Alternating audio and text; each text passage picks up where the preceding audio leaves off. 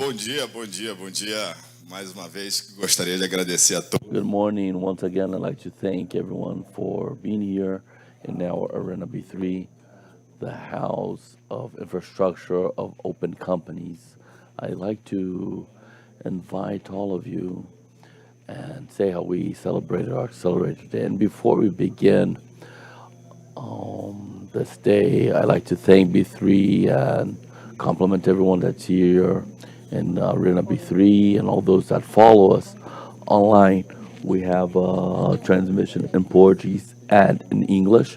So for all those that are comfortable to be with us in English, you can do it directly in the YouTube channel. And obviously, all those who prefer to do it in Portuguese, we have the transmission in our Brazilian language.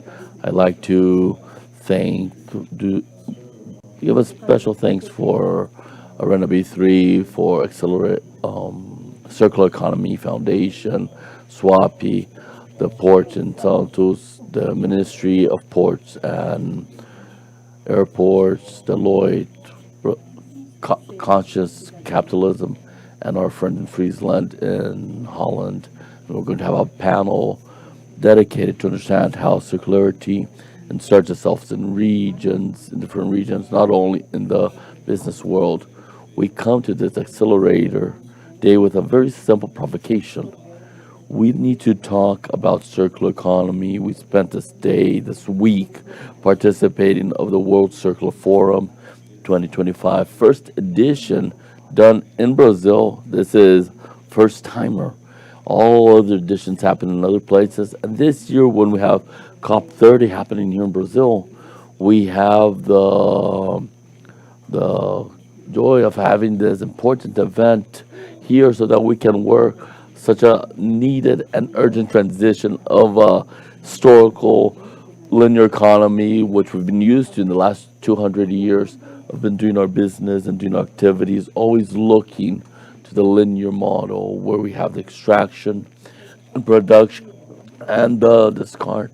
And now we're in a moment where we come into a new economic model.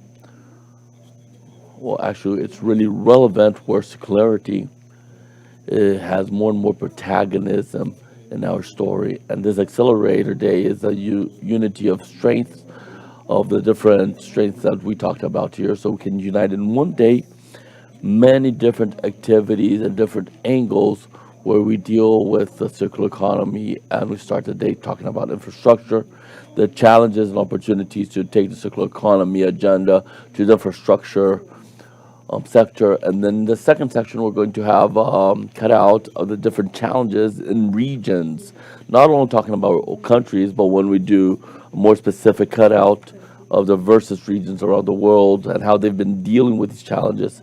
We're going to see the case of the region of Friesland. We're going to stop for lunch, and then I'll leave you the invitation. We have many different places around here, around the arena, and the other side of the street, you can have options for your lunchtime. And then we're going to come back with a third session of acceleration, and then we're going to see things from the eyes of the circular economy, how KPIs and metrics work, so we can deal with circular economy in a more pragmatic and assertive way. And then we'll close our day with a lecture from Professor Luis Martin from New Business Economics, which is going to bring us a perception of the European market and Brazilian market and what their challenges and opportunities and what we can learn from what we already have seen in the European market. So without further ado, I'd like to pass on the microphone to Professor Lana, who organized this and going to talk about what we organized throughout the day. She's an executive in B3, and we're connecting many challenges linked to sustainability, infrastructure, and open economies. And thank you very much, Monica, on behalf of Circular Economy and SWAPI, the Port of Santos, and Ministry of the Ports, and all the supporters. Thank you again. And I pass on the word now to you. And congratulations for the organization, which is always impeccable, which B3 brings for us. Thanks so much. Good morning, everyone. Welcome to B3. This is the third day of the World Circular Forum It's a pleasure for us to have you here in B3 and contribute to this event, which is the first edition here in Brazil. And before I continue, I'd like to congratulate Circular Economy Foundation in behalf of João and all the other organizers, supporters. There are supporters which are customers here in our bids in B3. And sometimes people might ask, well, what is B3 and the bids and what circular economy have to do with each other? A lot of things. B3 has the biggest infrastructure in the capital and financial market in Brazil and one of the biggest ones in Latin America. It's highlighted not only because of its size and relevance in the capital market, but B3 was also one of the first stock exchanges to come into the sustainability issue. And today we have three main focuses in sustainability. I believe that the first one being an open company and listed and with worldwide relevance, B3 is sustainable. And everything linked to sustainability, B3 tries to be the best. So B3 is sustainable. So as a sustainability leader, Brazil has a role of inducing listed and also the market, other companies to adhere to sustainabilities. And we want to always be an example to foster that all companies around us be this way. So when we do an event and when we bring an event like this one, we're dealing such an important event for B3. It's really important that this happen here. And when we talk about this, we're talking about infrastructure. B3, I don't know if it's the only one, but one of the only one of the infrastructures in the market which has such an important role and has been highlighting more and more highlighted in public bids of being an environment of governance, so that the infrastructure bids in Brazil might happen, especially in ports, airports, and roads. And being this area of support is also a very important point of discussion, so that in sustainability we can discuss and foster discussion about this. So thank you again for the opportunity, for the partnership. Please count on us, and I wish for everyone a great day. Before I begin the first section of acceleration, I like to project here. We like to bring an innovation, which I believe is very important. And I like to provoke with you guys at our session regarding to acceleration. Be interactive, so it's important for us to have your feedback. We brought together different strengths, different protagonists, so we can create a journey and bring the perception of what you guys are going to go through here. You can take pictures, talk between each other. So please project here the QR code, which we have, so that you may connect with each other and so that you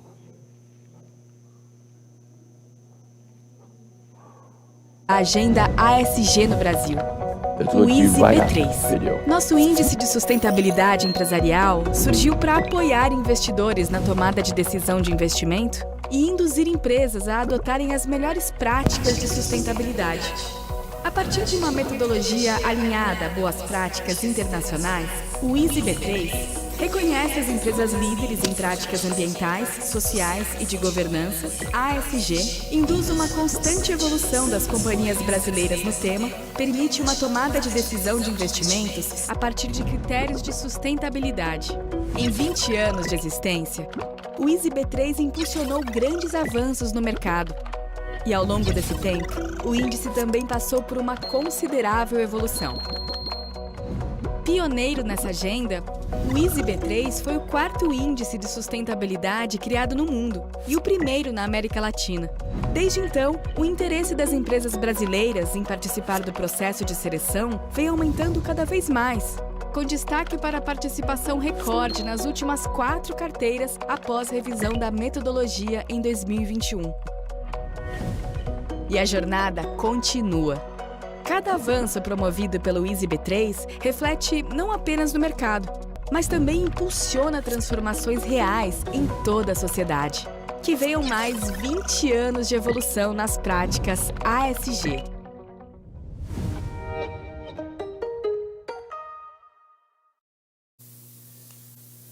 Vamos lá. Let's go. Thank you once again. We had a little cutout of a little bit of B3's job. My name is João Amaral. I'm here today as an associate of the Circular Economy for Brazil and Latam. It's a pleasure to develop this work and be connected with this agenda. And I hope that, and it's above all a collaborative environment so we can advance in circularity issues. As I commented, here's a QR code which I'd like to ask you to connect you to. This is something a one-time, which is unique in congresses and lectures, so that we can have a true idea of your perception of what's going to be discussed today. So besides you being able to talk, post pictures, comments, and perceptions, you're going to have to the end, in the end of the session a question, and this question is directed to have this perception from you.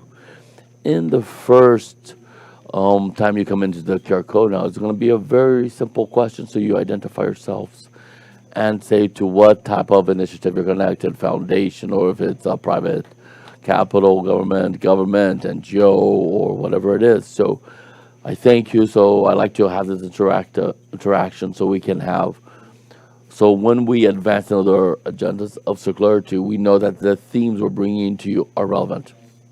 So without further ado, I like to call the first session of acceleration, like to bring to the stage Larissa Morim, your friend and Director of Sustainability in the Ministry.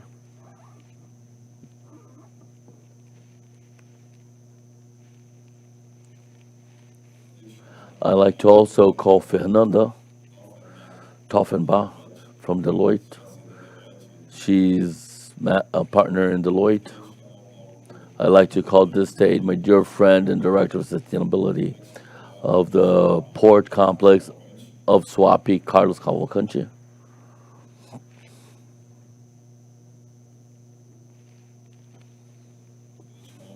I like to call to the stage my dear friend and Sustainability Director of the Santos Port, Sidney Aranha.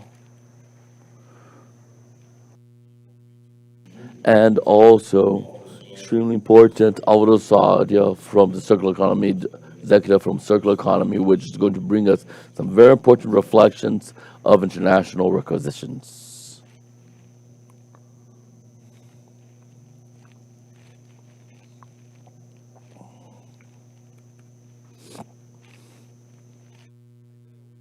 The idea today is to make a round table of different perceptions when we talk about challenges and opportunities, and bringing the initiative of circular economy into the infrastructure sector. Many of you are aware, I'm sure, that we're in an environment of the federal economy in Brazil, of the federal government in Brazil, which is very robust when it comes to circular economy.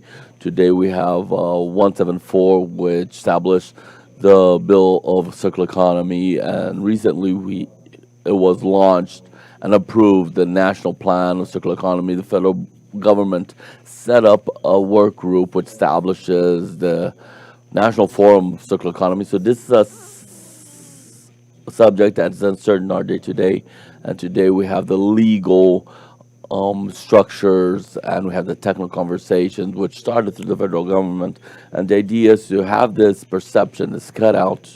We invited the Ministry of Ports and Airports, which launched their National Plan for Sustainability, and today in B3 in January 27th, which was really recent, we had the cutouts of the concrete cases of the Suape port, which is a port complex, more than 80 companies participating of this complex. So it's a huge challenge to integrate not only the port with industry, but especially how do these 80 companies have been growing and can work circular economies within the complex.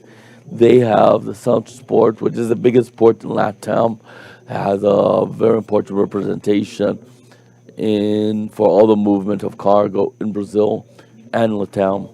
And obviously, we have a very important cutout from Deloitte, which has a global vision of the closed of the private companies and initiative of governments. And Fernando's going to bring us a lot of this perception. And Alvaro is going to contribute with us to bring a concrete case of the Rotterdam port, which has been gone through circularity studies, which was a circular economy, which developed all of this. So I believe that our objective today in this session is to make a call to action. We need to bring the circular economy inside infrastructure. Brazil has very important leadership, and we have we're a continental country with 210 million people, and we have lots of challenges in infrastructure. So having the national sustainability plan being launched by the ministry, and there are two important players here who are representing this. And in this session, we're going to be able to have this call to action so we can unite strengths and bring circular economy and studies and works done by circular economy. They can advance this agenda inside Brazil, remembering that we're in a week where we have the World Circular Forum. So without further ado, I'd like to pass on the word now to Larissa. Being an extremely relevant strategic seat and role, I remember we talked recently about the launch of the National Sustainability Plan, and we have the need of this cutout and an understanding and the power and the ministry as the organizer of this agenda in the infrastructure of Brazil. How have you been seeing this? What can you expect? What are the plans from the ministry to include circular economy in a very pragmatic and assertive way? It will be a pleasure to hear from you. Good morning. Are you guys okay? Good morning, everyone. To everyone who's following us online, I'd like to thank our host, Monica, my partner here in B3. It's a pleasure to be once again here. I love this arena. It's all colorful. I love it. It's very youthful, very cosmopolitan. I'd like to thank João for the partnership, for the invitation, which is long-standing. I'd like to thank the circular economy. I was in Ibirapuera yesterday. I thought it was sensational. It was the first time I went in an event in Ibirapuera. And as a forest engineer, I did a post for our colleagues, engineers. They said, wow, that's so cool. A few years, we used to go to Ibirapuera. It was dangerous. You didn't have the proper safety. It was just a park, which sometimes had a few parts of it which was used. Now you see a park with this potential. Hosting an event like the World Circular Economy is to really open our eyes to the importance that circular economy is bringing here. So I like to also use it as a hook to bring in my area. We work in a ministry with airports, ports, and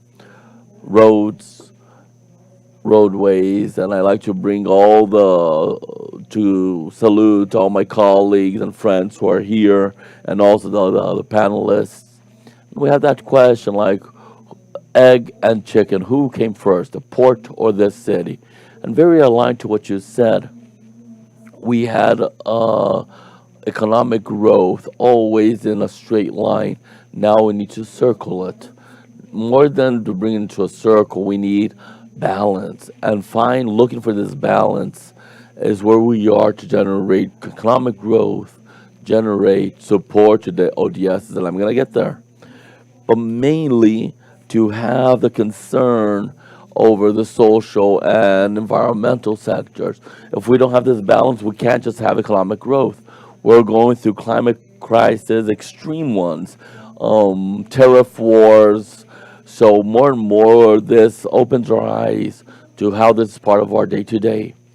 And when I came to sit in this role, which I am today, of Sustainability Director in the ministry, the first challenge that the Executive Secretary brought onto me was the creation of an instrument of a policy that wouldn't just be placing new rules and demands, but that would stimulate the sector. And more than that, we didn't want to once again create a policy that was looked inward towards the government. We wanted something to bring in the private sector.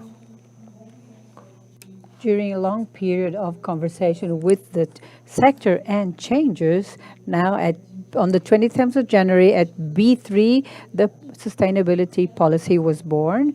It obviously brings the directives and guidelines in-house, of course, as I say, but there is an instrument that is the Pact for Sustainability, and the company in the sector and the ministry come and do SG and governance and the social pillar. And what are these commitments? They are connected to the SDGs. So when we talk about circular economy, there are a number of SDGs to be served. We have sustainable cities, fair economic growth, infrastructure that is resilient and sustainable. All of this is connected, and the companies, the operators, and they come to us and they pact it with us goals that they will work on. What do they learn with this? We can prioritize access to funds, and we are re-editing the FENACI ordinance, and one of the criteria will be the adhesion of the seal and the obtaintion of the stamp, the seal. So you have to prove that you really have a pact with the ministry. So in this goal of fostering this sector in good practices, after a long time, what did we think? What can we offer to the private sector? What is dear to them? And with priority and celerity and speed, we say it is the Disney bangle that will make your will not make your work across the line. So we want the sector to have a return and benefit while they bring to the center of their operations sustainable practices.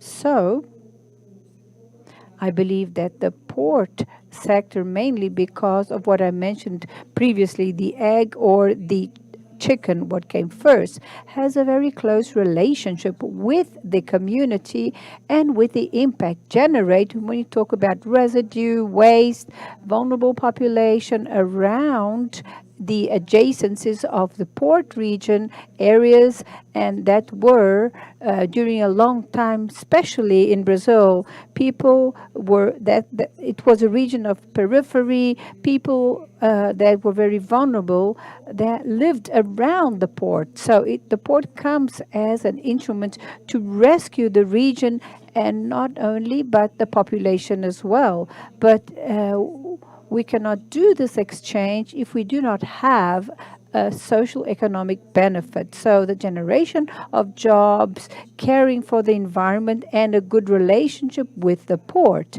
So this makes the economy circulate. So as I said, we cannot have a linearity and also an ascension. We need a balance among all the pillars, and this is what I expect that policy will foster and make our businesses and the business of the ministry have this look to these three pillars. I've spoken a lot. Obviously, I think present time now. I will then pass the floor to my colleagues. Once again, thank you very much for the opportunity for having me here. And let's continue the debate.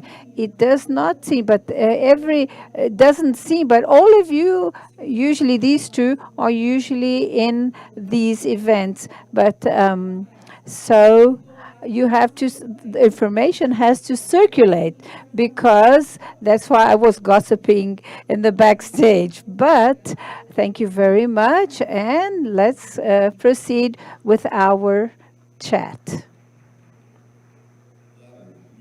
Mari, thank you very much.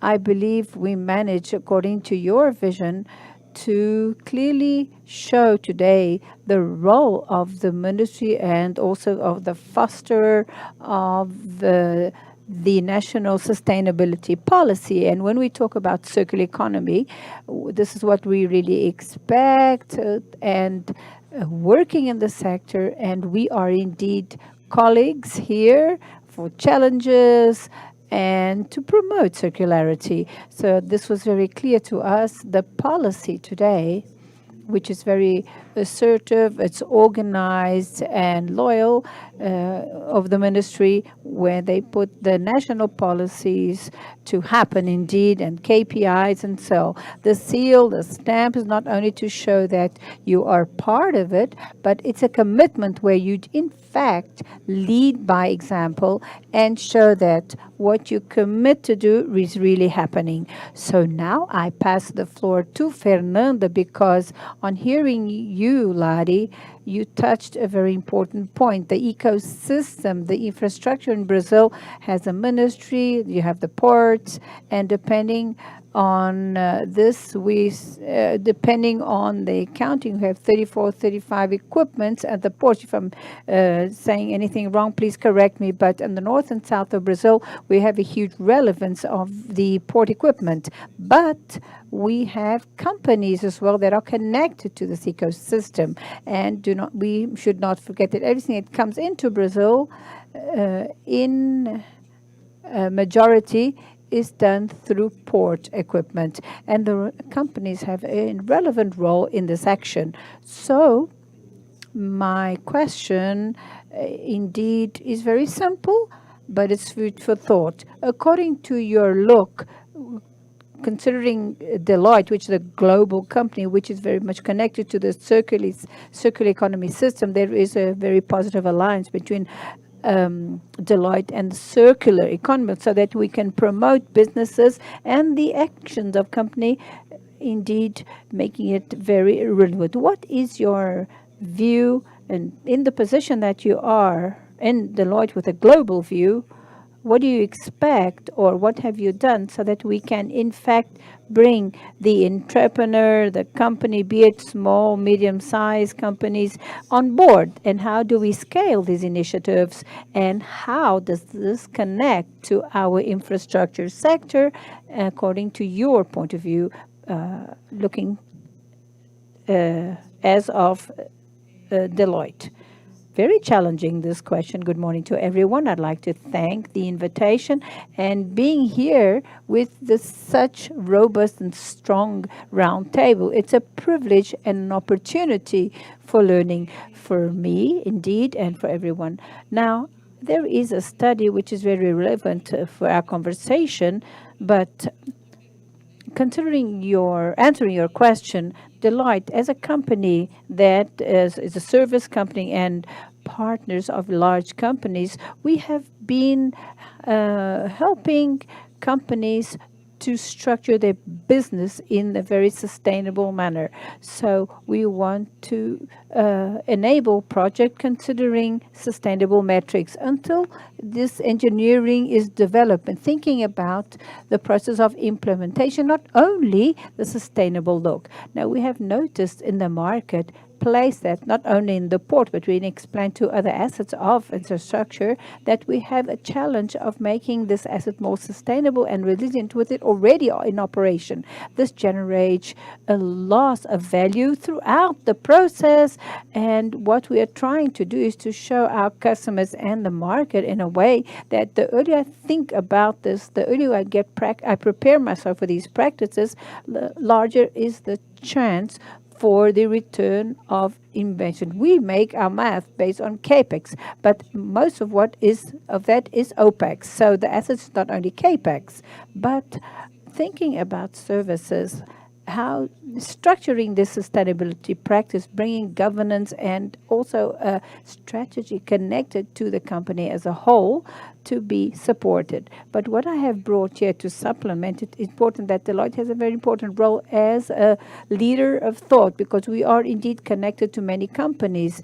We have access to the public and private population with closed and open capital. Now, I brought a challenge here in February with referring to the intensive capital radar of infrastructure. But I want to bring something here relative to circular economy. And I think it's worthwhile you checking out to explore the topics more. But what with respect to your question, the study brings 4 dimensions where we analyze, looking to the company of the sector, customers that we have access to, 4 large dimensions: strategy and business, people and culture, the part of technology, and the social part, which refers to social and sustainability. This is the challenges to consider all one of these trends so that we can explore it here.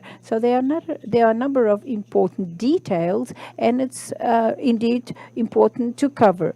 Larissa mentioned one. It showed as a very strong trend, which is resilient and sustainable infrastructure.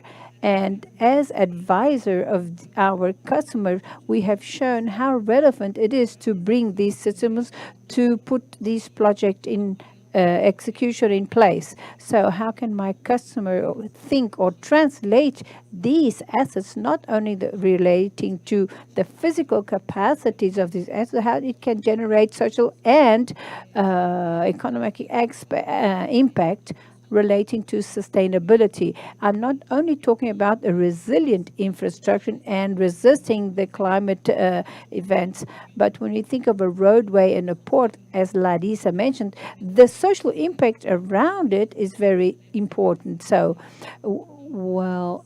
we need to look at this and think this in a very important manner. So resilience goes beyond physical resilience. Though sometimes we, question if the asset has sustainable material or not, but we must see it in operation. When you think about a roadway, I'm going through communities. How can I mitigate the risk for accidents and promoting access? This is an important point. And the second trend that I'd like to bring as well, which is very relevant, is the part of sustainable infrastructure. So we must look to the social environmental responsibilities. As private company, it can be public as well. How am I responsible, or how much am I responsible in terms of bringing technology, new financial models that foment sustainability? And if we can understand everything that the market is doing, be it in and out of Brazil, we support this vision, and the study has this role of taking knowledge ahead. So another thing that made a lot of sense is the part of bioeconomy and circular economy. So to put the infrastructure as a transforming agent for the society, and not only as a physical entity that sometimes connects and also shortcuts pathways. So I'm going to ask them to put it in the last slide here. We brought together these 36 trends in 8 macro trends so that you can see how they connect themselves. They all integrate the content of sustainability, but we cannot cover all of it today. But the part of financial responsibility, accountability is important. And I'd like to leave the QR code here so that you can download. This is the complete radar, 4 colors. So the 4 dimensions I mentioned initially. So you can look at or analyze it carefully. So Deloitte really wants to bring this leadership and bringing convergence of thought so that we can make this available to the sector so that other companies can follow the pathway. Fernanda, thank you very much. And before we go to a very important block is to bring the cases and for us to go to have another deep dive in this acceleration session. We saw during the World Circular Economy Forum many presentations that covered relevant topics. But one of the goals here is to go deep dive. So, and a point of curiosity is that when we're very close to the topics of circular economy and looking towards what Deloitte does, according to your perception, are the companies in fact advancing in this agenda? What is the resistance that there is still present? Obviously, when we talk about this topic of circular economy, for me, it's very clear that we're talking about financial, economic, and the topics that have to have a very important representativeness, because otherwise you can talk about environment, people, of the topics that are very strategic as well. But in an inversion of logic, wouldn't we be talking about the financial aspect and bringing the companies on board and noticing that it is indeed a huge opportunity of changing and migrating to the linear from linear to circular economy? What is the thermometer that Deloitte has seen in advancing this agenda on a daily basis, practically speaking?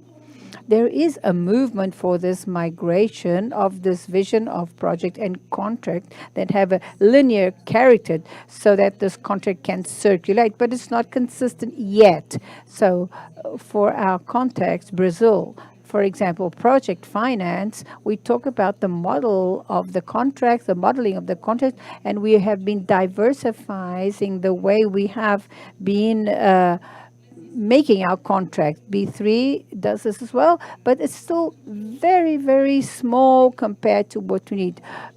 We still have open edges that still have to be discussed. So this makes the investment, they don't get to us at the speed that we need, and the sustainable practices are not happening as expected. This requires an acceleration in a structured format. So I've seen the movement, of course, some companies are already working with, but it's very specific on each company, but there isn't a huge movement of this sector. So B3 has been fermenting these discussions. We still have a lot to talk about and still very small. We have capacities and techniques to work with this business model. So it's no use talking about a collaborative movement where the people in the system are not prepared to work in this format, because otherwise, automatically, we go back to the linear project, because culturally, we've been doing this for many years. So the industry of the construction is the one that innovates very little. So how are we going to talk to a company that does not look to innovation and strategically as it needs to do?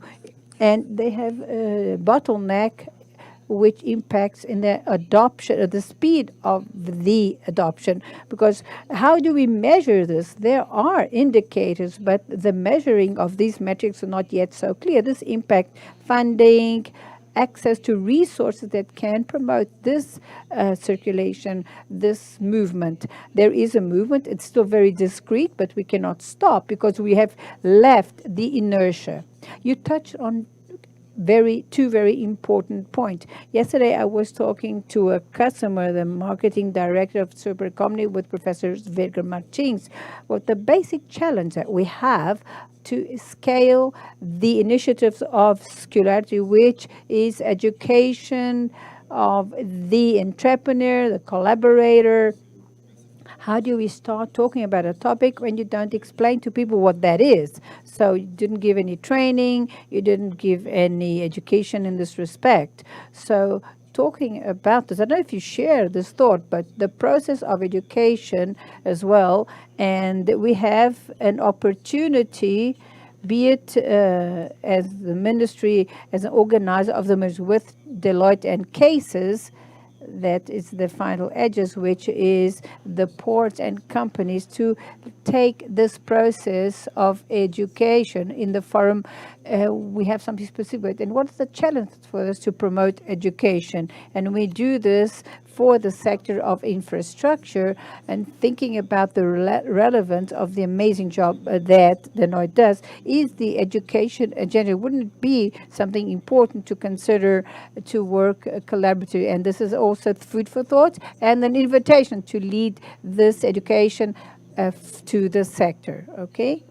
Well, every change, cultural change, is not only with respect to the circular infrastructure, but other relevant topics. It goes through literacy, education, bringing this knowledge. So you've got to be aware that the problem exists and the change is happening so that it can be part of this change. So it's not, we have methods for this. So we as entities that move this movement, we have to think about action that promotes discussion and not only remain at the executive level. We have to take this to all the levels, because at the end of the day, those who execute, implements this, those who are at the edges take decisions, and it impacts. So this level of education of contracts at the executive level, so the education must be thought and structured in all the levels.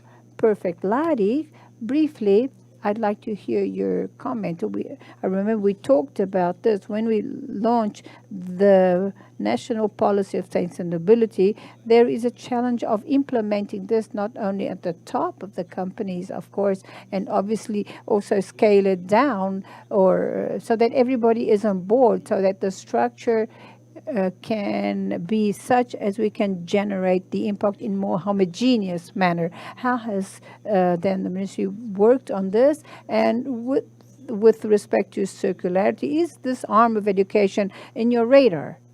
How have you seen this? Well, João, I saw a post that since Tuesday I was at the Senate. It was a chaos. And today I read an analysis. I'm not going to mention the name so that things don't get very confused. But what I read said that Brazil was digitalized before it became literate. So that's where most of our problems are, the lack of knowledge linked to the access to a lot of information. So in this, we're always centered in training, whether it be of our managers, whether of our collaborators. And you guys know that too.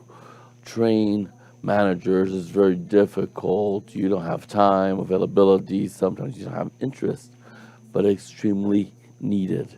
When this doesn't come from a cultural change, from a change of understanding, ends up being, like we say, is something just to, it's a makeshift thing. So you need to internalize knowledge.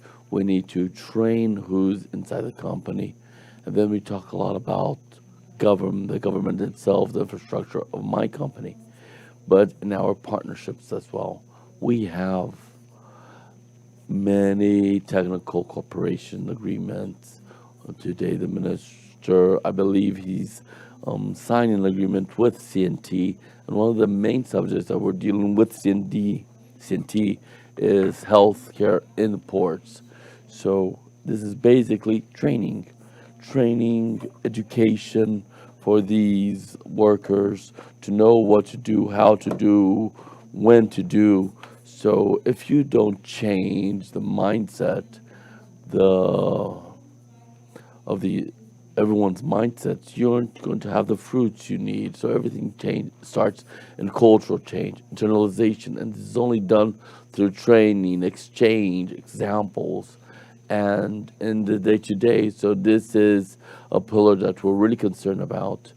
And we also signed recently an understanding memorandum with the Norway government, in which you have different schools, training schools, to train workers who come to work here in Brazil.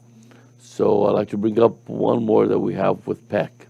I had also the opportunity to be there this year, being trained myself in the issue of sustainability and security and healthcare imports. So we always have to be renovating, learning, especially in the digital world in which we're in. So if we are not thinking about innovation tools, we will not advance. And so this, once again, can only be done with education. So I believe these hackathons, like Claudio invited me to one last year where I had the opportunity to participate in the Santos sport, when you bring the universities, when you bring students near and close to our things and to our day-to-day, the exchange is very valuable. So everything is linked to each other. Once again, We can't continue in a path and ascending and linear path. We need to circulate and balance. Very good. Thank you so much. This is a provocation I wanted to bring up, not just our panel, but who's listening to us and thinking about the interaction that we have with our artificial intelligence tool. We like to hear you that are at home, so that we can listen and collaborate. So I believe the education theme, when we set up this panel, the name Challenges and Opportunities had a very macro perception. You can't transform anything if it's not through education and through literacy, and for the person to understand why she's doing that, or else you just spin around with no directions. And so I'd like to invite you to manifest yourself and to bring up what makes sense when we're talking about literacy, education process, and the challenges and opportunities in our infrastructure sector. Now, I'd like to bring, to take a further step, because we're having a very nice conversation, but we have concrete cases also. Circularity is already within the infrastructure sector. Circular economy initiatives, like we're going to see now in the next block, are already happening in real life. And I wanted to invite Carlos Convoganti from the Swapi port to talk to us a little bit about how are these pains of who's now in the role of sustainability director in the Swapi airport, so we can understand port complex like Swapi, where you have over 80 companies. So you have a port industry relationship, and you have different interests and agents and stakeholders, many stakeholders working on this. So I like to invite you to bring some of your reflections, and so we can hear the concrete case of Swapi. And we have a presentation from Swapi. If you can please put it in the screen and share this with us. Maybe you just have to give a play there. Good morning, Joan, for the opportunity to share this project of the state. Swapi is an equipment that had a very well thought out project. So if we imagine that we have 46 years of story of execution of operation and movement, we had a period of planning that took over 10 years. So we're talking about 6 years ago, where you planned this industrial port complex in Swapi, which, in my point of view, to do a daring plan with a future vision is something that we should praise. How come in 6 years ago you talked about the green belt, which comprehends about 60% of the territory of 17 football fields, of them being 10 of these football fields is Atlantic forest and natural forest. So you're talking about forest restoration, and with different places to produce local and regional forests, and reproducing the natural environment into the business. So talking more than doing a structured presentation, this is a conversation we're doing a very informal. Well, I'm going to follow through this. Well, I know you brought a video, and I had the privilege of being in the Swapi port a few times. And when we get to Swapi, it's extremely impacting because, well, Kaká brought other preservation, and you're going to think, like Lara said, if you have a degradation of your surroundings and you have certain difficulties. But Swapi is absolutely different. You have a video that shows what's Swapi. So I like to project these videos and then go back to you, so that those who are with us presentially and those that are at home in the digital view, they should understand what's the magnitude of Swapi. I think this video is going to come after the 22 slides. Well, take advantage if you want to go through the slides. Okay, the video's already here. Let's see.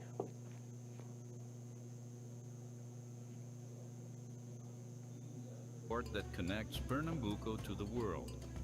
For more than 4 decades, Suape has been a driving force in the economy of northeast Brazil and one of the main logistics hubs in the country. The site occupies a vast territory. Here, economic development respects the environment and is in harmony with nature. More than half of the area lies within the environmental preservation zone. The industrial zone is home to over 80 companies, distributed across 13 development hubs. Suape receives, distributes, and exports raw materials and manufactured goods. Suape has already achieved so much. Now it is ready to meet the challenges of the future and join forces with new partners. Visit our company site and follow us on social media.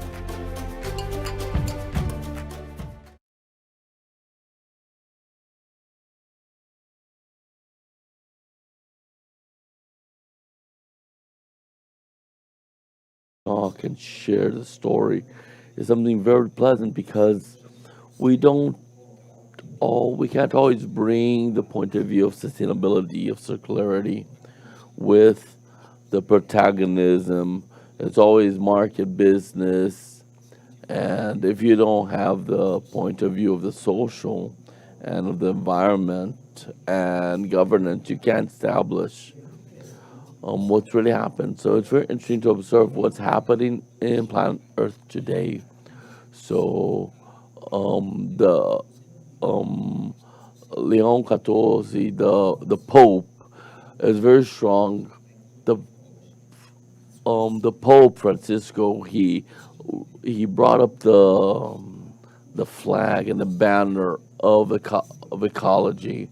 So the strengthening of the planet and uniting the planet has to be extremely fast, changing the tires while the car's in movement, with a possibility of us being in collapse of what sustains society in itself, which is nature. Today in Recife, we had a catastrophe because of the rains there. You don't have schools today. Everything stopped in Recife. People are 5-6 hours stopped in transit because of the water. Here we have our friends Valber and Danilo, who are the Secretary of Environment and Sustainability there. And it's extremely important for you to have this alignment of government and the infrastructure and equipment with public policies, and public policies, very well placed by our dear Larissa here, is where we have to be extremely aligned to what's happening in regards to this urgencies. So it's urgent. We need urgently measures and methodologies and business that bring a totally different vision, and an equipment which was born with this DNA of sustainability, but in whose operation and implementation brought linearity as a standard. So you have production, you have consume, you have the discard in nature, and you have entropy with the level of residue going to landfills. And this is happening today. This is happening daily. And how can we do the retrofit of this process, the drawing of this, the project of this? And that's what's nice about the circular economy possibility of us rethinking, a replanning, a redrawing of this linear vision. And then we can talk about regenerative economy, where the government of the state has a program, a very intense program, to develop a strategic view of the economy of ecology through the regeneration of relationships, the regeneration of businesses, of education, of qualification, of the regeneration of systems of governance. All of this is being very well brought up by the Sustainability Environment Ministry. So today in Pernambuco, we're in a very intense process of doing many connections and being able to project what we're doing already on site. So in the specific case of what we're doing when it comes to regeneration and circulation of ecologization, of defossilizing the standard in which we're living. So we have different opportunities. We have equipment coming about. For example, the hydrogen of low carbon. The low carbon hydrogen became a trend. And in 2021, when this came for the first time about and swap, it was a race because we wanted to be a protagonist on this. So we wanted to show society that Swapi has its game on, but effectively very little happened from 2021 to 2025. And we've always worked with two perceptions of the green hydrogen. First, to structure a innovation process of open innovation, of development and research before we could receive businesses. That's what we're going to do. In August, we're going to inaugurate the Tech Hub of low carbon hydrogen with SNI, CNI, and the partners, which are setting up this equipment, which is going to foster what the market needs, which is the technology, applied technology, and a captivated market, which Sloppy has been developing, which is circular.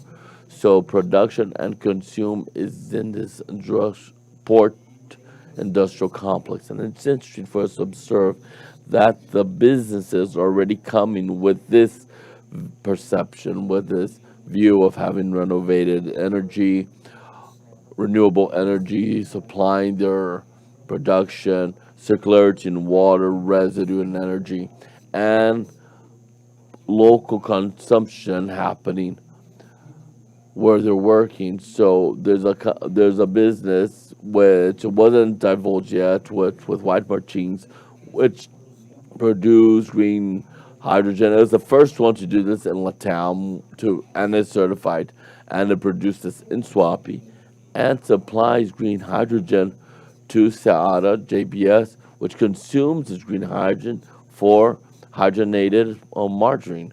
And this was done without any big shows and tells, showing that this happens and needs to happen in a bigger scale. So we're going to another business now, which is the green fuels, which more and more are an alternative option to deal with the decarbonization of the maritime sector.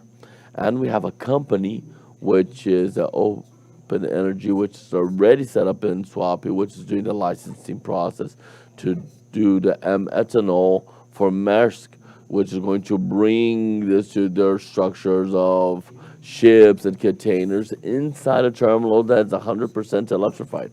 So this perception of circularity is already happening inside the port infrastructure in Swapi. But how are we going to monitor this whole process?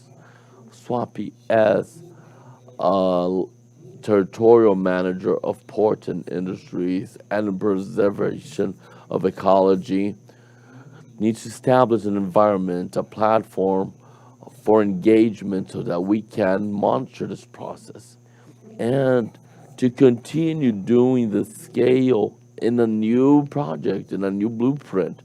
And it's very interesting for us to take advantage of the circular economy vision, and we need to bring this blueprint, and that's where we're talking so much, Ron, about how we're going to do this project, do this project again in Swapi. We need to go deep into this. We need to check these connections of all the economic sections which are established, of more than 80 companies which are insured, of more than 20,000 workers which are daily in the territory, 17,000 people who live in vulnerability, social vulnerability, and which part of them wants to stay in the territory. They're quilombolas, producing, doing strativism, fishing, planting, and parts of them want to be hired. There are young people who are in the digital world. They want to be qualified. They want to go to their first jobs, and women also want to find these jobs. So we have topologies in the complex, which we have to work in the qualifications of these people, the training of them, so we can have the aggregated value in this territory. And we're always going deeper into the understanding that the engagement will be established progressively and by parts, and this needs to be structured. And how we're going to structure this process? We have we're going to launch an SDG hub, and this is a spoiler, and this drank from the source of the B3 methodology. So we worked on the indicators, and we're working the best moment to do this launch, and we're just going to engage the companies which are in the territory so that they can observe how to do this process of sustainability, ODS supports, of the climate compliances which have to be established, because many of what is said today is not projected and being projected for what needs to be done regarding the climate issues. And our zone, our geographic zone in Recife, is one of the places that has the most possibility of being impacted with the average increasing of the sea level. So Recife is one of the most vulnerable for the increase of sea level. So we need to prepare the infrastructure to live with and deal with this critical and drastic situation, which might and will happen. Today is a picture of what's happening in Recife. So just to finish, my wife is in Maceió. My 17-year-old son is alone at home. I'm here. I have a son in London and another one in Pipa. So the family is in this chaos with a 17-year-old. They're alone at home with 2 chickens, 2 turtles, and two cats. Kaka, thank you very much. 3 themes called my attention in what you brought. First, SWAP is a state project, and we're going to have in the afternoon part, Albert is going to bring for us more information about this policy, the state policy, which created a complex 6 years ago, and this has been worked. So it's clear to me that when you have a structuring project like in SWAP's case with a government which has very concrete policies aligned with the federal government, with ministry, the agenda becomes much easier to be disseminated because you have a structure based in this. Second point which called my attention, and this is the spoiler you brought to me, like what you said about the ESG hub, and I'm going to do this provocation in live and colors. This hub, can't we develop in this hub an initiative of circular economy so that this ESG hub can already be born from the beginning process as a circular economy hub? And when we talk about the hub concept, we're talking about a collaborative space for company, public sector, for the organizing agents, for the universities, for the students, businessmen, entrepreneurs. So the question is in the work map in SWAP and the state government this uniting of strength so that this hub can be born and bring about all the circular economy initiatives? Yes, this makes a whole lot of sense because the work that's being done you have to be careful with it because institutionally speaking, you have a limit for management because the management of each entrepreneurs and is specific to each environment. So we cannot go into the history or get into the story of each of the companies while they do this. We can put a thermometer to see if the engagement is a good practice because it has to arrive soon because we will have obligations that will be established in the legislation. For example, the inventory of greenhouse gas emissions. All the companies that are in SWAP will have to report this in 2 years' time. So we already preparing the business environment so that this inventory is plugged in a platform, innovation platform, and that these emissions, they will be vis-a-vis connected or plugged to the environment of carbon sequestration. There is already an inventory that has been done where 1.5 million of tons of CO2 are being monitored with established methodology so that we can attract entrepreneurships in this territory of the standing forest. But how can we maintain the forest standing? Somebody's got to fund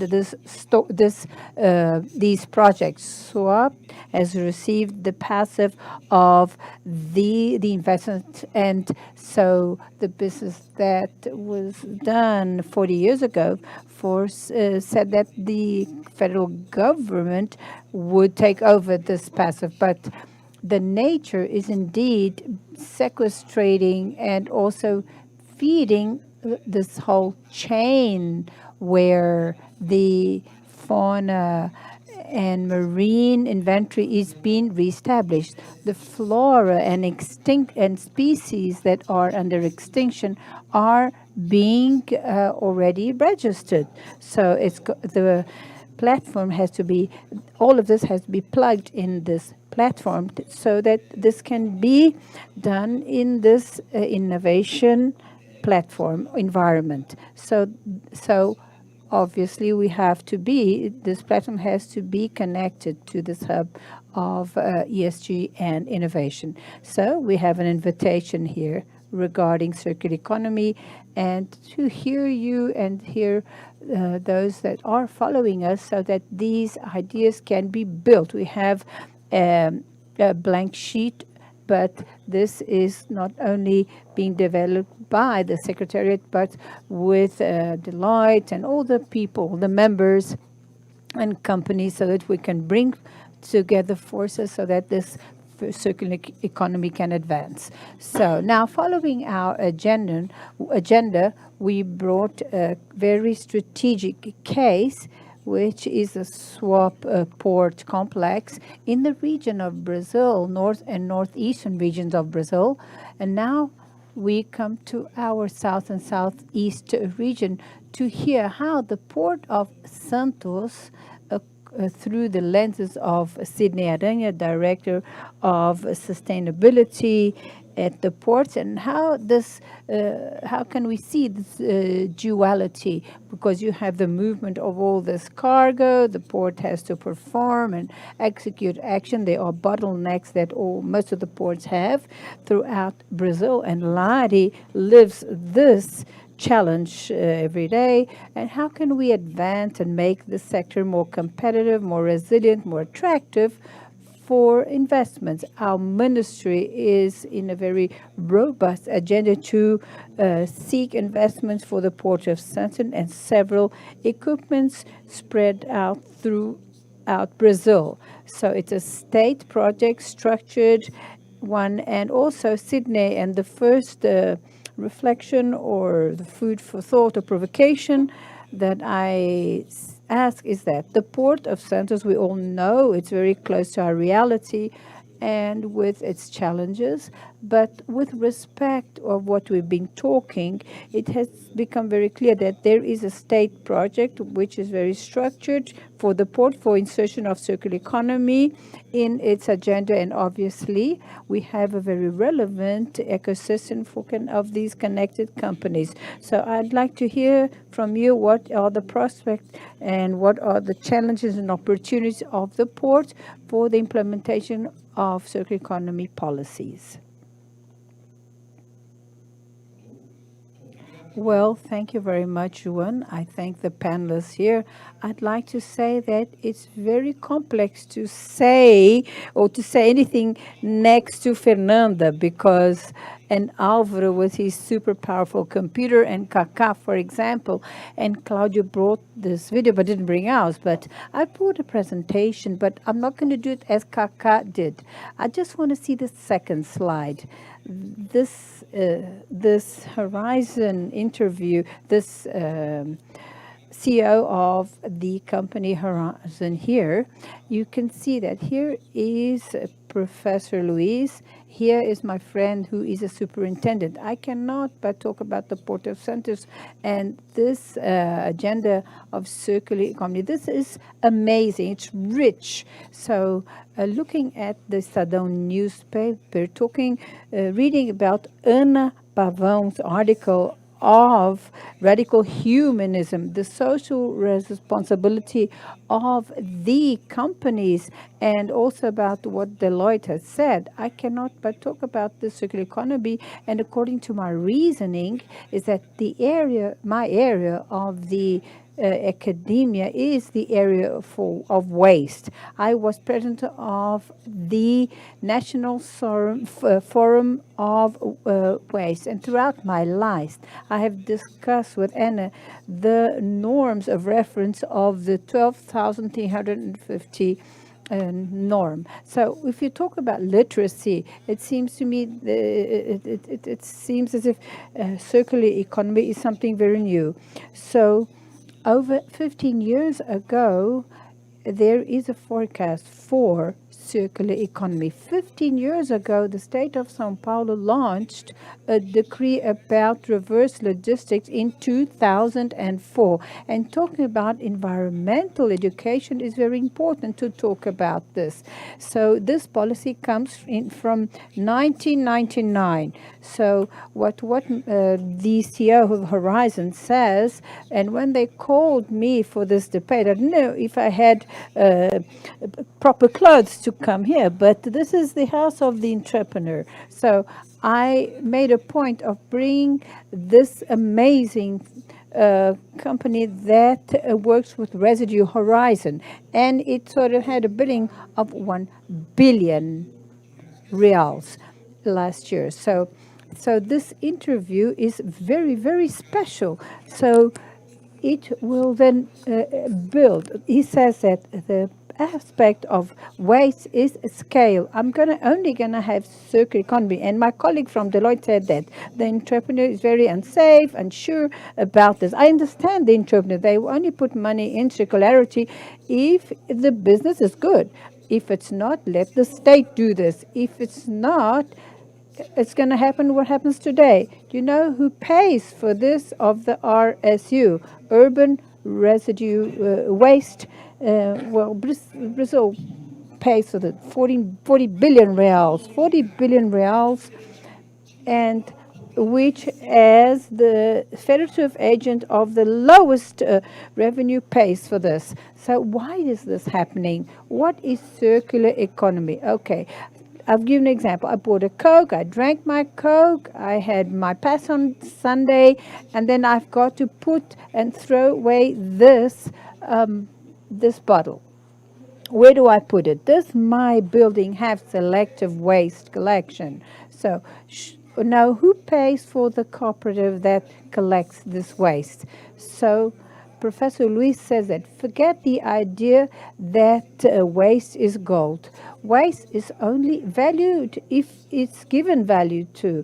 So 90% of our waste, Kaká, is from landfills. Our numbers are completely out of reality. And even if I envy Kaká, which is a planned port in an amazing reserve area, but we have the oldest port of Brazil and problems of all sorts and kinds. But nevertheless, look at this figure. I saw your eyes shine, but even the 90% that we work with, we have as a result, because my organic waste, I sent it to the city of Campinas to do composite.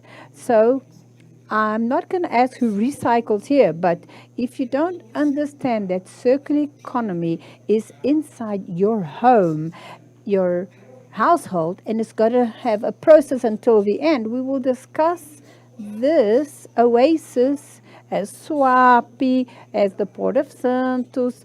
Why am I saying this? Because this interview is talking about something we have been discussing for a long time, Deloitte. And we talk about we talk about port. We have to bring the people to discuss this about this. The Santos region, what's your name? Well, the Santos region generates daily 2,000 tons of waste, right? And 50% of it is organic. So we send it to a landfill that is less than 10 kilometers from the port every day, 1,000 tons of organic residue. Such residue or waste, and Duda and my wife that's here, 1,000 of organic waste is 166 elephants aligned. 166 elephants aligned one after the other that we do every day in terms of residue. So this is the question. Now, we went to Spain, Cacao went there. We also went to see the green hydrogen project, but we have to discuss a huge company of biodigestion so that these 1,000 kilograms of waste can generate energies that I can generate electrification and in my ports. This is what he talks about in his interviews, are the great ideas, and my eyes shone when João called me. We have scale, we have metrics, and it is organized. Who wants to add what we do to your business? And we can create a scale so that we together can solve a problem that seems easy but is not. So I've worked in a municipality. I was a secretary for 17 years.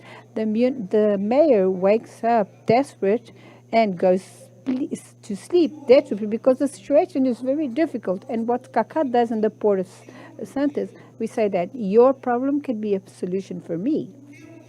And I call attention to that. Read George Caldeira is an article. It's called Paraíso Restaurado, Restored Paradise, where Germany improved their energy generation and they started putting solar panels in everybody's home. They have a cooperative and started to sell this. So you that are from Briti, read this, what I'm indicating. So what do we seek for ourselves? What are we looking for? Larissa, we need a team, and this is a huge responsibility that we have to be in the port. And the father of President Lula was our employer, where when Lula comes to São Paulo, for example, he lived in the region of Vicente Carvalho because of our logistic equipment. So we look to the good side of things. We talk about the good things. And many of the people that are from the ports know how difficult it is to have a port that is not inclusive. We talk about the Port of Santos. We are present in 5 cities: Santos, Guarujá, Cubatão, Bertioga, and Ibiritiba Mirim. We need to make that circularity goes back, or actually their problem should be a problem for us. And we are on the pathway for this. When I come here and say that 90% Kaká, and that we already demand for greenhouse gas effect, that we are in scope 1, 2, and 3, after years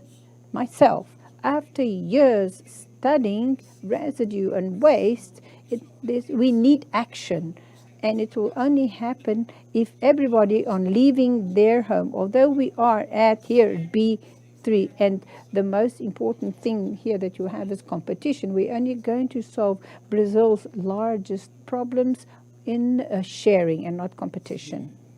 Sydney, you are very energetic in your speech. It's very inspiring, and this is the objective of this session, which is a call to action. So the question before we cross the Atlantic and see references abroad, how prepared and what is the message, the takeaway message that you leave for those that are following this discussion about the Port of Santos, where you say that the challenges that we face can be a solution, which is a circularity model. But if we have a proper environment, a favorable environment, what can the port do to receive the initiatives, new companies? It's not a new way of thinking because you said it's been present for a number of years already, but to see, but we have to change our mind and mindset and understand that circular economy is already as a priority. So what provocation do you leave for us? We have the NAP, which is an innovation development project that regarding decarbonization, the Algeciras port managed to decarbonize 20% only using technology. They did not talk about fuel. We have the NAPI, which is the port authorities, and those who want to internalize this in the port. For example, we offer to be an experiment for you. But more than this, João, it is the fact that I always say that policy is not done by words, but with action. And when the president becomes very angry with another one, what do? He calls the ambassador. He doesn't go to speak and say that, what he has to say. But we open the Port of Santos this week. For example, we are signing our decarbonization plan with Valiant, and I made a special effort to put an alternative energy plan in it. And this decarbonization plan has to overflow to the cities, because I have my stock, my inventory, great. But if I don't have the stock from the city, I don't know, for example, sometimes I'm blamed that I'm emitting more, but in fact it's the city that's doing this. Our first preview of the complete inventory, because it is said that the ships are the largest emitters. Secondly, the operators, because we have 60 and 70 them. And the third one are trucks. Trucks are 4,000 or 5,000 trucks going in and out every day. And then Richard says that the biggest emitter are the private cars, because that run all over our area, because we're a port-inside city. So answering your question, that's where the discussion is, to open the port. Although it's a port authority, always fight this term, because a port's not a port authority. It's an authority as a regulator, but is a fosterer of good businesses. That's what we are. Thank you, Sydney. I think it's very clear. Thank you once again for your reflections. Always very clear and assertive. I want to do an invitation now for us to cross Atlantic, for us to hear references of other markets. I believe that one thing we have here in Brazil is very positive, and it's this opening of understanding and learning and understanding the other references throughout the world and with which we can work. So, gostaria agora de ir para Álvaro e falar sobre a economia circular, para a gente poder falar sobre o caso de Rotterdam, que é dos casos em que a economia circular tem funcionado nessa infraestrutura portuária. Então, você pode ficar à vontade para fazer a sua apresentação em inglês se você quiser, mas se você quiser ir... Feel free to do so. Well, thank you so much. And the main question is what we can learn from the Rotterdam case. What can you bring us that we can, apply in terms of the Brazilian ports, and what is the case that you guys from Circular Economy has been working not only in Rotterdam itself, but in the infrastructure sector, that we can join forces with the Brazilian cases? Oh, Obrigado, João. Meu português está um pouco enferrujado, mas vou fazer o meu melhor. Bom dia a todas e todos. Agradecer a oportunidade. I'd like to thank you for the opportunity to be here with you. Today I'd like to present briefly the work we do in the circular economy in partnership with the port in Rotterdam, supporting its transition to circularity. Let me start contextualizing. Like you know, the ports are vital equipments in the global economy, and we need to impact this for the transition for the circular economy, and they have a central part in the transformation. This takes us to some important questions. How can ports facilitate circular businesses, and what a port authority can do to support the economy around the port itself?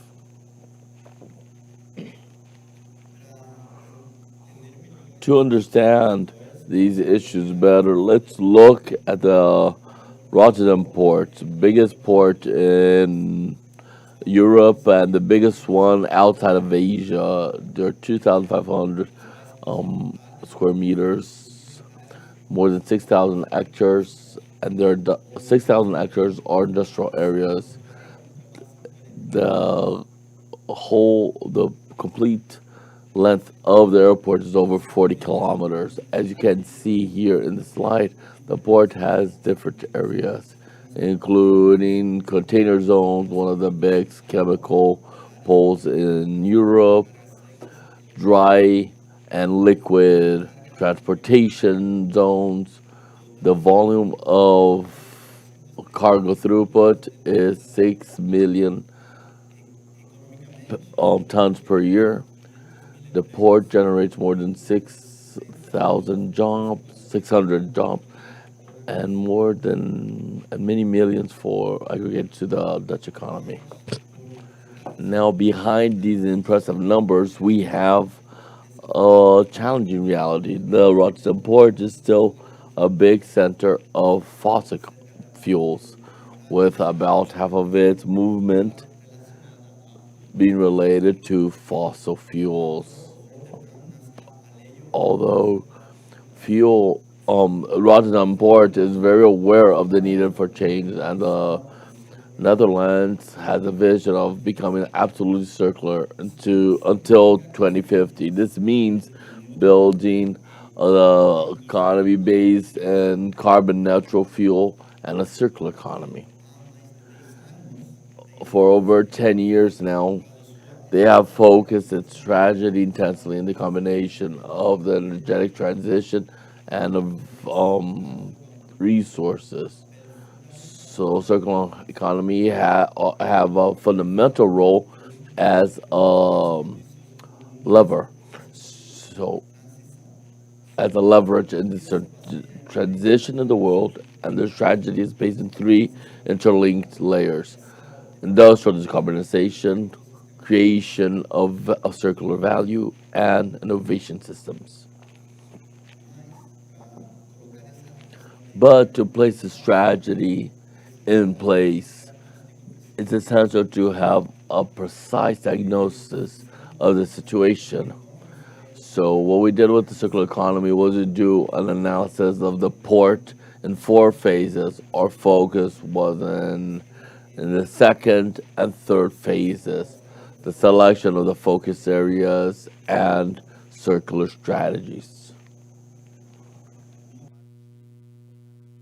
An important part in this has to do with how to understand the baseline, what materials are coming in and what's coming out, the inputs and outputs. Essential to this process is an analysis of material flow, which examines the movement of material between organizations and regions, and its transformation in other goods and materials and other applications. When we visualize this data through blood diagrams like you guys can see here in the slide, it's possible for us to illustrate how materials flow between the sectors or how they're used or transformed. And this was exactly what we did with the Rotterdam port.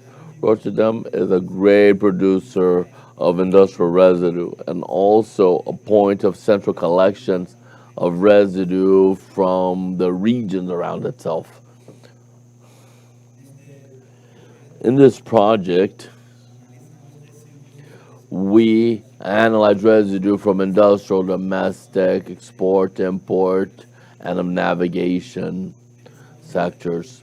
We analyzed more than 2,000 data points to map the flows of residue from different materials: plastic, rubber, metals, minerals, chemical products, industrial residue, and others.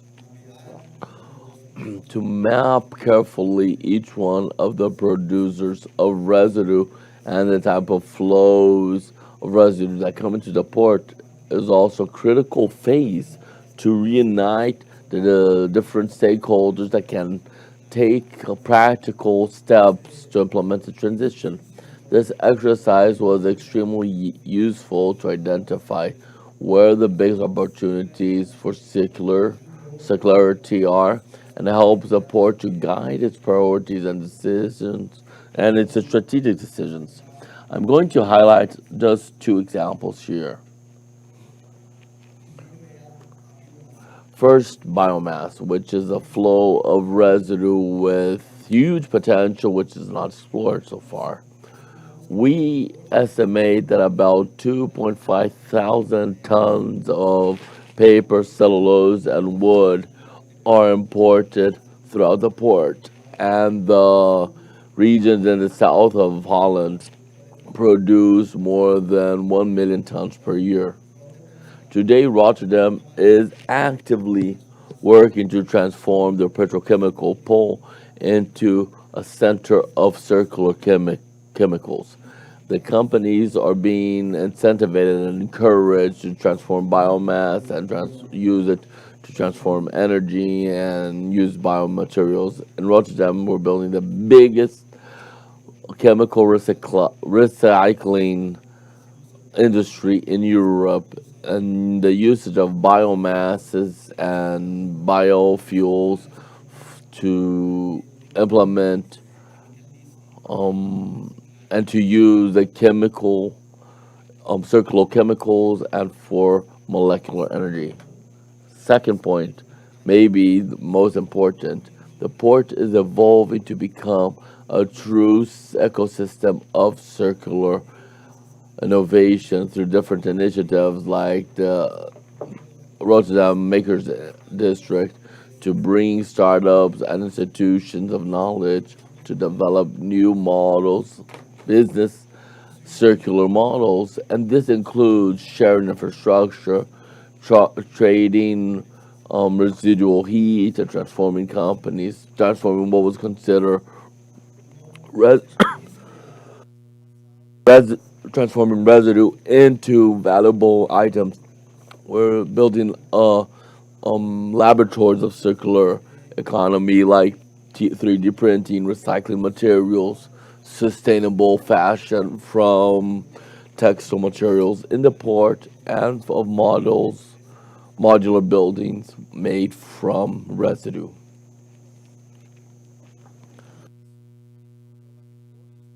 All of this proves that the Rotterdam port is in the intersection of the global commerce, industrial commerce, and local production, and this and their decisions reverberate through the whole value chain. So the circularity review for understand usage of clean energy and using methods to use as little as possible residues. They can become economy of low carbon usage and strengthen their competitivity and future resilience. This shows that Rotterdam in the journey of going from fossil fuels to circular economy is complex, but it's happening. Researchers and formulators of policies and business leaders are trying to assure to not only helping the ports to react to the future, but building it. Thank you very much.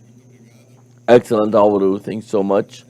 I wanted to really do a fast round, not just fast, but jet speed, because we have exactly 3 minutes to close and start our next session. So my request to you is, what's a reflection that you have having participated in this panel? What's the message you'd like to leave for who's following us here?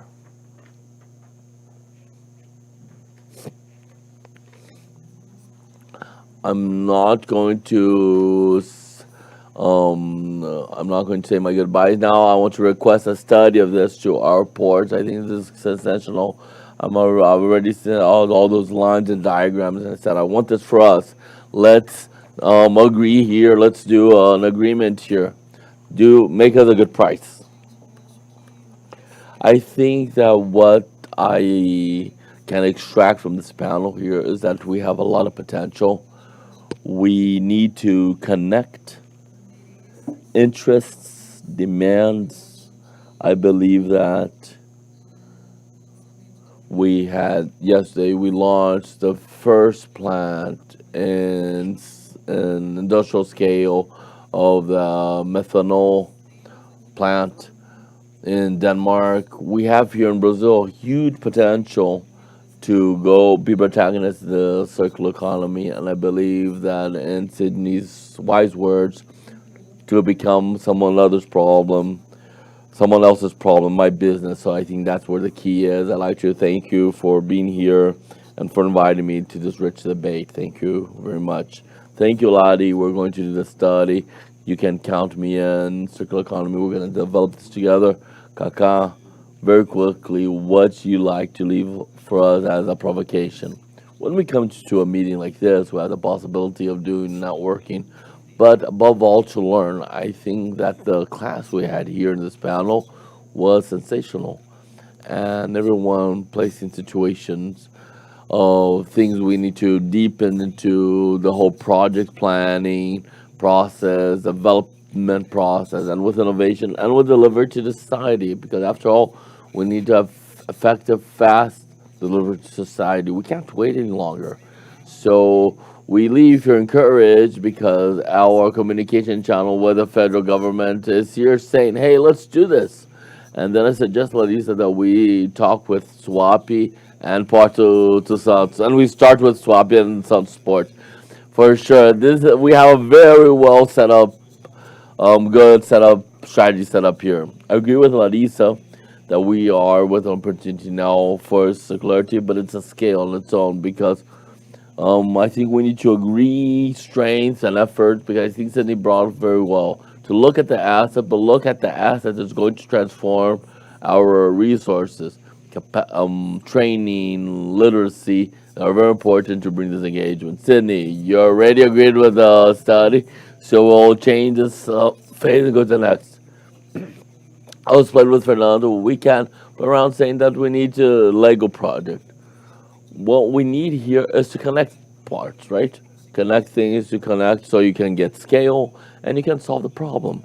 So although I said here talk about bills that are implemented for a long while, I believe that we are in a moment where it is possible to accelerate this.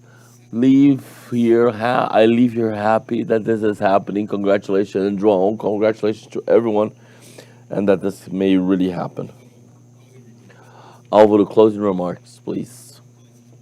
Two very quick things. I believe that we have two great opportunities to create infrastructures, circular infrastructures, but I believe we have two big challenges.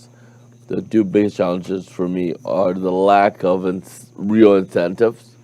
This is a real challenge, and the lack of data, just so that we can understand what are the opportunities. So I believe that this should be aligned like a direction for work in the future. Wonderful. I'd like to thank everyone. We'd like to close our first acceleration session in our accelerator day. I'd like to invite our friends and panelists for us to do our official closing picture. And then, since we're short on time, we're going to go to the second panel. I'd like to invite you guys once again, if you can interact with us, point your phone to the QR code and do interaction with the feedback. And then we'll have and give us the feedback on our initial session. It's going to be very nice. Thank you very much.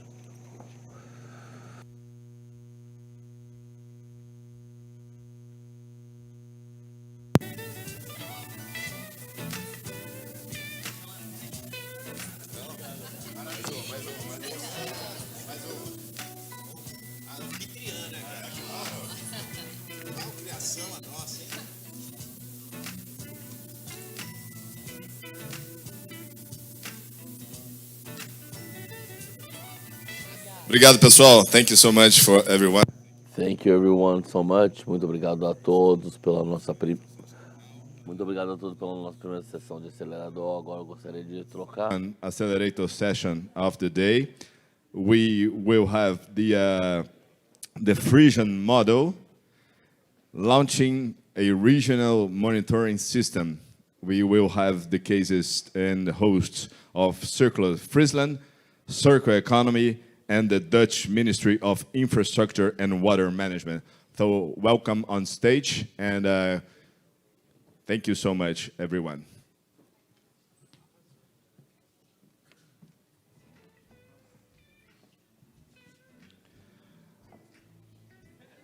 I would like to also call on stage Krin from the Circular Economy to do the opening speech. Thank you so much.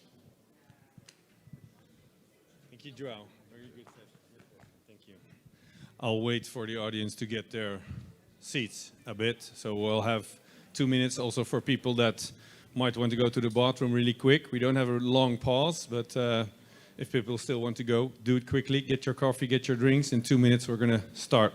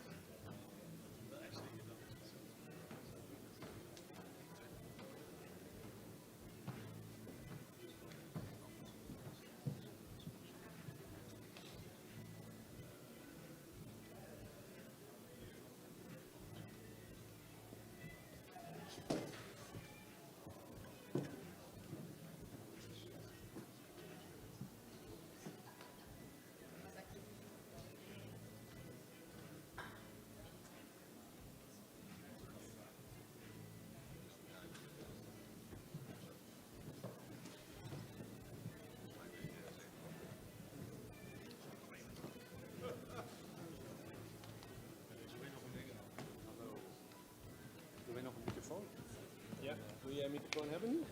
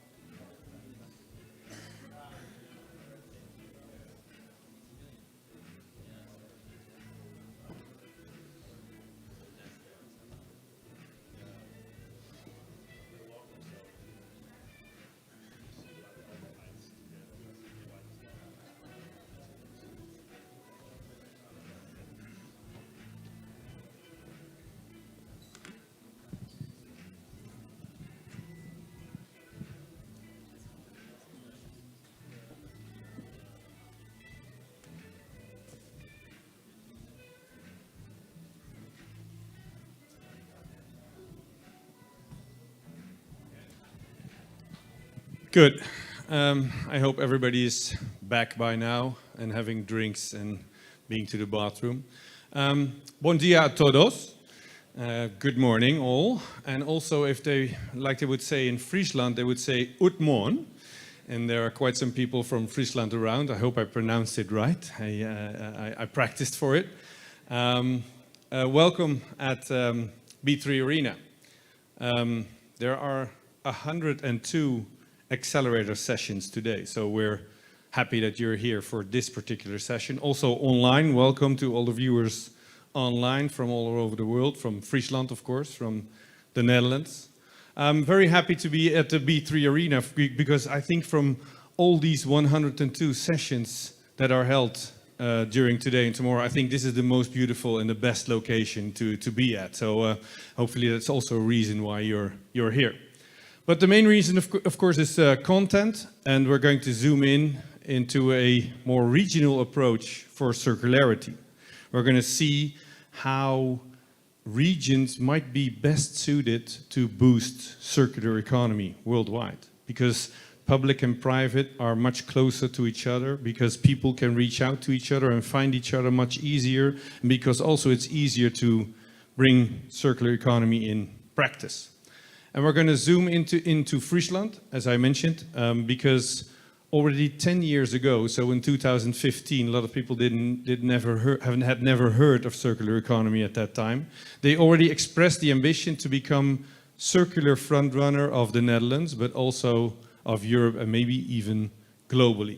So already 10 years ago, they expressed this ambition, and today we're going to see how they succeeded and to what extent they succeeded, of course. So we'll have 3 parts, roughly, in this program. One is how they became frontrunner in the circular economy. Second one is examples. What did they do? What successes did they have? What failures they might encountered? Also to take lessons from. And then in part 3, we're going to see results. And we're also going to have a reflection both from a national level and an international level. And then right at the end, we have a surprise for you, because we're going to launch a brand new initiative here in Sao Paulo at the WCEF Accelerator session. So I'll do a cliffhanger for you. Please stay tuned till the end, because there's going to be a nice surprise. My name is Kijn Smits. I'm the head of brand and marketing at Circle Economy. I'll be your moderator. I'll announce some speakers. I'll do some time tracking. And I'll also ask some questions to the speakers and the panelists. But maybe it's even better if you do that. So there will be mics around. So it will be much more interactive and much more nice also if you have some questions to the speaker. So if I have to ask a lot of questions, you're not doing your job. So I did prepare some, but I hope that you will take that role. And also maybe there will be questions coming from online with our online viewers, and Johan will point me to that, and I'll be happy to answer questions. Or no, I won't. The panel will and the speakers will. So that's it for now for my introduction. I won't be talking as long as I just did. I would like to introduce you to the first speaker. And the first speaker is, I would like to invite him to come to the stage, Friso Douwstra, who's the Regional Minister of Circular Economy of the province of Friesland. Yes, you can take a mic. And also, yes, that would be nice. Friso will introduce shortly the region of Friesland, its particularities, and also the circular ambition he will elaborate on that has been laid out already 10 years ago. So go ahead, Friso.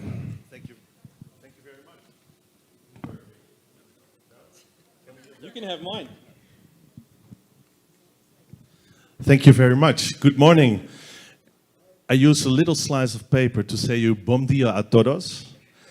And obrigado pela recepção mais que calorosa em São Paulo. Thank you very much for your generous hospitality that we endured this week. A beautiful place. We have a saying in the north of the Netherlands that we are living in the best place in the world. We say, beste land van Ierden, that's our regional language. But after a couple of days here in Brazil, it feels like there's a good number 2 also in that regard. Thank you very much for the organization and also for the Brazilian government to host this beautiful event.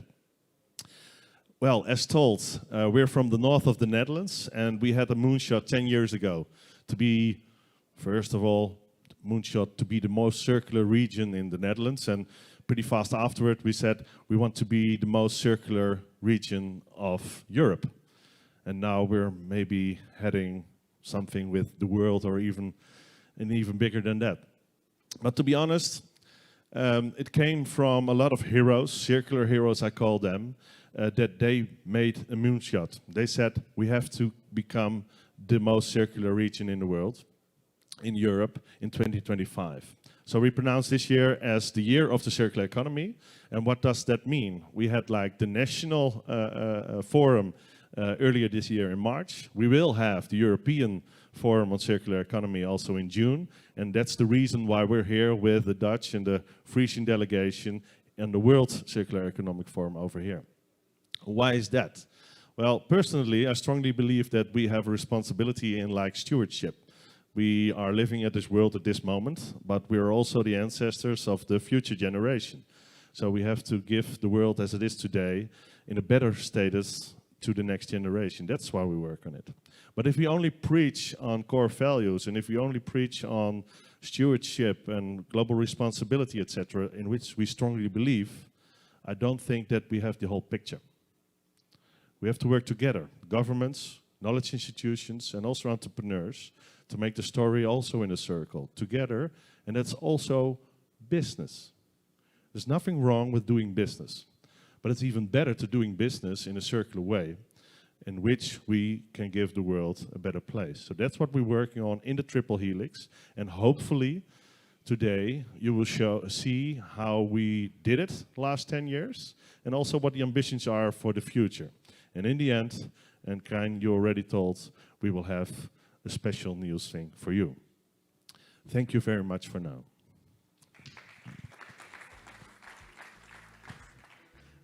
No questions for Friso? Of course there are. You promised me. I will have a question then. Okay, one to start off. So, yes, the thing is, I think they will work. We have to just push the button. There it is. No. Yes, there it is. See, there it is. Thank you. Would it be fair to say that the typical Frisian culture is a big part of the success of the circular economy frontrunner position that you currently have? Well, I think so. It's an open question, but also an open door maybe. But we're a low, flat country. Paisi Bajos, I think, a low country. So it's quite egalitarian in our country. Everybody knows each other and we can talk with anybody. It's not like I'm the regional minister and you're working there. No, we're quite the same. And the doors are open and we can work and collaborate in a very easy way. And I think that's the reason why it worked, that the entrepreneurs, for instance, Jean Vernooy will come in later, that they could start with this initiative and that we could easily jump on as governments and knowledge institutions. So the flat way of working and connecting to each other helps in bringing new initiatives. Yeah, I strongly believe it. So culture is a big part of the success? Yes, I think so. Okay, good. But on the other hand, there are also beautiful examples in other countries with other cultures. So I don't think it's a framework that works the same in every spot. It works in our culture. But maybe if you're here in Brazil, it might work in another way. So you have to adapt your processes because of on the basis of your culture. Correctly. Yes. Yeah. Okay. Good. Yeah. Thank you, Friso. You're welcome. So next time you will ask the questions. Okay. I would like to call to the stage Willem Evers, who is head of Circular Economy Department of the Ministry of Infrastructure and Water Management in the Netherlands. It's a long title. He has an unfolding business card. Welcome, Willem. He will elaborate a bit more on the Dutch ambition to be fully circular by 2050, and also the key points of the Dutch national program for circular economy. So he's from the national government, not the regional one. He will reflect also on the position of the regions in comparison to the national government, right? Entirely correct. Good. Go ahead. Thank you. Thanks for welcoming here. My name is Willem Evers. I'm head of the Circular Economy Policy Department within the ministry that Krijn has just tried to pronounce, Infrastructure and Water Management. And I would like to just briefly introduce you to the national program that we have, because this regional efforts all sit within the context, of course, of the national government policies that we try to implement. So, next slide, please. We have a program established in 2016 and updated in 2023, which encompasses our vision, our measures, and our monitoring tools for the circular economy. And I try to display 4 pictures for you to give you the context of the program, the measures that we take, and the interlinkages between what we do at the national level, at the regional level, and at the local level, because that's, of course, the main topic of this session. So first of all, maybe I'm preaching to the choir here, but for us, a circular economy is a means to an end. It's not a goal in itself to become fully circular. It's a means to deliver on a certain number of societal assignments that we have in the Netherlands. So, for example, the climate change issue, the loss of biodiversity, the environmental crisis that we have, but also the dependency that we have for natural resources from other countries. Circular economy can help us address these challenges and is, in that sense, an instrument that we want to use, and we think actually it's a missing link for a number of these assignments that we try to address. And we've displayed 4 here. It's more, actually. We now finding out that, for example, the housing crisis in the Netherlands, the perspective for the agricultural sector, circular economy can also provide on that regard. So that's just setting the scene. Next, we notice here in Sao Paulo that circular economy tends to have a quite broad interpretation for a number of players. So as we see it, it's not only about recycling. It's also about rethinking the resource use, making sure that we reuse our products that we have created as long as possible, so that we can retain the value of the resources, the natural resources that are in these products. That's the key context and the key message of the circular economy policy. Bottom left, you'll see the outline for the national program. So we have this vision, becoming fully circular in 2050. We have measurements, policies, general measures, for example, aimed at reducing resource use in general. If we use resources, let them be bioresources, so substitution of resources. Once products are made, let them be in the life cycle as long as possible, so lengthening the use of the products. And at the end of the life cycle, let's try to regain as much as value as possible of the resources that we use. So 4 strategies in general measures to reach our ambitions. Next to that, we also have specific products that we address. So, for example, plastics, consumer goods, constructions. We have extended producer schemes, extended producer responsibility schemes, to address the specific characteristics of these products and make them fully circular as possible. And next to that, we have supporting measures. So, for example, in the labor market, in education, in knowledge, in innovation fostering, all kinds of enabling measures that we take to support the transition towards a circular economy. Now, last, you'll see a picture of the Netherlands, because this is important. We acknowledge that although we can, at the national level, set the framework, we have the power to make regulations, for example, we have international contacts, etc. But the real work for the economy, the circular economy, takes place at the local and the regional level. And that's why we join forces with local governments, with regional governments, and the national governments to strengthen and to join our strength in order to reach this shared ambition to become fully circular. So there's a mechanism in which we cooperate with each other. We have pictured all the circular economic activities that we already have in the Netherlands, and we are looking forward to strengthening and further work with the regional and the local level governments to reach our joint ambitions. I'll leave it at that. Thank you.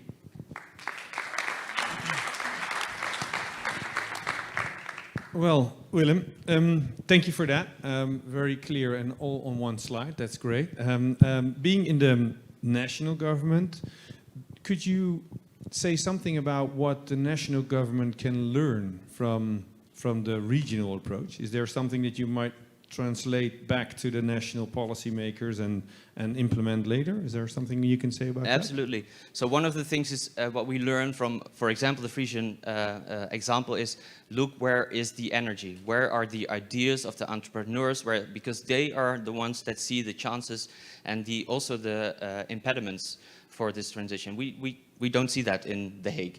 So we need the context, we need the input, and we need the ideas from people at the local and regional level, and they provide us with ideas and insights that we can then use at the national level. That's our role as well. So instead of having top-down regulations, check where entrepreneurs already have their energy, already have their efforts, and then translate that back to governance. Exactly. Great, good. Well, nice lesson to write down. Thank you, Willem. I would like to invite our next speaker, who's a colleague of mine. Where is he? Oh, there he is. Andrew Keyes, who will be talking about the Circular Gap Report. He will explain more. I mean, if you set out to be a front runner, you also want to measure your results, right? You want to know if what you did or what you aimed for also is working. So he will present some of the results. He will discuss the key indicators and also show material flows in and out of the economy, right, Andrew? Right. Good. Well, go ahead. Thank you. I have a lot of slides, so if I could do that. Okay, thanks everyone. I'm Andrew Keyes. I'm a research analyst at Circle Economy, and I'm here today to talk about what we've done as part of the Circularity Gap Report, Friesland, and share some of the results. So, what is the Circularity Gap Report? Well, our vision is to double circularity and reduce material consumption by 30%. And our global analysis has showed that if we do this, we can stay within planetary boundaries. So with these projects, we aim to measure the state of circularity across different contexts. So we've been doing this for 7 years since the launch of our first global CGR report.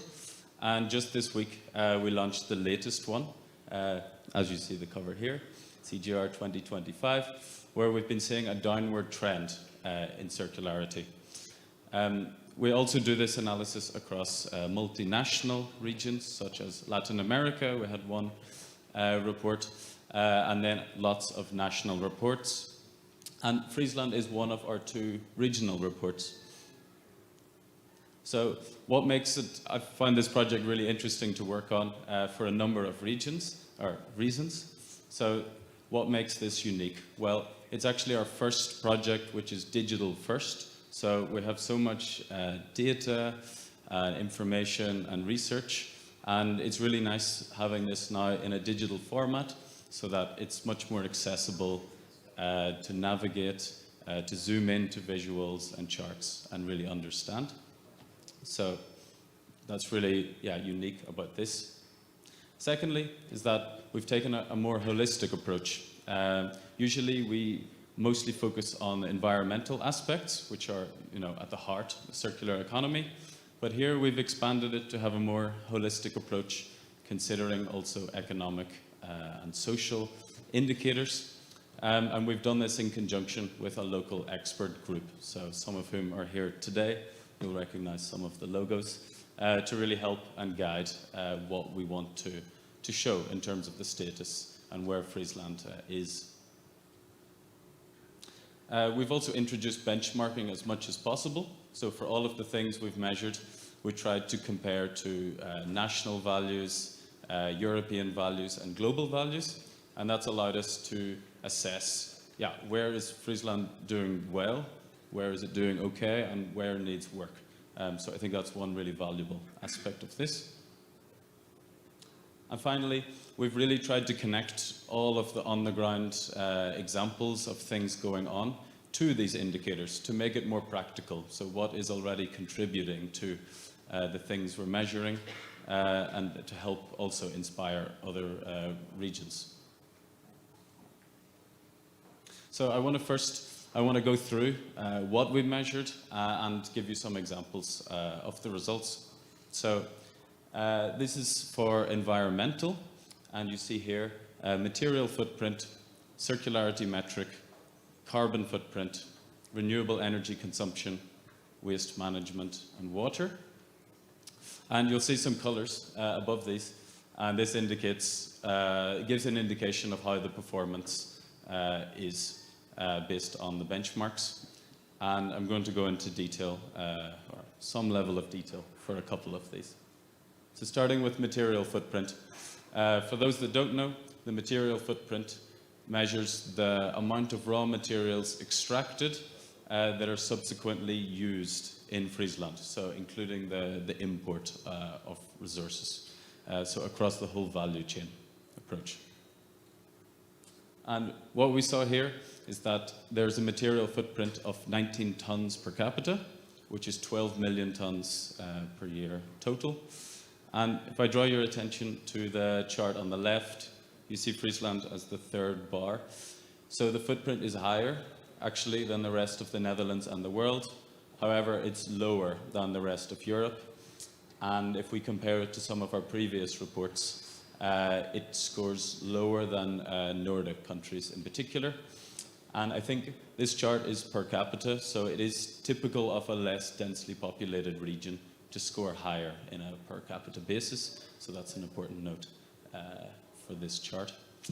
And I've also shown some examples on the bottom right of where we tried to connect certain initiatives and businesses which are helping to reduce this footprint.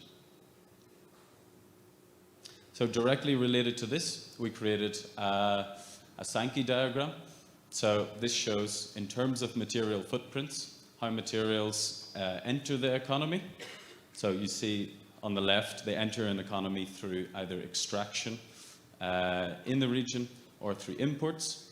And then they're processed through different industries and either exported or consumed and stay within the economy. So this shows the net additions to stock, shows things that stay within the economy for over 1 year, so buildings, furniture, etc. And then, of course, some things leave the economy as waste, so through incineration, or they enter the environment, such as fertilizers or microplastics, or later, for example. So I really encourage you, to check the report afterwards, where you can look in a bit more detail at this, because there's a lot to take away from this. Next, I would like to move on to the circularity metric, and this is one of the key indicators that we measure in our projects. This shows the amount of secondary materials consumed relative to total materials.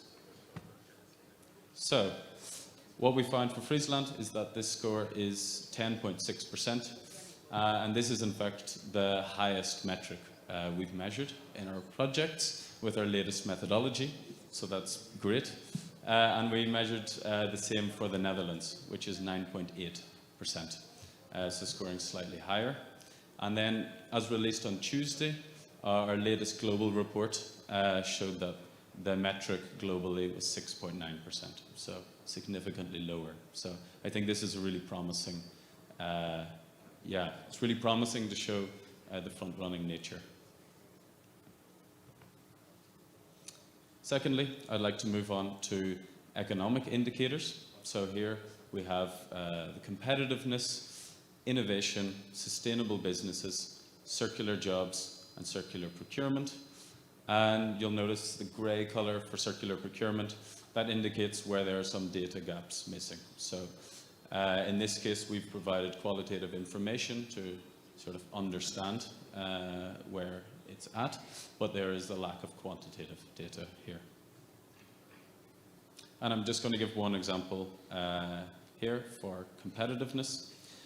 So this shows the EU Regional Competitiveness Index, which basically shows how well does an environment allow businesses to thrive. And this scores very highly at 117.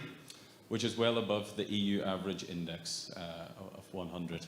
So this shows that, yeah, it's good for businesses in Friesland, a good place to be able to scale circular initiatives and business models. And you see some sub-indicators on the chart on the left scoring higher than others, such as institutions showing a strong, stable government, technological readiness, so the level of digitalization and factors like that are amongst the highest sub-indicators of this. And thirdly, the third pillar that we look at is social, where we looked at life satisfaction, community, inclusive labour market, education and health. And you see also there's more signs of lacking data. And for education and health, this specifically refers to education of circular economy and health impacts of circular strategies, so not just in a general sense. So I'm going to give an example of life satisfaction, because of course the circular transition is all well and good, but you want also people to thrive and be content. So this is where Friesland scores extremely high.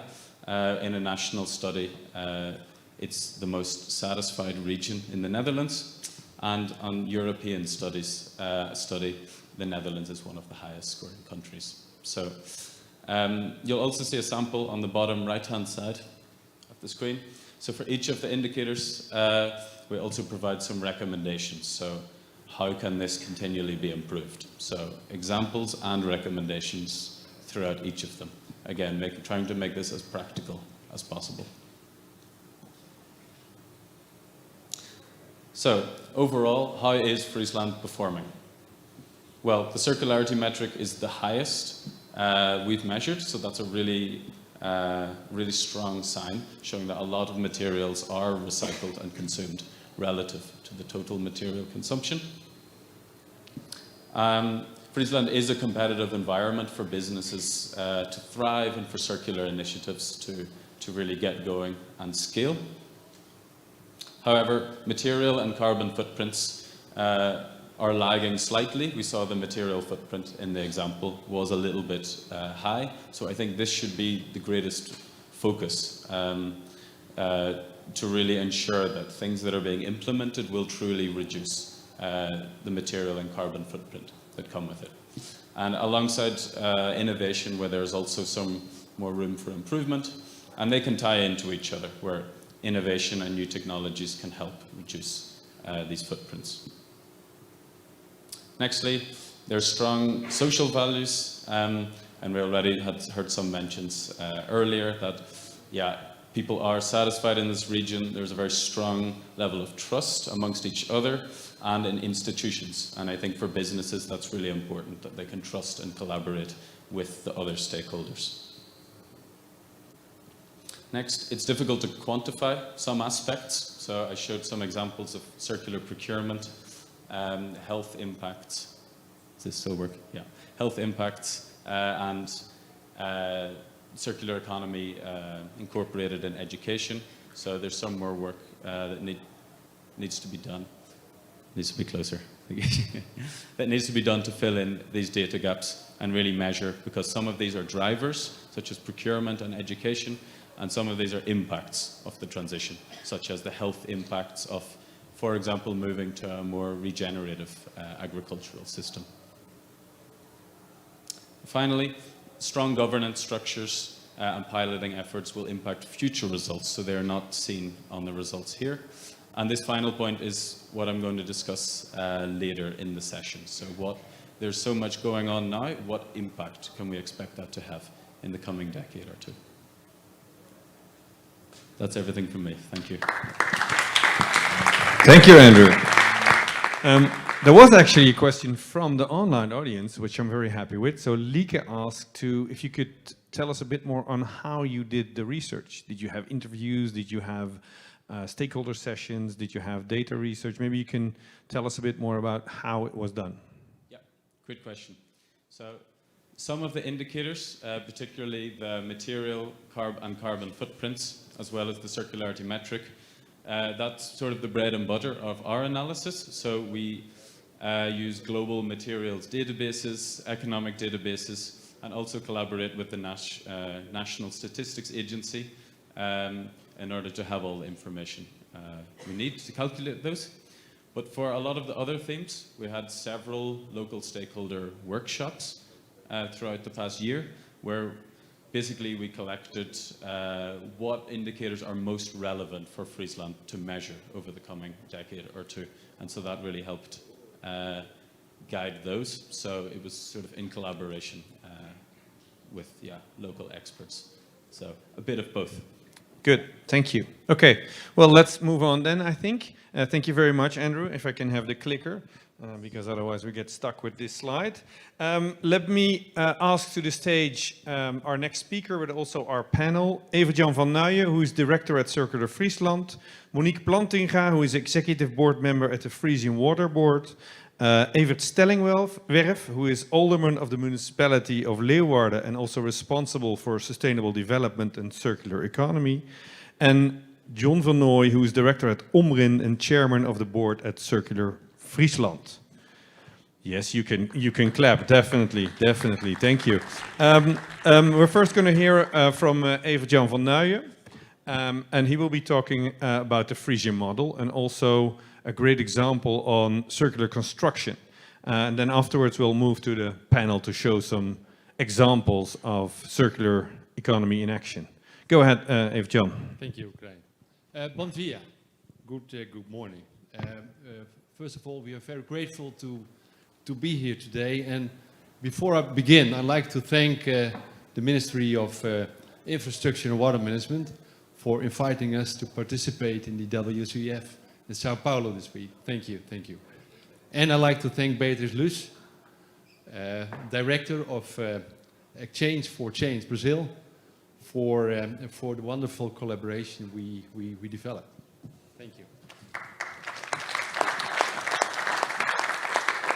And many thanks to our partner, Circular Economy, for presenting the first ever regional digital Circular Gap Report. This data-driven blueprint identifies where our region stands, where our opportunities lie, and where the biggest, and how we can close the circular gap. And we believe this circular CGR will become a blueprint for other regions, and we like to invite you to use it. And this morning I'm going to talk about the way we collaborate and execute our regional transition program, the so-called Frisian model. And finally, I'm going to give you an example of a successful bio-based value chain which we have developed. You will hear a positive story this morning. Next slide. And another one. Thank you, thank you. Close your eyes and imagine a world. Imagine a world where regions around the globe work together to shift towards a circular economy. Sharing knowledge, aligning strategies, and learning from each other's successes. The transition could accelerate dramatically. And the truth is, we don't need to start from scratch. Across the world, regions are already developing smart, practical solutions, like building new value chains, shaping supportive policies, and rethinking waste. It's only time to connect the dots. But why focus on regions? We believe very strongly regions are the engine rooms of the circular transition, capable of organizing up to 80% of the work needed. And they are close to communities, businesses, and local governments. And they can move faster and adapt more effectively than national or international systems alone. And this leads me to our region, Friesland. Next slide, please. Part of the Northern Netherlands. And over the past decade, our region has become a European frontrunner in circular economy development. Next slide. Yes, beautiful. Through the Circular Friesland Association, we've built a powerful collaboration between more than 180 members, which has a triple helix structure. Businesses, government, and knowledge institutions all working together in value chains to future-proof our region and collaborating with other regions in Europe and worldwide. Our members have invested more than 1.5 billion euros in the circular economy. That's about, I believe, 9 billion Brazilian real. In fact, we're building a new and profitable new economy. Let's have a look at our history. Thank you. It all started 10 years ago by making an analysis of the flow of raw materials.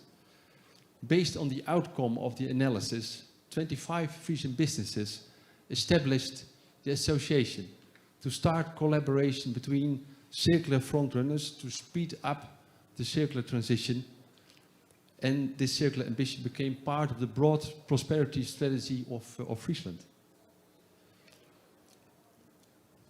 And what is then our vision on circular economy? I will tell you. Let's take a look at our 7 pillars design model, which is based on the 17 SDGs. We don't focus only on materials, but on all aspects and values that are required to achieve a circular economy. You can close a loop, but you need clean energy. You need water, biodiversity, social inclusion, and human health. And strive for added value instead of profit.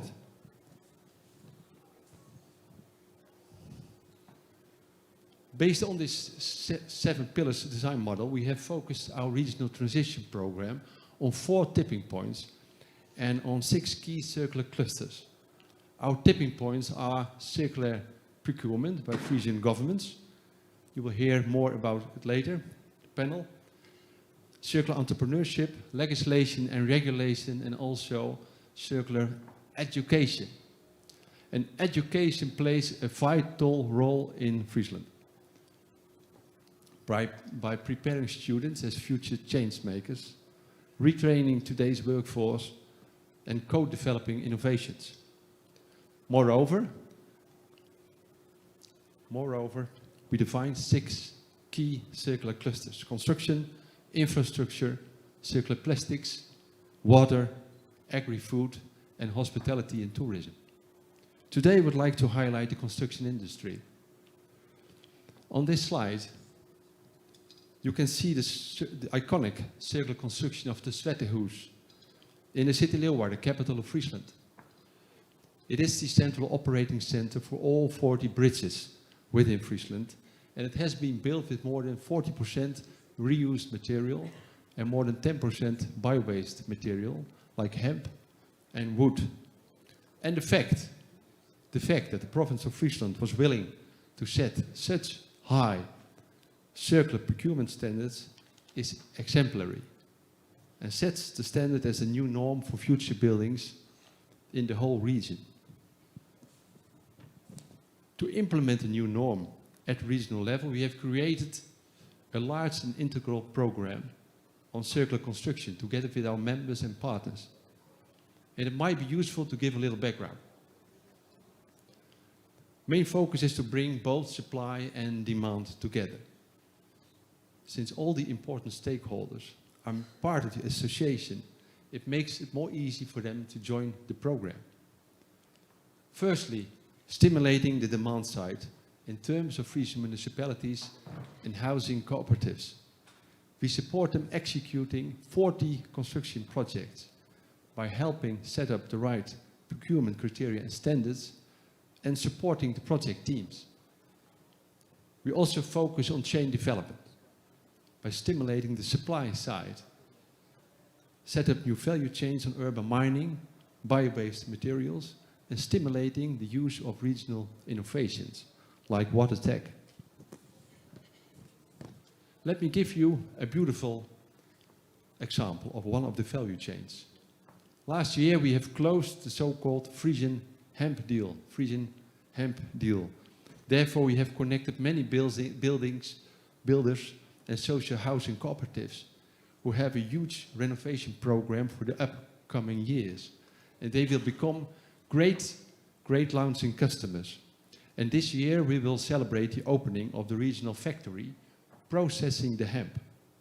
More than 30 companies, 1,000 houses and more than 100 farmers are involved. Let me just show you our forecast. In 2022, Frisian farmers grew 60 hectares of hemp.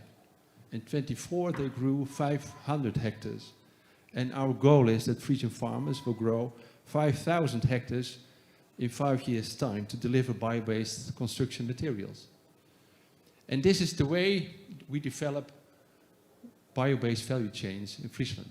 Step by step, chain by chain. Right now, 40 construction projects take place. We use Frisian hemp, give room for biodiversity and sustainable energy, and also water-saving installations, such as Hydroloop. It's an innovation from Friesland. And for many years, the construction sector and also the agriculture caused huge problems for the environment in our region and worldwide, as you know.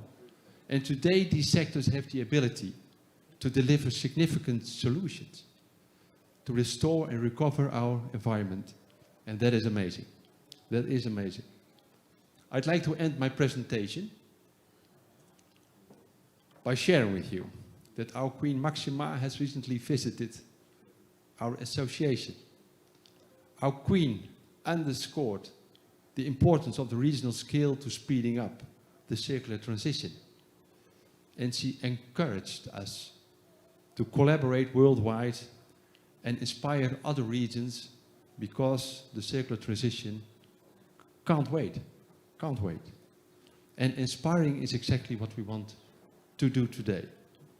Let's learn from each other. Let's scale what works, and let's build a global network of ambitious, action-oriented regions. Thank you for your attention.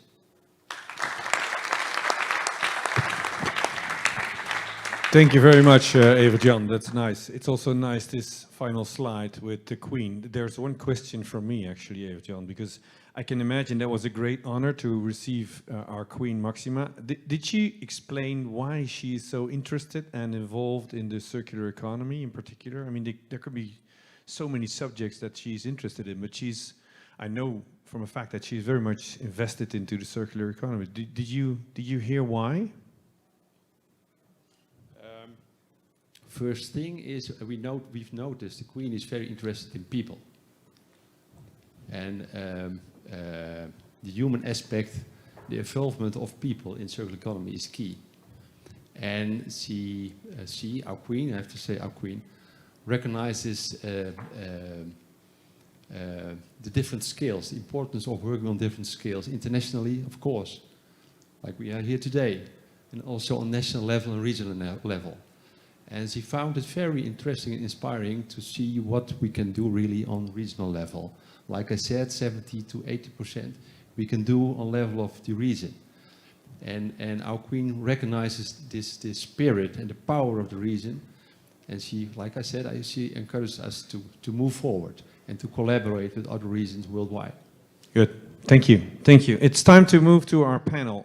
And it's not going to be a panel discussion, but they're going to show some examples of circular economy in action, because we can talk a lot about circular economy and we can think of regulations and enforce them, but it's as I think Willem already mentioned, it's better to look at the energy of the entrepreneurs and the people in the province and look at their initiatives and then maybe strengthen them and translate that back into regulation. So I would like to introduce our panel, or actually I would like to introduce Monique first. Let me get this. Monique, I already introduced you. You work at the Waterschap Friesland, as they say in the local language, and that's the regional water authority of Friesland. And you're going to show us more about the circular water management in Friesland, but also you're going to show a real-life example called Spoordok, right? Also, yes. Very good. Well, I think you want to stand behind the computer, or you want to stand here? Okay, then I'll give the mic to you. Yes. If you can do the slides, that would be great. Well, really nice to meet you all here live and online. Yes, I indeed work for a Dutch regional water authority. It's called WCEF Friesland. And water is our main business. We work with water every day. And water is also a main topic for every citizen in the Netherlands. And maybe you know that many people in the Netherlands live at the bottom of the sea. So below sea level, and we need strong dikes. Otherwise, our country would be flooded for almost 2/3. So as a water authority, we build dikes, but we do more than that. We clean the wastewater of households and companies. We make sure that there is enough water in our waterways. That's important for nature and agriculture, for example. And we also make sure that the water in our lakes and rivers are clean, so people can swim in it and the fish can live in it. That's, by the way, the first slide. Thank you. Yes, these are a really challenging task for us as water authority, and becoming more challenging every day, and that's because of climate change. We experience sea level rising, and extreme dry and wet periods, for example, and we also experience an increasing pressure on our water, toxic pressure, due to chemicals and medicines, for example, in the water. On the slides you see dikes, wastewater treatment facilities, for example, and pumping stations to handle the water. And to do this we need a lot of resources, and more because of the increasing challenge we experience. And we believe that to handle our task and this challenge, shifting towards a circular economy is key. Second slide, please. Not only we as water authority need a lot of resources, water itself is also a resource. And it's a really essential one, because no water, no life. And this picture says it all. Look at the tiny dots. Water is rare, it is precious, and we need to cherish water, not pollute it and not waste it. It's really important. Next slide, please. So we as water authority, we aim for sustainable circular water solutions. We want to bend the trend to the future we want. And we are doing that already. And we do that together with regional partners. Some examples are that we use solar energy and wind energy, for example. We build more and more with sustainable materials. We clean our wastewater and we deliver it back to our rivers, canals and lakes. And we reuse wastewater and we make energy out of it, or bioplastics, for example. So now I would like to explore a specific project with you. We are exploring currently in the Netherlands a fundamental system innovation. And with partners we have installed an innovative wastewater treatment in one of our Frisian cities. Now on the slide, the slide before that, you went too fast. You see the king. We already have heard of the queen, but we also have a king, and the king is on the right. And he says there's no wastewater, only water wasted. And our king opened this project. What we are doing here is gathering the wastewater of 200 houses. And this wastewater we separate at the point of collection, and we clean this water locally within the neighborhood. So we have two wastewater streams. One black water stream coming from the toilets and the kitchens, and one grey water stream coming from the washing machines and the showers, for example. And by doing this locally, we bring within reach the closing of two loops. The water loop, in which we bring back the cleaned water towards the housing and the industries in this neighborhood, and the nutrients loop, in which we bring back the nutrients from the black water streams towards the farmers. We are not currently doing that, but we can prove with this method that it is within reach. And we want to do that, and we want to go to the next level. Next slide, please, and the final slide. And therefore, we are together with the municipality of Leeuwarden, and the next speaker is from that municipality. You will talk about it maybe a little bit. We are working together and looking towards a big upcoming housing development project. In Leeuwarden, the capital of Friesland, 2,000 houses will be built. And this would be an excellent opportunity to implement a sustainable water solution. And with a big ambition, like a drop of water, not a single drop of water is being wasted. And then we are talking about rainwater and wastewater. Well, how great would that be? Therefore, we need to tackle some challenges, of course, but it all starts with mentality, belief. Believe in a sustainable future. Let's bend the trend together. Thank you.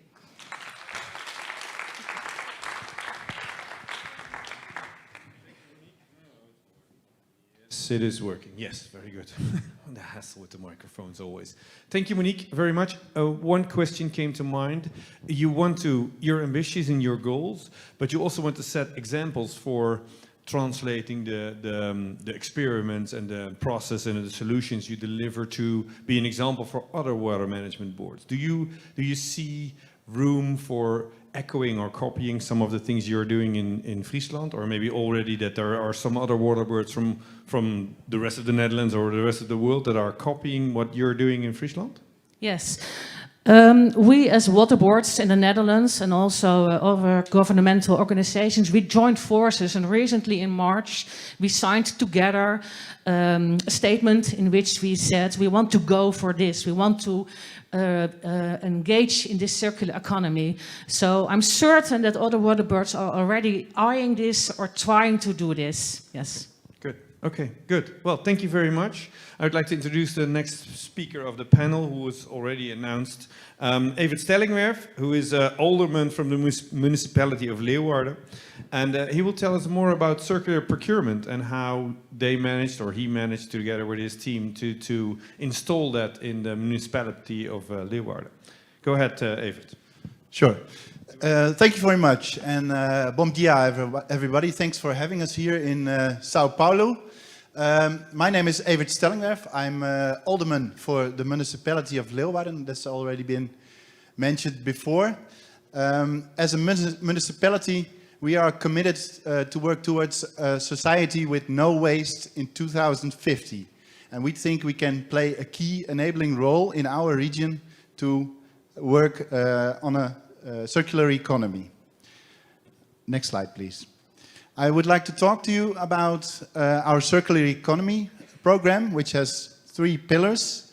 One of our main objectives is that by 2030, we will have our primary user of primary materials. And we work through 3 pillars, 3 focus areas in which we try to make impact.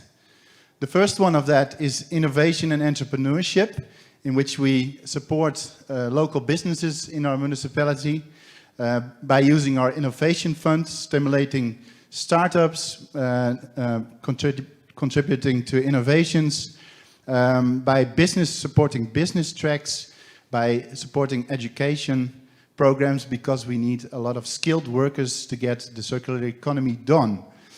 And actually, one of the businesses in our municipality has won the Circular Award last year, and they also used our innovation fund, so we're very proud of that. And they're a business working on reusable packaging. The second focus area, and Evert Jan has been going into that at length, is the construction business, construction and bio-based materials, because construction, we can make a lot of impact there. Construction stands for a lot of material use. Up to 40% of all material use goes to construction, and the same goes for CO2 emissions and waste. So that's where we can make a lot of impact. Monique already mentioned the sport dock development, which is in our city, but we also work on a lot of other building projects, housing projects, where we as a local government could do tenders, and we add circular and bio-based criteria to those tenders, so the market parties that construct the housing projects have to take that into account, and we actually see great results. Sometimes we get more than we ask for in these housing projects. One of the last things we did with bio-based materials, we actually leased some of our land, land owned by our municipality, which we leased to farmers growing bio-based materials like the fiber hemp David-Jan was talking about, and other materials as well. The last focus area is waste management, and we actually like to call it resource management, because waste that you separate, you can turn into resources and reuse them. And in a waste management system, we have several incentives, for instance, financial incentives, but also we educate our citizens to separate our waste, and we're going for 30 kilograms per inhabitant per year in 2030. I'm talking about residual waste here. Next slide, please. Shortly, I want to go in a few of the different roles we can have as a local government. The first one is the circular procurement role. Each year we have a lot of money to spend on different things we have to buy as a local government, construction projects that we have to do. And each of these projects we can add circular criteria. And circular procurement we actually do as a regional program, exchanging knowledge with other municipalities and thinking about what are good questions to ask to the businesses and the market parties. One of the examples you can see here in the picture, it's our local government building, and actually all the materials you see in this picture, they are reused. The second thing I was already talking about, enabling businesses. So we see ourselves as an economic enabler, sometimes working as a launching customer for startups, local startups, and also working together with businesses and education institutions. The last one is the waste management, going to resource management. I already talked about our residential waste system. John Vernooy will go into that a little bit more. But resource management also refers to the way we work with our own materials in our municipal organization. So think about street furniture. If we use street furniture and remodel a street, we can actually store those materials and reuse them in other projects. And for that you need an administration system, so we're really developing that now, and also won an award for that last year. Okay, that's what I wanted to say. Thank you. Thank you. Thank you very much. Since there are still no questions, I will do my question, because I heard that besides your circular procurement programs, you also even set up a circular academy within your municipality to train all the people that have to do this circular procurement. Can you tell us a bit about that? Yes, I said a little bit about it. It's actually a regional academy where people can go to train, but actually they exchange knowledge on what type of questions you can ask. So for instance, if we have to replace our bridges, what are circular aspects of that you can put into a market question? So it's even broader than a municipality. That's a regional approach for how to buy and which questions you need to ask to get the right secondary materials, for instance. Okay, exactly. Good. Very good. Thank you very much. Let's go to John. John Vernooy, who will share the Omrin story with us. Omrin is a waste management company, and that is transitioning from waste collection to resource recovery. Also, you mentioned it's not waste, it's resource, right? John, please enlighten us on your story. You can click if you want. I can click for you, whatever you want. You have the clicker? Yes, I have. Thank you very much. I want to make a big compliment to the organization in Brazil. It's really thrilling to be here and to share those days and all the inspiration we have when we get here. And I'm enlightened to share some ideas just on waste management.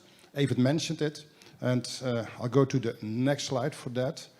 My name is John van Ooy. I'm the CEO of Omrin. Omrin is a waste management and energy company.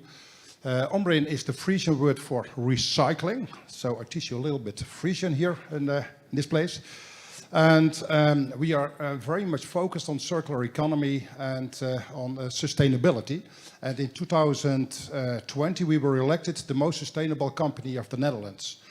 And in this picture, I'll give you an overview of what we do and how we build a business model on this. If you want to build a business model on circular economy and on waste, it always starts with national legislation. So I'm really proud that also Aafke and Willem are just in the house, because what you're doing is setting the regulations. That is the basis of the business model we are building. And what you see here is that Omrin is a municipal-owned company. We have 36 municipalities which are our shareholders. Ewert is one of them. And we treat the waste of 1.7 million people. And what you see in the left upper corner is that we do this with 600 very enthusiastic, capable and passionate employees. And I think that the employees are the basis that we can build the company as we have done. And I know that many of them are watching now online. Compliment to you what you're doing, and I'm proud to work with you all on the circular economy every day again. If you have to remember one thing of my presentation is the 78% recycling rate. I think that also in this conference a lot is talked about what's possible. We achieve 78% of recycling, so that means that this waste is not wasted and not incinerated and not landfilled. And we can do this as we cover the complete chain. We don't have waste pickers, as what you have here in Brazil, but we have our own collecting department. We have our own trucks. We have our own people who collect all the waste that we process. And if you want to achieve this 78%, you need a combination of what Avis is doing with the local policy and how we incentivize the inhabitants of Leeuwarden to split their waste in the right box. And the residual waste, that's actually the mixed waste, say no glass, no paper, of that sort of things. That's what we can treat. And what we have done, that we have installed really high-class, sophisticated, state-of-the-art technology which can post-sort, for example, beverage cartons, plastics, metals, biogas, coffee cups, and all things like that. And if you ask me what can be our goal, I think that 78% is not the limit. We can lift this to maybe 85% or 90% and realize this is really world-class. I've seen no place in the world where they achieved this percentages of recycling rate. And let us be the example what we can express to all places in the world. And then also on this conference, I heard a lot that the circular economy would be expensive or more expensive than the fossil industry. We show you here that for us, the circular economy is really profitable. We have revenues of over 200 million euros.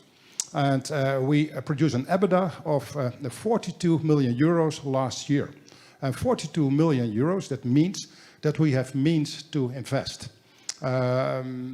So far, we have invested 300 million euros in circular economy, and the next 5 years, we're going to add to that maybe over 400 million euros. And we don't have to go back to the shareholders, but we go to the banks, and the banks, they support our business models, and that's a really great thing to do. The last pillar of this slide is the 400 social benefit places. We think that part of the circular economy is also the people who are maybe less connected to the labor market, that their talents are also used. And we do this with second-hand goods shops, where we give people products that are waste for one person, we give that to another one. And I'm really proud that we cover also this aspect of circular economy, and for us it's very important. And you will maybe ask, what are the key factors of our success? And I think that the sharing and the cooperation between the over 100 circular partners, the suppliers, all kind of other partners which are connected to our business model, and together we can achieve what we do. And as Eva-Jan mentioned also, we are very proud that the interest of the Queen Maxima, and she visits us, and it really boosts the energy of all our employees and everybody involved in our business model. And then I go to, and that will be a little shorter, we have realized also an industrial symbiosis. You see in the middle is the Ecopark de Wierde. There's where the household waste is being collected. It's all mixed waste. And we have there a post-waste separation plant. We have a plastic recycling plant, and we have a biogas production plant. And what we do is that we sort the household waste, and the next plant, they take the plastics from that, and they sort the plastics in all the different plastic sorts. And what you see in the left corner is that Morsakov Plastics, for example, is a recycler, is at our premises, and together we built this value chain. And then we said, okay, if we want to improve this value chain, we need also research to it. So that's why we founded also the National Test Center for Circular Plastics, in order just to make sure that all steps in the plastic chain are connected, and that we do a shared research on that. The second point is the biogas production, which is very important for us, for all the organics. We make biogas out of it, and the biogas, they fuel, for example, our trucks. All our trucks are 100% fossil-free due to the gas we produce ourselves. What we also do with the gas is that the waste being provided by the municipalities, we switch it into gas, and the gas is heating all the municipal buildings. So if they don't give us the waste anymore, we don't give them their biogas anymore, so they sit in the cold. So it is always handy to have some trades to do. And I think that's very important. And the rest, as we are connected to the local grid, that also the people from Heerenveen, they are also connected to the local grid, boil their food or their potatoes on the gas we inject in the net. And I think this is really an example how you can synergize, and how you can make circular economy profitable for everyone. And let's remember, we do this for the next generation. So we are really enthusiastic to work on that much harder. And that's my presentation. Thank you. Thank you, John. Very much impressed by your ambition and your vision, and also the 42 million EBITDA, which is, I think, is a great achievement and also proof that it can actually work. Question then immediately pops to mind. I can imagine other waste management companies would also like an EBITDA of 42 million, or at least the 20% that you made. Is it replicable, and to what extent it is replicable? Can you go to Brazil and set up your same plant, or how can we scale this? Yeah. That's really an interesting question. I think in the Netherlands it's possible, but realize that we have built this infrastructure step by step. It's really hard to do this just at once. But my professional interest here in Brazil is how does it work here? And what I learned is that most of the waste here is collected by waste pickers. People don't pay for their waste. So if you see the waste here at the streets, and the streets are cleaned, who is going to pay for that? And if nobody pays for it, it's very hard to build a business model. And the second is, if the ministry, they set actually the regulations and the policy, and if there is no policy and the policy is not enforced, you're not able to build a business model. And I think that's important. It is scalable, but you need to take the local circumstances. Well, you have to pay regard to that. Yes. It will be interesting to connect waste management companies from here to you and to see what can we replicate and what can't we replicate. I think that would be interesting. Maybe Beatrice will also talk about it a bit. Thank you very much. Thank you very much also the panel. Maybe another round of applause for the panel showing real life examples. We're going to the next phase. So please. I would like we saw some examples of circular economy in practice. Now it's time to look at next steps and how to move forward. So in this part, we're going to see some recommendations, and we're also going to see some national and international perspectives to this. So I'd like to invite to the stage Andrew Keys. He will present some key takeouts of the CGR report and also recommendations moving forward, I guess. Thank you, Crane. With the clicker. Yes. Thank you.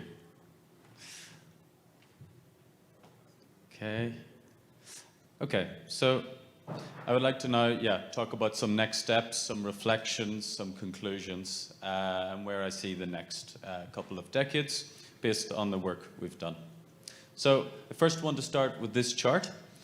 So this shows the material footprint, so the raw material consumption of where we are today, where it needs to be in 2030 based on national goals, so a reduction of 50%, and where it's aspired to be in 2050 to eliminate it. So, and you can see, of course, Friesland must play a role in this national goal, and that's where you see the top bars. And the main takeaway here is that the gap is still huge. So despite doing really well relative to other regions and countries, the gap even of front runners is huge. So I think the material footprint needs to be the core of the circular economy because it's really directly related to the environmental impacts. So all of our other things being looked at, economic, social, and the drivers, it's important that these all indirectly or directly contribute to this goal. So we've heard of so many things going on already, and the governance structure and all of this. So these are going to have enormous effects on trying to meet those 2030 goals and 2050, which are in the near future, especially 2030. So I just want to highlight a few things and the expected impacts we hopefully will see. So these are 4 areas of interest at the moment to the province, to the region.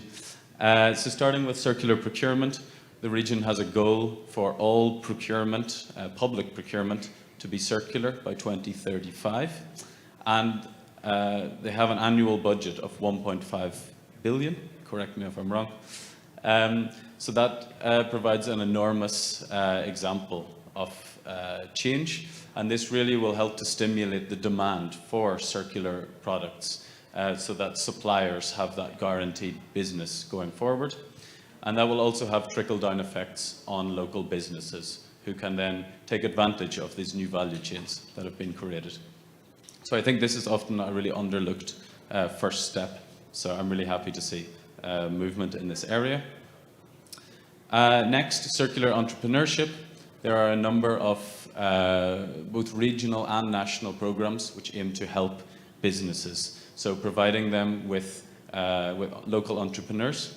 And well, I first must say that most businesses in Friesland are SMEs, so that's really important that the support network amongst them is great. So some of these programs help to provide, explain to them how they can find finance, how can their particular business become more circular. And so I think connecting these programs with as many of the SMEs as possible is going to have an enormous effect also. And it's already happening. So it's as they start to go from pilot scale to wide scale initiatives, then we're really going to start to see the needle move. Thirdly, circular education. So programs such as one called Spark the Movement, which is operated by Circular Friesland. This essentially aims to educate young people about the circular economy, so doing things such as connecting businesses to students and doing projects in order to get them thinking about how can circular innovation really and new business models really help. And I think this is really important because, of course, these goals are long-term, over the next decades. So getting young people thinking about these topics already, so when they go on to study and in the workplace, they have more knowledge and maybe desire to work in this topic. So I think you can also compare this to the general sustainability field. Not long ago, there were very few jobs labeled directly as sustainability or studies. And so hopefully this movement in material focus will also take off to the same extent. And finally, a sectoral focus. So as you saw in some of the presentations earlier, there are a number of sectors which are a focus for the region. So here I want to mention the built environment, which is, I think, the most developed of these programs. And I think this is a really good start because it's the biggest contributor to the material footprint. So this is really the biggest area, the biggest lever for change. So I'm really happy that this is the most developed, and I think that's where we're going to see most of the needle moving towards 2030. And of course, the same ideas and lessons learned from these programs will hopefully follow in the plastics and tourism, water, the other areas to really make a big difference. So as you know, there are so many pilots, some are scaled up, but often they are not. So I think that this scaling transition now is the most important. So this brings me to my final recommendations and conclusions based on the CGR results. So the circularity gap remains large. So for the past 10 years, Circular Friesland has been working really hard and doing really well. And I think the next 10 years need to continue this momentum and really scale up all of this network, which has evolved for 10 years, and really, make sure that all of the businesses, organizations, and municipalities have what they need to close that gap. Oh, animation came in a funny order. Well, the second is that there is already a solid transition program. So continuing, this sort of echoes what I've said, but it takes years to set up this governance structure and this collaboration and this flat way of working, which I think is really beneficial. So continuing to invest in this large network of SMEs. And this is, I think, the most promising point, I would say, the setup of collaboration. Thirdly, the circular economy monitoring is still in its early stages. So this is the first iteration of monitoring that we showed today. But of course, we find that there are several data gaps, and also benchmarking can be improved. So to start benchmarking across other regions all around the world, as well as monitoring on a more annual basis to really understand what's going well, what's not, and how the trends are forming. So I think this is just the start of a much more comprehensive system. Fourthly, I think it's important to build on smart specialization. So there's a couple of examples of this already, such as water technology, which has really world-leading research in water technology. And I think setting up several of these in particular areas is really beneficial to the local businesses so that they can really capitalize on it, but also exporting this knowledge and technology to regions all around the world, because helping other regions will ultimately help Friesland, because it's a small region, and so these value chains will often need to happen, beyond the borders. So being aligned on this technology and ambition is really advantageous.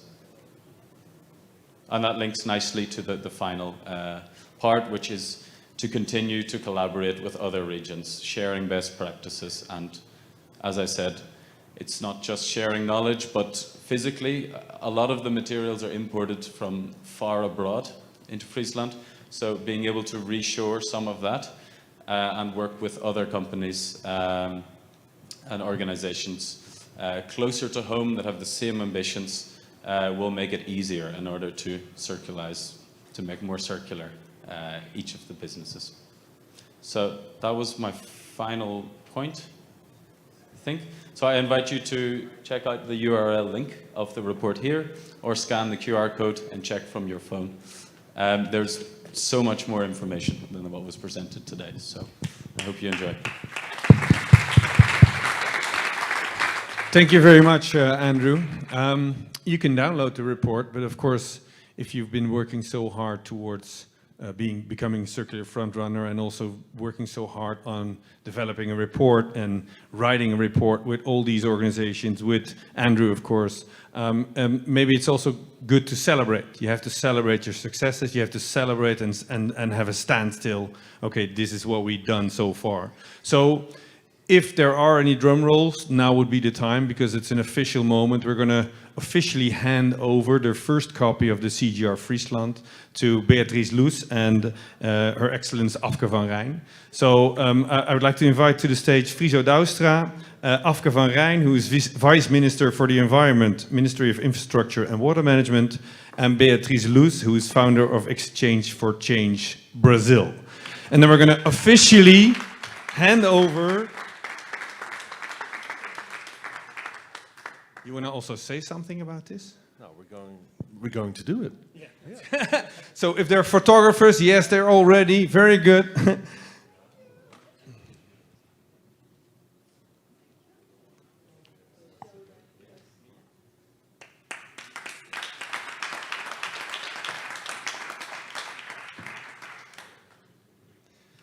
Thank you very much. Well, this was the official handover, and now I will invite Afke van Rijn, as our Vice Minister, and also Beatrice Loes to reflect a bit on this, both from a national perspective and also an international perspective, but first the national perspective, I guess. Her Excellence Afke van Rijn is involved in national policy making on circular economy, and she will reflect to this regional report, I guess. I'll hand over the mic to you. Thank you, and also, Friesland, thank you very much for organizing this session. I think it's great to have a lot of people looking in the inspiring example you show as Friesland. I mean, making such a circularity gap report, just as you said, it's an inspiration. And I thought it was also very great to hear all the examples just mentioned. It shows the many things you do as Friesland. For us, Friesland is a very important region. When you look at the circular economy, I start with circular economy as such, and later on I'll go into the report. You're really setting an example, and you're really taking circular economy steps further. And we appreciate it very much as a national government as well. Because as a national government, you need the regions. Regions are key when you want to bring circular economy further. We make national policy. I mean, John mentioned it, it's essential that we make legislation, you said. And, but then the national policies, regions are the ones that make them work. Regions are the ones that combine the local economy, the labor market, etc. So we need the regions, and so it's very important for us as a national government to really have a good cooperation with our different regions. And we see Friesland certainly as one of the regions that really, also in the Netherlands, is one of the front runners. We saw it also 2 months ago. We organized the National Conference on Circular Economy together in the city of Leeuwarden, and that was also a very inspiring place to be. And with a lot of people, because circular economy, we always say, I mean, we have to go towards a circular economy. So, and you need frontrunners to go there. And that's also why such a circularity gap report is very, very important, because it gives you insights. It's a 10 years, I understood, story. I still have to read it. You just said to me it's very worthwhile, so I'll certainly read it. But it gives you a lot of insights on the successful factors, but also on where you can improve. And that's great, you need it. And one of the things I think Friesland is very well is the triple helix. So your cooperation you have inside your region, and the examples you mentioned showed it. So the cooperation between government, the local government, so both province and the municipalities, and the knowledge institutes and the industry, it really shows what you can do. And you see things can be done, and that's great.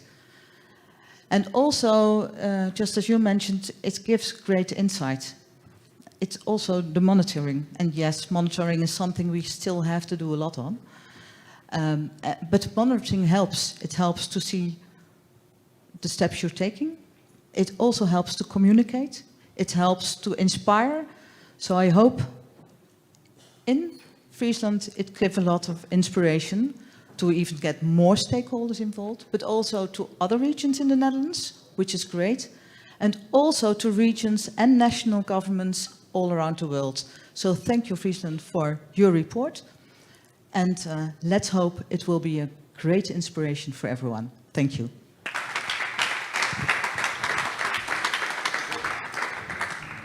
Thank you very much, Afke. Sorry. Well, let's move to a more international perspective to this all. With us is Beatriz Luiz. She's been leading the push to more circularity in Brazil for over 10 years. So at the time Friesland started with their ambition, Beatriz started with her project here in Brazil. And it's nice to understand how can we translate this regional approach, or to what extent. We've been talking about this a lot.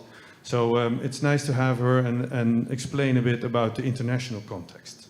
Beatrice, go ahead. Wow, thank you very much. I'm very, very happy to be here. In fact, I feel very privileged because this brings me back to 2016 when I was first invited by the Dutch government, the consulate in Rio, to attend the Netherlands as a circular hotspot event.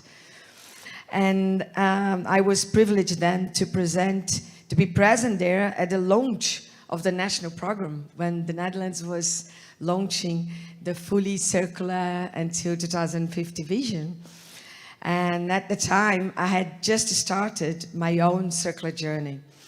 And it surprised me that there were more than 100 representatives from different countries. And in Europe and in the Netherlands, most of the participants were from the government and industry category. And from Latin America, most of the people were from innovation department, research.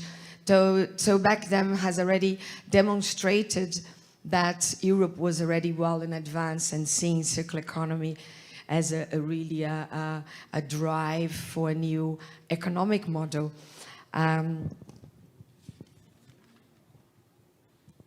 So it was really amazing to see how the vision for circularity was already there.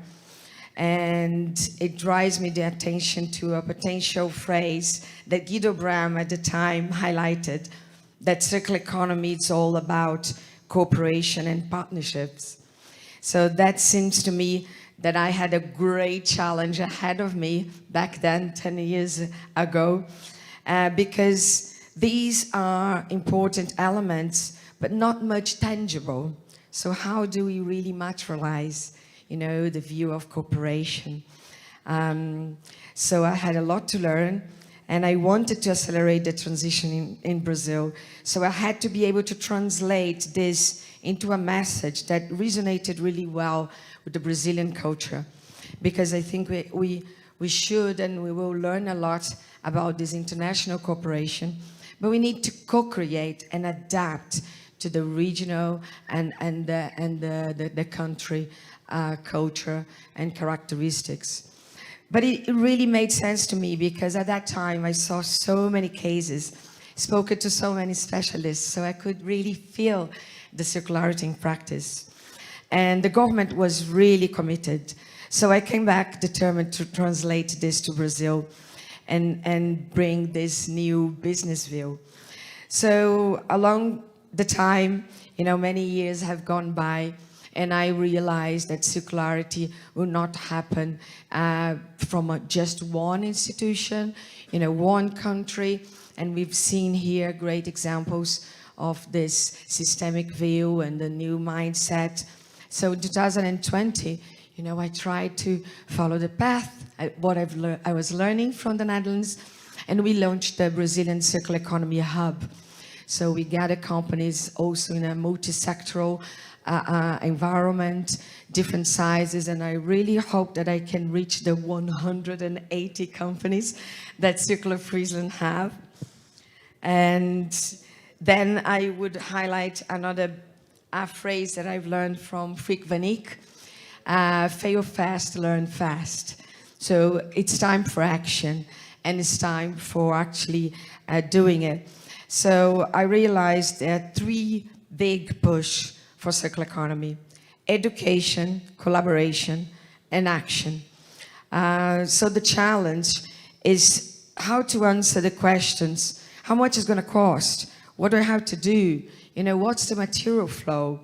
And then I think I will share, after all these 5 years here in Brazil with the Brazilian Circular Economy Hub, the 3 key points that resonates really well with what we have just seen. The first highlight is we need a common agenda. If you are not able to create this common view among all the companies, bring a public and private approach, and I'm really happy to see that this discussion is bringing Pernambuco on board. We were there in November doing the Brazilian Circular Economy Hotspot, which was also a reference to the Holland Circular Hotspot. And I would like to thank, you know, the representatives from the government, from SUAPE. João Amaral, thank you for having me here. This whole discussion started there. And now we've got a commitment, a vision in the region to move forward. So this is our common agenda. And the second highlight is that it's all about data and people. And we talked a lot here about data, and which is the people that are behind the scenes, they are driving force to this. And the third point, we need to redefine roles and responsibilities. And I think on that point, I say that it's great to have this report because it's the right moment for Brazil as well. Now we have the national circular economy strategy, and I've been privileged also to be there together with the national government, driving the force and then putting together an action plan, which was launched here a day ago during the World Circular Economy Forum. So I will get this report, I will read thoroughly, I will bring to Pernambuco and to Brazil, and hopefully we can generate a lot of learnings and move forward, because as Europe cannot go by themselves to generate a global circular economy. So we need to be on board, and Latin America is ready, Brazil is ready, and let's go circular. Thank you very much. Thank you very much, Beatrice. Very good to hear your international perspective, and also that, I mean, a lot of things are similar. But it's just, we need to do it together, education, all these 3 points that you mentioned. So it's great to hear that on the one hand, there's a lot of stuff to do, but on the other hand, it also is very similar. We face the same problem, so as long as we hold hands together, that would be great. And just one more thing, we launched also the Brazil State of Circularity. So really, really based and inspired by circular economy and the Circularity Gap Report. So it's also free for you to download. And the learnings and the 7 guidelines that we've set up is very similar. So I'm really looking forward to continue this exchange and building the next 10 years together. Very good, very good. Thank you again. So, I have one more speaker note. So we're closing to the end of this session, and I promised you a surprise. So we're going to live up to that promise and show a surprise. And it is very much to do with what Beatrice just presented. We should work together. We should try to learn from each other. We should try to inspire each other. And I'd like to invite, before I take away all his talking points, Eva-Jan van Nijen to the stage to present this surprise. Yeah. Beatrice, please realize you were a big inspiration for us, vice versa. Yes. Applause for Beatrice, please. Yeah. And Krijn, like I said earlier in this session, we believe this regional CGR will become a blueprint for other regions worldwide, speaking about collaboration. And we thought it would be wise. We thought it would be wise just to get started with 8 to 10 regions worldwide this very week, and have a go collaborating on this blueprint, supported by circular economy. That will be very exciting. And the name of the collaboration, PAPAPA, is the Circular Alliance of Regions, abbreviated as CARE. Beautiful. And therefore we have reached out to regions which are frontrunners already to form the first group. There will be more. And luckily they have said yes. So we're very happy. Can we have the names, please? Yes. Beam Circular in California, USA. They're very happy to join. Bega Circular Valley on the east side of Australia. Vlaanderen Circulaire, our neighbor, in Belgium. London, United Kingdom. Navarra Circulaire in Spain. Région Normandie in France. Circular Pirkanmaa, Finland. And Zero Waste Scotland with Iron Gulland, United Kingdom. And of course Circular Friesland in the Netherlands. And Circular Economy as the supporting partner for CARE. Wow. So this is a big moment. We are proud to present the start of CARE. Next slide, please.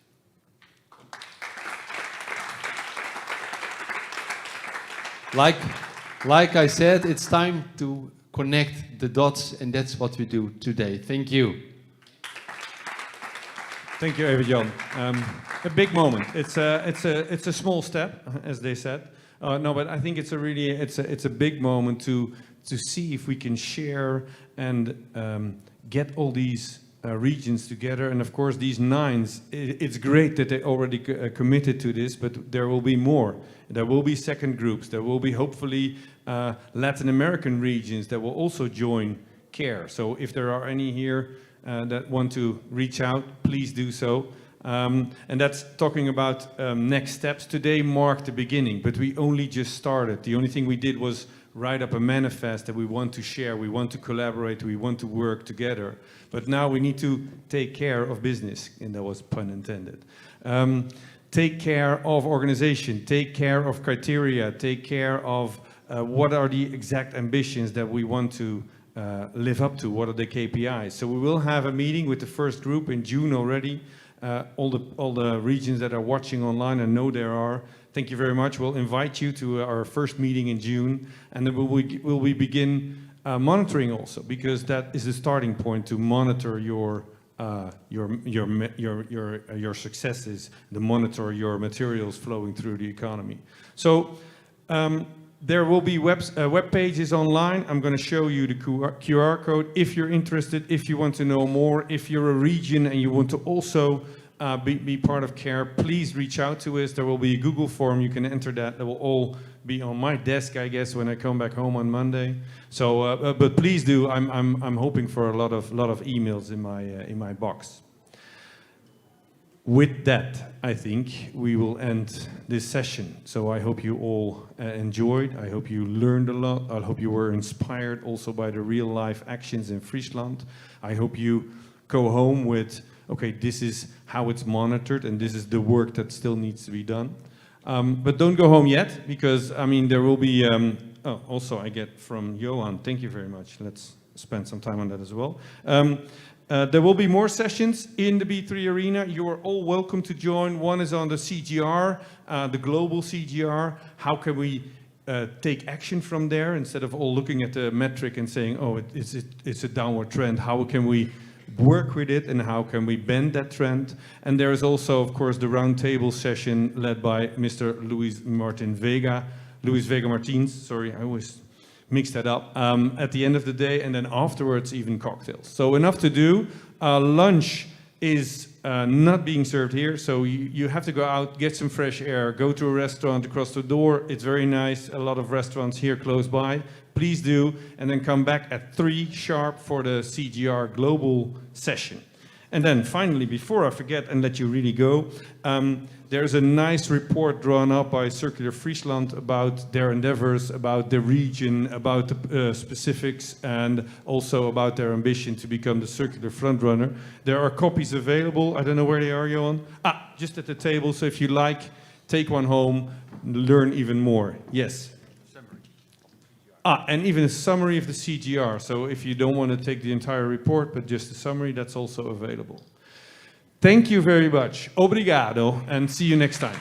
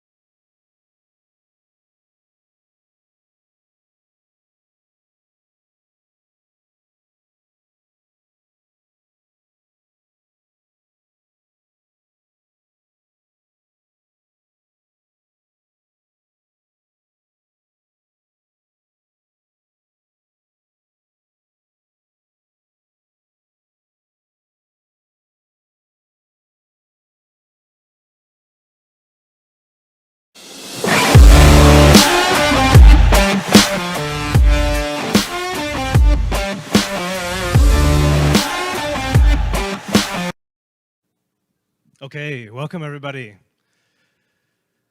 Welcome everybody online and everybody here in the audience. It's great to have you here at the B3 Arena, a really beautiful venue at the heart, the historical center of Sao Paulo. We're here to build on the Circularity Gap Report 2025 launch that we did on Tuesday at the World Circular Economy Forum. We have a whole dedicated session now really to dive in a little bit more deeper into the findings of the report, but then also the dashboard itself, the CGR dashboard we're really excited to launch. So a big part of this year's report was really around monitoring. Of course, we introduced that the new circularity gap metric was 6.9%. It is a trend that is falling down every year. And one of the big impetuses for this year's report was really to dig behind that metric, really show what's happening in the world. Why is the global economy declining in terms of circularity, and more importantly, what we can do about it. This whole session is a deep dive into that. So we're really going to deep dive into the report. My colleague is going to give a really great presentation about the history of where we've come from the Circularity Gap Report, this year's results, but then importantly, really what we need to do from our perspective. I'm very excited to then introduce a panel that we've also had at the launch of the Gap Report. We will really discuss, I think, some of the key challenges and also some of the actions that we need to do together to turn this metric around.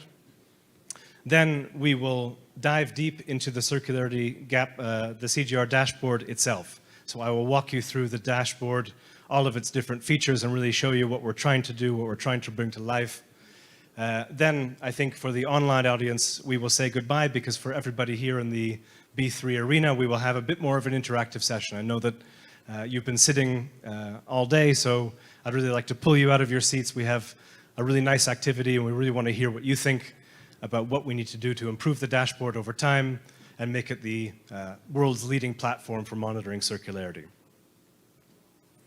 So without any further ado, I think I will hand it on to my colleague Álvaro Conde. He is the lead author of this year's report, and in fact the lead author of many reports. So he's extremely knowledgeable about the work that we've done, the journey that we've come on, and the results that we have today. So Álvaro, please join me on the stage.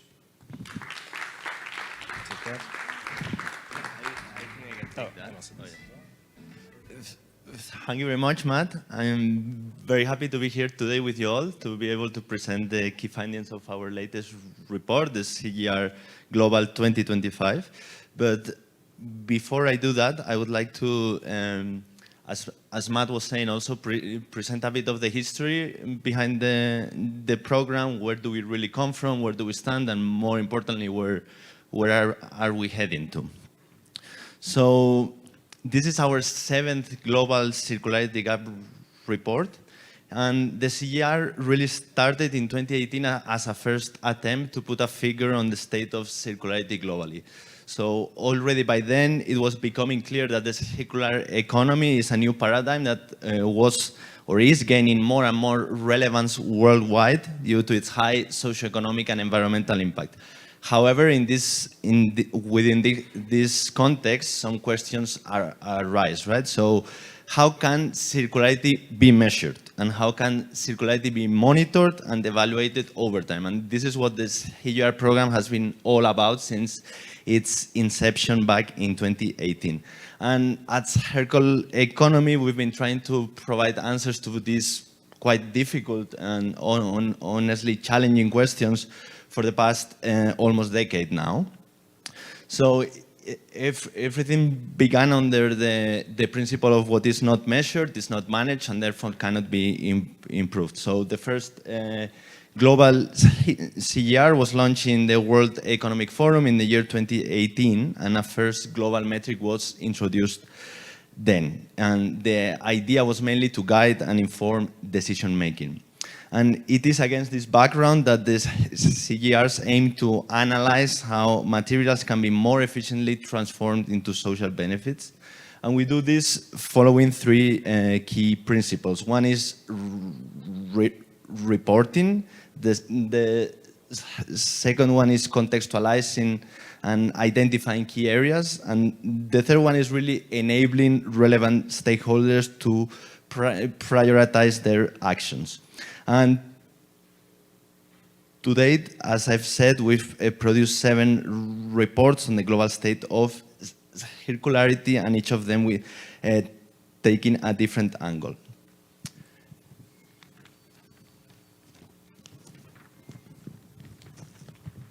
However, across these reports also what we can see is a trend that is not always all together promising.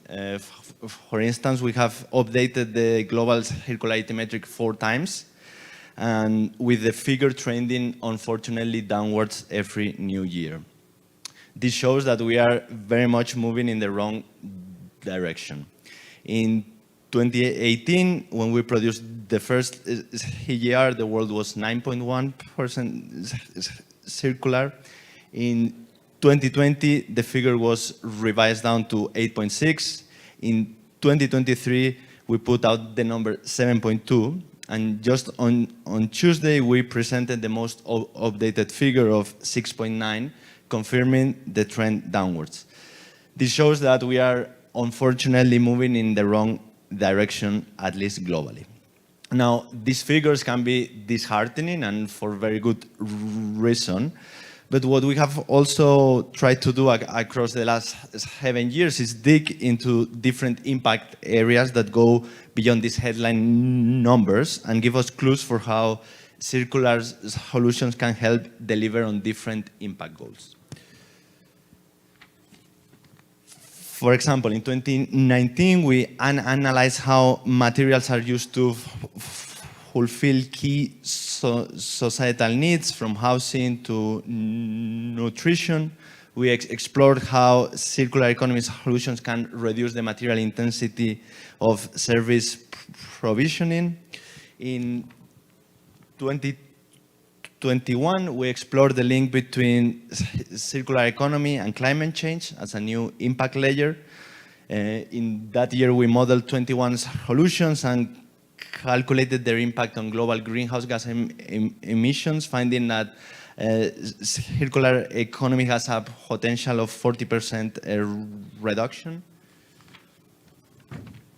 In the following year, in 2023, we added the planetary boundaries as a new impact layer and focused on 4 key systems to calculate the potential of the circular economy to reverse the ecological overshoot. And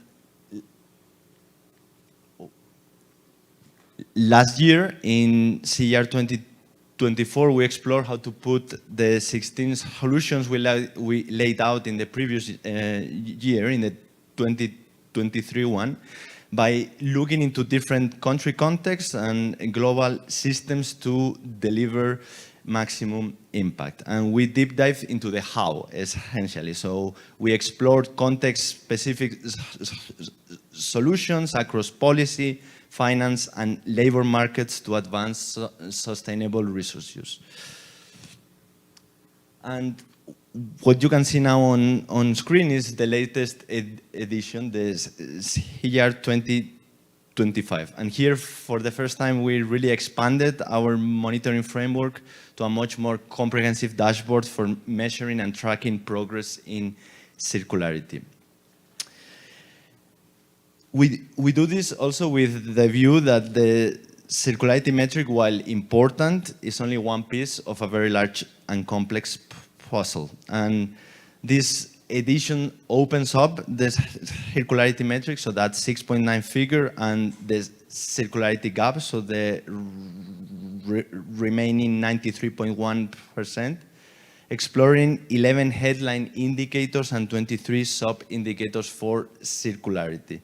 And it quantifies how materials flow in and out of the global economy and clarify how various levers can be pulled to boost circularity.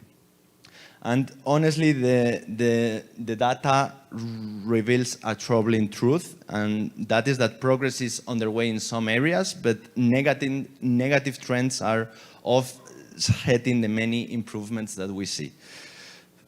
For example, secondary material use has increased in absolute terms, so from 7.1 billion tons in 2018 to 7.3 in 2021, but the circularity metric continues to fall due to the rapid growth in material extraction across the board.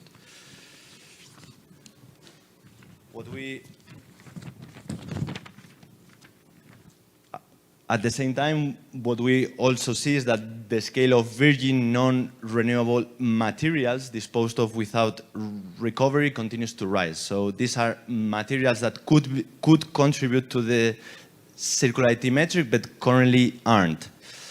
And what we also see is that the absolute scale of biomass extraction, fossil fuel use, and net additions to stocks have all risen between 2018 and 2021. Despite rates remaining relatively stable. Although some targets are in place, such as caps on greenhouse gas emissions and targets for land protection, we need concerted action from businesses and others to cut material use. Currently, and this is the very sad truth, we are not on track to meet a single indicator explored in this report. What we also see is that there are some key challenges that must be addressed. Okay, so what are we missing? I just want to share very briefly with you 3 key things. The first one is targets. What we see is that the governments and businesses across the world are clearly interested in setting material use targets, circularity targets. For example, countries representing 1/3 of global GDP have already done so. However, on the other hand, what we also see is that policymakers and businesses still don't have access to consolidated scientific guidance for target setting. Secondly is data. There is still a very strong lack of consolidated reporting of material flows data, and particularly waste data. Also, current databases offer very limited opportunities to ask questions about how the data is produced, updated, or applied. This very much hinders the global circular economy monitoring effort. Thirdly, incentives. So despite global agreements on aligning financial flows with low carbon and nature positive solutions, current economic incentives largely favor the unsustainable production and consumption of materials. We see this, for example, in the form of harmful subsidies for fossil fuel use or for unsustainable forms of agriculture. And we also see that not enough progress has been made on phasing out these subsidies despite decades of discussion. So this begs the question, what can we do? And how can we meaningfully move the needle in the right direction? And I just wanted to share with you 4 key building blocks or 4 key missions. The first one is we need better orientation. So we need, through material consumption targets and related scientific guidance, we need a net zero for materials. This currently doesn't exist. It's important to acknowledge that such targets are an effective way of enabling the achievement of national ambitions, just like we have seen with the net zero emissions goal and how this has enabled joint progress on climate change. The second mission is on better measurement. So we need, even though there has been a lot of work done, we still need better indicators that capture the ability of provisioning systems to provide human well-being in material efficient ways. And we still need harmonized and consolidated frameworks as well as regular data collection. Thirdly, and crucially, we need better economic incentives. So through policy and fiscal changes that help internalize environmental and social impacts of material extraction, and that prices reflect this. So we need targeted policies and fiscal reforms that accurately reflect this in material prices. And finally, but also most crucially, in order to facilitate and enable these missions, we need better transparency and we need more transparency. And here, an idea is, for example, through an international materials agency, just like we have an international energy agency, or we have different UN bodies dedicated to different aspects. We do need one that is focused on resource circularity and resource management. And also the idea is that this agency could help manage the innovations needed for circular and sustainable resource management. And the CGR dashboard is very much linked with all of these key building blocks, and it aims to fill in some of the major gaps to address the key challenges that CE is facing. Thank you very much. Awesome. Thank you very much, Alvaro. That was a great presentation. I think it really shows the journey of kind of where we've come from, obviously starting out with one number, really to draw attention and focus, but also a sense of urgency, and obviously really demonstrating along the years the various impacts, the benefits, the opportunities that circular economy can bring. But I think what we're left with here, and I think actually what I see when I look at this, is quite a complicated picture. I think obviously on our side, we're very excited to really unlock a lot of the data that we've been working with and really put that out there in a much more accessible form. But I think when I look at this image, I see the need for multiple stakeholders, multiple actors, multiple leaders, really to begin to come together and make a lot of this stuff happen. I think maybe that's actually a good setup for the next part. I would love to host a bit of a panel, actually inviting back two people that were very important in the launch of the CGR just 2 days ago. I will start off with inviting Cecilia Dalacqua. She's a partner in Deloitte Spain, obviously leading a lot of work with businesses in Spain, in Europe, and around the world. Christian Spano is the director of circularity at Valley-Based Metals. Again, quite a visionary. Wherever you'd like to sit down is great. In terms of really thinking from a extractive industry to much more of a circular model. So I think lots to dive into there, especially around data gaps and how do we make that transition happen. Finally, last but not least, Mr. Evert-Jan van Nijen. He's the director of Vereniging Circulair Friesland. Earlier today, here at the B3, we launched the Circularity Gap Report for Friesland, where we also introduced a ton of really great metrics, also really showing the way for how regions can begin to monitor. So I'm very excited to be sitting here with you today. I'll plunk myself down here on the end.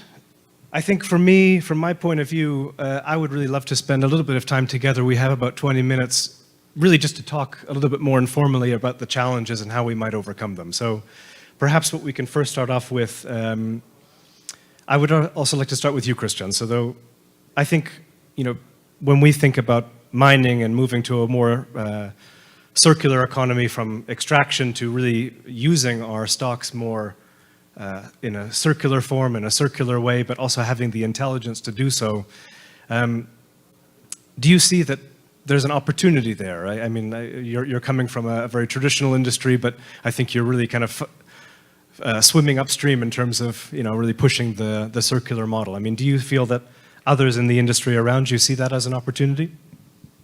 We see it as an opportunity. Sorry, can you hear me? Can you hear me? There you go. A little bit of suspense there. Yeah, we see a big opportunity from a business point of view. It's a fantastic opportunity, and I was thinking. How can we define winning in this space? No, so regardless of what model you use, linear, circular, whatever, I think as humanity we win if we have all the energy renewable, if all the materials are recovered and all the land has regenerative capacity, no? And the beauty of the circular economy is that it offers a model that achieves that, no? And so I think where we have failed is to explain how the circular economy can deliver better profits to companies. We run too quickly into recycling, no? There are many different models that could actually be more profitable, more attractive for the customer, for the company. We need to explore that much more. That applies to mining too. And it's another point, when we think about mining, we think that there is a transition to recycling, no? The way we see it is that in the next 50 to 100 years, if we want to be net zero, we will need a lot of copper, nickel, cobalt, and steel, and aluminum, no? So the key question here is, the real question here is, back to the results of your report, how do we build those stocks in that infrastructure, in the electric vehicles, in the batteries, in the way that it's designed to be recovered in a circular fashion? So if any primary that comes out of nature goes into stock that is designed that way, we are winning. Now the other element is mining touches on land. So how we mine matters a lot. So if we can step back and think about mining as a way that can actually drive businesses that capture carbon, use waste for value, and it's a portfolio linked up with many types of resources, that at the end you may have no more copper at the end, but you have a number of regenerative business that keep going forever.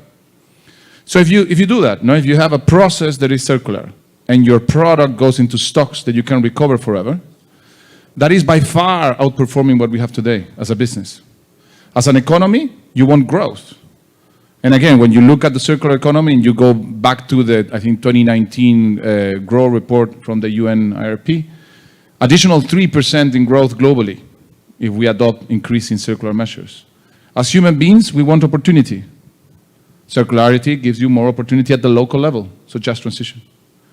So I think the answer is yes, there is a huge amount of opportunity, and the only thing that is stopping us is our brain. Emotionally, we all come here and say, yes, we want to do it. We really want to do it. And we go back to recycling. We go back to the same things that we have done before. We really need a shock therapy in our brain. Let's think differently. I know you do. I think you really are quite a visionary actor in this space. But maybe I would also want to hear, Cecilia, from your perspective. I mean, you speak to every day a variety of businesses across various value chains. I mean, what's your sense? I mean, do you also sense that the businesses at large see this as an opportunity, or do you still think that there's a case to be made? Thank you.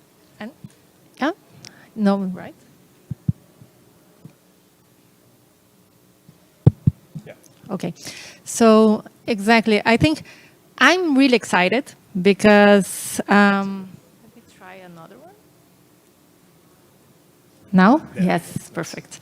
So I'm really excited because for the last years, I've been seeing that circularity is not a buzzword anymore, right? We are seeing that there is really a shift in the landscape in which we see new regulations coming up and companies are really thriving to implement them. So if we put in the European perspective, we have the Eco Design for Sustainable Product regulation, right? That I think is going to really move the needle. We are seeing consumer habits changing as well around circularity, right? Including circular initiatives in their day-to-day and in their decision-making. We are seeing, and I'm really excited, we are seeing how banks are starting to move to this direction as well and financing circular business and circular initiatives. So I'm really excited. However, at the same time, is what Christian was saying, right? Why are they struggling to accelerate this transition? Why they keep on going to recycling and not really changing their business model? And I think here the opportunity is really to shift their focus. Until now, business were oriented to see what were the impacts on ESG across the value chain and focus on decarbonizing the value chain, right? Now they need to change this perspective and look inside and say, okay, what am I doing and how am I doing, right? How am I designing this product in a way that is really circular? How am I going to include new materials, next-gen materials in their products? How I'm going to think about model design, durability, recyclability, repairability. There is a lot of streams. And so I'm seeing there is a lot of opportunities. However, why is it taking so long? I think it's because of measurement, right? It's really hard, as Christian was saying, to quantify the value behind. So if you are not able to say, okay, this brings new revenue, this reduces my cost, this improve my risk management, right? My resilience across the value chain, you cannot create really a business case that is solid to convince all the C-level of the company, right? And have this change of mindset inside the company. So I'm a positive person. I'm excited. There is a lot of business opportunity. I'm seeing that a lot of companies are moving forward. However, there is a need to improve transparency, improve measurement, and really take decisions based on data. Maybe that's a good transition over to Evert Jan, because just a few short hours ago, we spent a good amount of time actually really walking through and introducing various stakeholders, business and policymakers in Friesland, and you guys are genuinely front runners. I mean, there's a lot going on. It also seems very much like the case for circular economy is sold and done within Friesland. So, I mean, how do you see that? I mean, what sort of did it for your stakeholders in Friesland, and maybe also kind of where was that need really being driven from? Thank you, Matthew, for inviting and for your great question. As you know, Friesland is part of the Netherlands, northern Netherlands in Europe. And we believe the regions are the engine rooms of the circular transition. Up to 70–80% the region can deliver in terms of circular transition. And in Friesland we have the Circular Friesland Association, which is driving the transition really. With more than 180 members, more than 100 SMEs, all municipalities and educational institutions are involved. And as you asked, Matthew, we feel urgency to start monitoring, like you said as well, measures based on the original CGR we launched this morning to identify where our region stands and where our opportunities lie and how we can close the gap. And monitoring gives us the opportunity to improve our strategy and sharing best practices with other regions, because the collaboration is very important. You can learn, regions can learn from each other. Maybe then I would flip it back to you, Cecilia, because I think, you know, obviously the kind of work that we do on our Circularity Gap Report is really diving into national level statistics, municipal, regional statistics. This is public data that you know, most governments are really obligated to publish annually. There's increasing data resolution. I think maybe back on the business side, when it comes to how things are measured, standards, it's not always so clear. I mean, every business is going to measure things in their own way, but I know that you're also working on the Global Circularity Protocol. Maybe could you give a sense, I mean, do you sense that the field of monitoring from a business perspective is consolidating around a standard? Yes, and I completely agree with you, right? The Global Gap Report gives a national or regional level. When you go to business, you really need to see the shift of mindset as well in the data. Until 2 years ago or 3 years ago, circularity was measured as kilos of waste that you generate, right? So of course, if you're measuring the kilo of waste, of course you're going to think about recyclability, right? However, when you change this and start analyzing the flow of materials across your organization and really understanding how percentage of the inflow is circular and how is the percentage of outflow is circular, then you can make conscious decisions. Okay, what is the scenario analysis if I change for renewable energy? What are the impacts that I will have on business value, but also in environmental impacts, right? So this is what the Global Circularity Protocol aims, right? Is to give a tool for companies to start understanding their circular flows on the organization, not only the outflows, but really the whole flow of materials across the organization, and making conscious decision on where to innovate, where can we improve, where are the higher gaps, and where is the biggest opportunities behind, right? So with the Global Circularity Protocol is underway. We are happy, really pleased. We also have, and I'm not a lot of regulation, but we also have CCRD on our side, because with the ESR 5, they are also requiring flows of materials to report. So I think there is a changing of mindset around this in the business. However, there is still a long way to go, because it's a change of mindset. They don't know what are the flows of materials in the company. So here is the next challenge that we are going to face. Yeah, maybe I'll throw another twist in that knot. Obviously, that's really speaking from an individual company perspective. And now, so Christian, linking back to you, I mean, we're putting in every year huge amounts. I think this year we measured it to be around 30% of all materials actually just go into long-term stocks, and we have no idea what are in those stocks. I mean, it's from our perspective, it's a data black hole. There's an immense amount of value, and if we can retain that value, that's a core part of circular principles. But I guess, how do you think about that? I mean, from my perspective, I see a lot of initiatives like, material passports or all sorts of kind of digital solutions, but I don't really see that offering a definitive answer. That seems to be a very sort of micro level attempt to begin to describe what's there, but only in very sort of fragmented pieces. I mean, I guess, how do you see that? Because ultimately we do need to know what's in our stocks.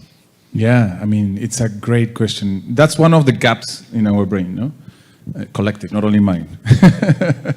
But, I usually have conversations with companies that I know have huge copper mines in their infrastructure.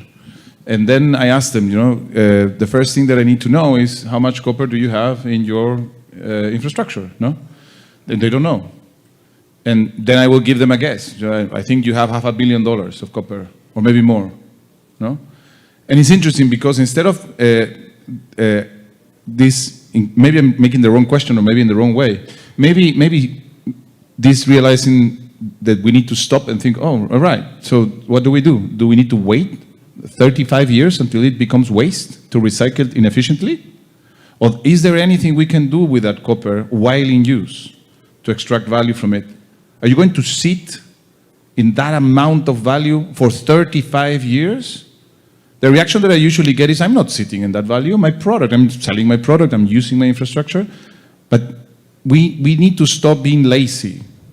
So the model where we are applying is very, very old. It's time to really look at those stocks and think, first of all, how much value there is. We don't know, as you say. Then, where is that value? And then the hard question, which is, what is the business model? And that is a hard question. But if we don't answer it, we will need much more primary to go into infrastructure that is designed to become waste, wait for it to become waste, and then recycle it inefficiently. So that massive box that you have in the middle in the new report is where we need to work. That's the real circle. I'll stop by giving you a number that I don't know why everybody doesn't know it in the circular space. I think it's in your 2019 report. There is one number on the value of stock, and then I look at the footnote, and it comes from 2010. And it is $150 trillion. The actual number, I think, is in euros. $150 trillion is 1.5 times the global economy. That's what we have in value in the stock. Now, I don't know if you know this, but a trillion is 1,000,000 times 1,000,000. And we're just sitting on it.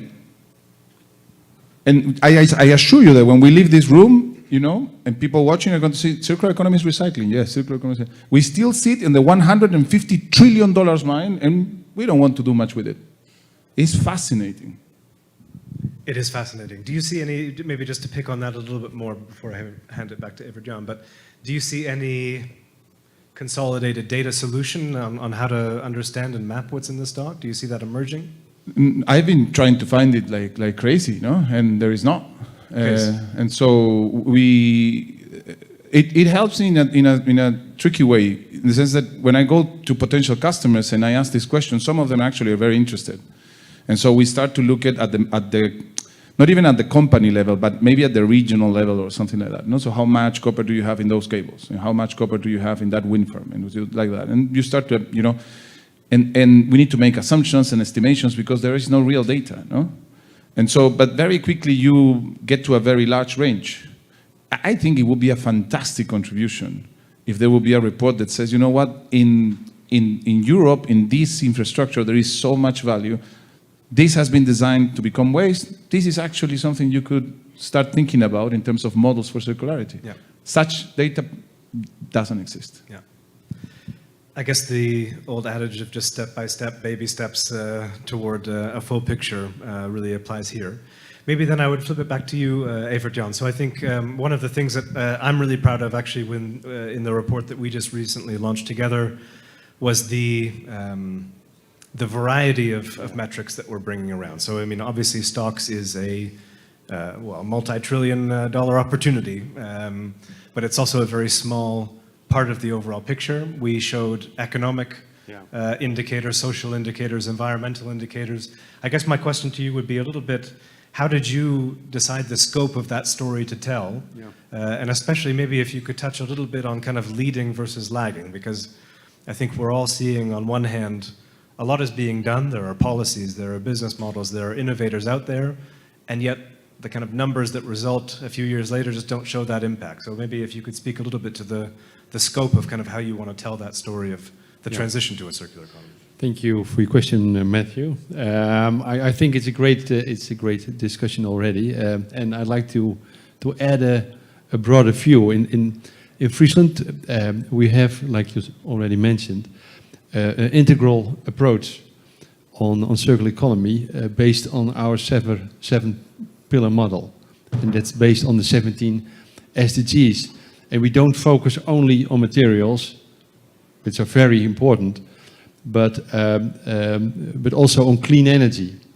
And you can't close a loop without and develop a circular economy without clean energy, clean water, biodiversity, social inclusion. We think in Friesland, human health, and we strive for added value instead of profit. So it's a broader view. And that's the reason, like you say, Matthew, we have chosen for 3 indicators in our scope in the regional Circular Gap Report. And I believe with 16 sub-indicators to have this broader view. And the thing is, our key stakeholders, which are here today, they share the same goal and strategy to close the gap and to future-proof the region with a broader vision. And they were directly involved developing the regional CGR, and they delivered loads of relevant data. And I think this is the strong collaboration in our association. That's a key factor in the way we, in our success in Friesland. Yes. Maybe then I would want to kind of push it a little bit, the conversation a little bit more towards kind of what we need to do. So like, what are the actions that we need to do to improve this picture? Obviously, there is a lot going on. You touched on the Global Circularity Protocol. How can we make it easier for businesses? I mean, I think from our perspective, businesses offer a really valuable contribution in the sense that it's truly bottom-up data coming up, and we can make a picture out of that, rather than or met with the sort of top-down overview that I think we bring with our analysis. But if I were to put it to you, Cecilia, I mean, what would make things easier for businesses today? What could businesses do, or what could we do that would make it easier for businesses to start monitoring? Yeah, I think the first part is demystifying myths, right? We have the feeling or the sensation that circularity is expensive or sustainability is expensive, right? And I like to make the analogy with quality. 10 years ago, 5 years ago, more quality was more expensive. And this nowadays is not, right? Why? Because there was innovation behind. So I really think that the first thing that we need to do is this: innovate. So circularity and sustainability is not more expensive. It's just a more efficient way of doing what you do in a different way.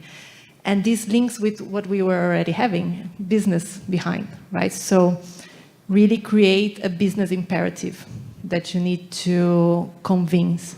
So I have a very big client that he says that if he's not including circularity in their process, in their products, they are not going to be in the market in the 5 next years.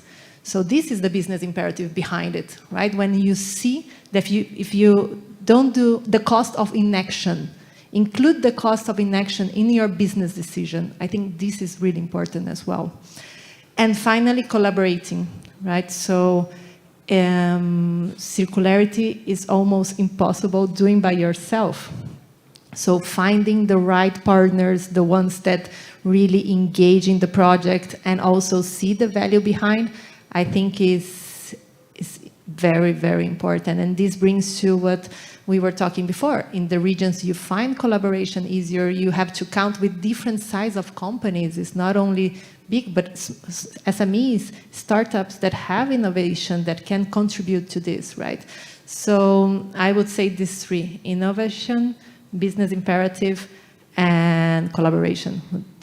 I'm glad that you mentioned collaboration, because I think that was a bit of the takeaway that I took off of Alvaro's presentation, is that, you know, to make this picture happen, it just requires really new forms of collaboration.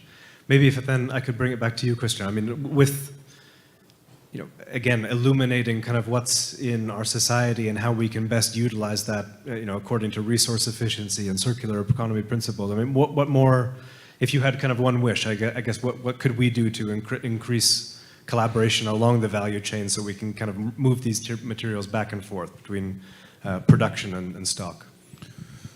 So it's going to sound horrible, you know. Go for it. But I'll say it anyway. There is money to be made.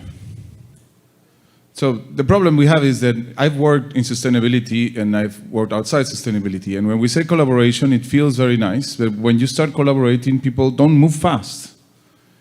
We gather several times, we launch reports, we have drinks, you know, and it's great, you know, we're collaborating.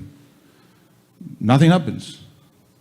The moment you show businesses that there is value to be made, that you can unlock substantial value, not a little bit more value, because this is something new that is very hard.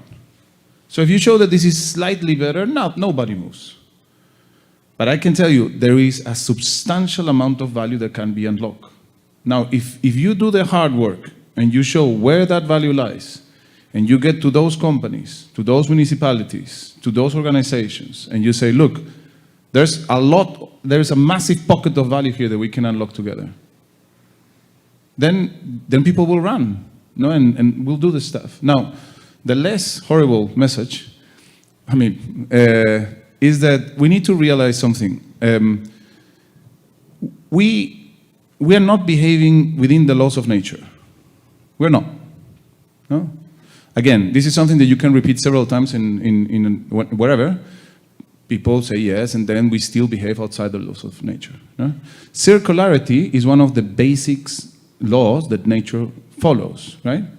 So if we become circular, and there is a pocket of value that a country or a business or a person can tap into, we will be aligned with nature. Less carbon, nature positive, more opportunity. So again, for me, it's a mental block. Let's show where the value is. Let's show what the drivers are, and let's run. If we keep collaborating in the way we have done for the last 25 years, we will have this conversation again next year. That's interesting. Evert-Jan, I'd be very curious to hear what you think about that. Because I think there's a lot of stakeholders working together in Friesland. There's a huge amount of collaboration. I mean, do you also see that there needs to be that conversation around value? Or how are you having that conversation around value to make a lot of these innovations happen? Kom again, met you. I see that there's a lot of Yeah. collaboration and a lot of innovation coming out Yes. of Friesland. Do you also have conversations about real monetary value? I mean, how do you connect things? I saw a really brilliant diagram from Omrin, really not only just looking at waste management, but the whole ecosystem around it that exudes value at every stage, and not just boosting a recycling metric. But do you also see that those conversations around value creation are really crucial across your other stakeholders? Yes, well, I like your analysis and the thing about nature. I mean, it was very nice to hear. I would like to get back to the regional CGR because this morning we had a terrific presentation of Andrew, based on a very good research of your company, Circular Economy. Thanks for that. And what we discovered is we already have quite some good data, for instance, on materials and carbon footprint, for instance, but and jobs as well, and competitiveness. Andrew showed well, quite a high level we have as Friesland in terms of competitiveness. But however, there is a lack on data in terms of circular procurement and circular education. So that is quite challenging. That's interesting because I see there a paradox. When we look at our program on procurement, there is a lot going on. There are a lot of municipalities who are really put a lot of energy in procurement, circular procurement. And SMEs get the chance to deliver their circular solutions, and yet we don't have the data. So we can't see it in our figures. And well, that's interesting, and it's not a problem because this is the first regional gap report we have. So there is a circular gap, but it's also a data gap we see, and it's interesting to fill in these data gaps in the upcoming years. And we'll work on that, and we launched this morning a new collaboration called CARE with 7 other regions worldwide. And I'm convinced that we internationally, on global level, as regions, we can help each other to get a strong view on our strategy and improve our strategy based on data. So I'm very positive about that. Great. Well, I think I started this conversation really a little bit more fluidly, really trying to get us a sense of kind of what are the key challenges. And maybe if I hope I can recap it, but I'd love to kind of focus on 4 things that I think I've heard. I think one, obviously, as you just said, data gaps, resolving data gaps. Also, Christian, I mean, we spent some time really talking about the multi-trillion opportunity around the insights around stocks. So data gaps, I think, being one. Also standards, like I think definition standards. I know that we're also doing a lot of work in the finance world, and even just getting the words right matters so much in terms of aligning investment. So I think that's another one, kind of standards and definitions. At the beginning, we also talked about the opportunity of circularity. I think still making the case for it. I think that was still one, let's say, missing element that I think could still be done stronger. And I think that also I see that a lot in my regular work. But then also I think maybe if I could kind of bring a few things together, I guess how we track progress over time. So there's a lot of stuff being done traditionally, I guess, called leading indicators, so the number of policies, the number of initiatives, but then how does that translate into impact down the line? Would you agree that that's a fair summary? All right.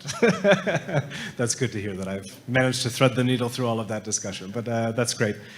Maybe I'd love to move on to the next part, but I would love to give you guys the final word. I think if you were to tell the audience, or if you were to leave the audience with one insight or key message, I would love to give you the floor, maybe just spend a minute. What would that be? Maybe Evert-Jan, I would kick it back to you.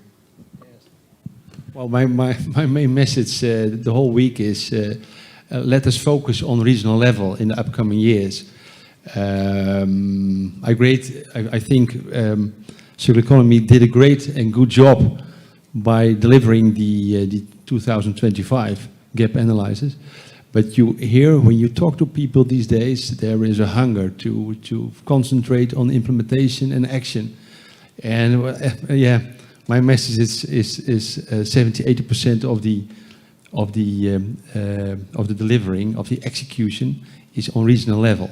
So that's the thing. So I would suggest next year during the WCEF that should be an important point on the agenda. Christian? I just want to say that we are still on time to drive significant change, and I'm thinking about the numbers declining over time. No, we will be very old very quickly, but we still have time to make a change. So let's try to think about what we have done wrong in the past, and let's not do that anymore. And when we think about the future, let's act, make mistakes, learn from them, and keep doing what we need to do to get to that end where we get the value as a country, as a business, as an individual, and that it's informed by increasingly good data, and that is really something that becomes the norm. That when we talk about circularity, it's not something weird that somebody talks about, but it's really understood as the model for businesses, for countries, for people to do better. I would like to build on what Christian said. There is a lot of uncertainty, and sometimes business get blocked, right? Where should I start? My recommendation is start mapping, start understanding what you have, start mapping your flows.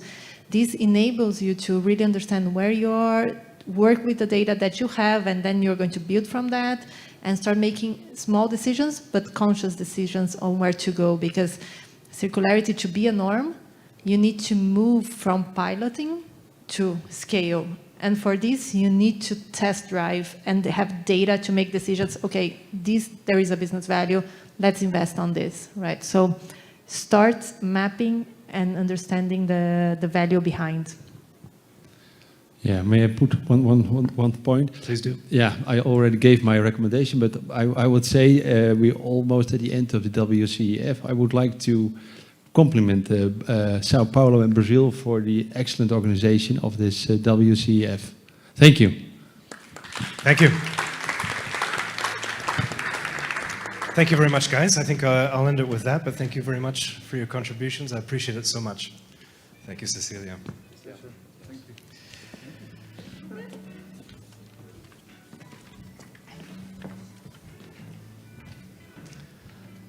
Well, I think that was a really interesting discussion, and again, it touches on, I think, the inherent complexity of circular economy as a topic. There's a lot to do. As I gave a bit of a sneak preview in our CGR launch just 2 days ago, we are extremely proud to put a lot of our data, a lot of our insights into what we're calling the CGR dashboard. I gave a very brief sneak peek. We only had a few minutes to show you a few screenshots on stage, but actually what I'd like to do for the next maybe about 10 minutes is really show you a bit of the contours of what's inside the CGR dashboard, what we're able to do, what kind of data we're able to bring forward, but most importantly, how you can use it. Because I think, obviously, we are kind of bringing data to life, but I think it really comes down to the user on how you use it and how you put it to work and put it into action. So with that, I have a bit of a video that will run, hopefully, in the background for me. There we go. Yeah, so with that, I think this will be just a bit of a sneak preview into what we've created. Now, obviously, Alvaro, you mentioned that we've been working very hard on compiling a picture of global circularity since 2018, and one of the things that we've been doing is monitoring that global metric and how it's been trending downward. Behind that actually is really a ton of data, and a lot of that data sadly just doesn't make it to the report. It's very hard to talk about numbers and bring them into focus and give them their prominence in a single report, but I think that's really what's different about an online website like the CGR dashboard, This is really the biggest database on circularity that exists, that at least I know about.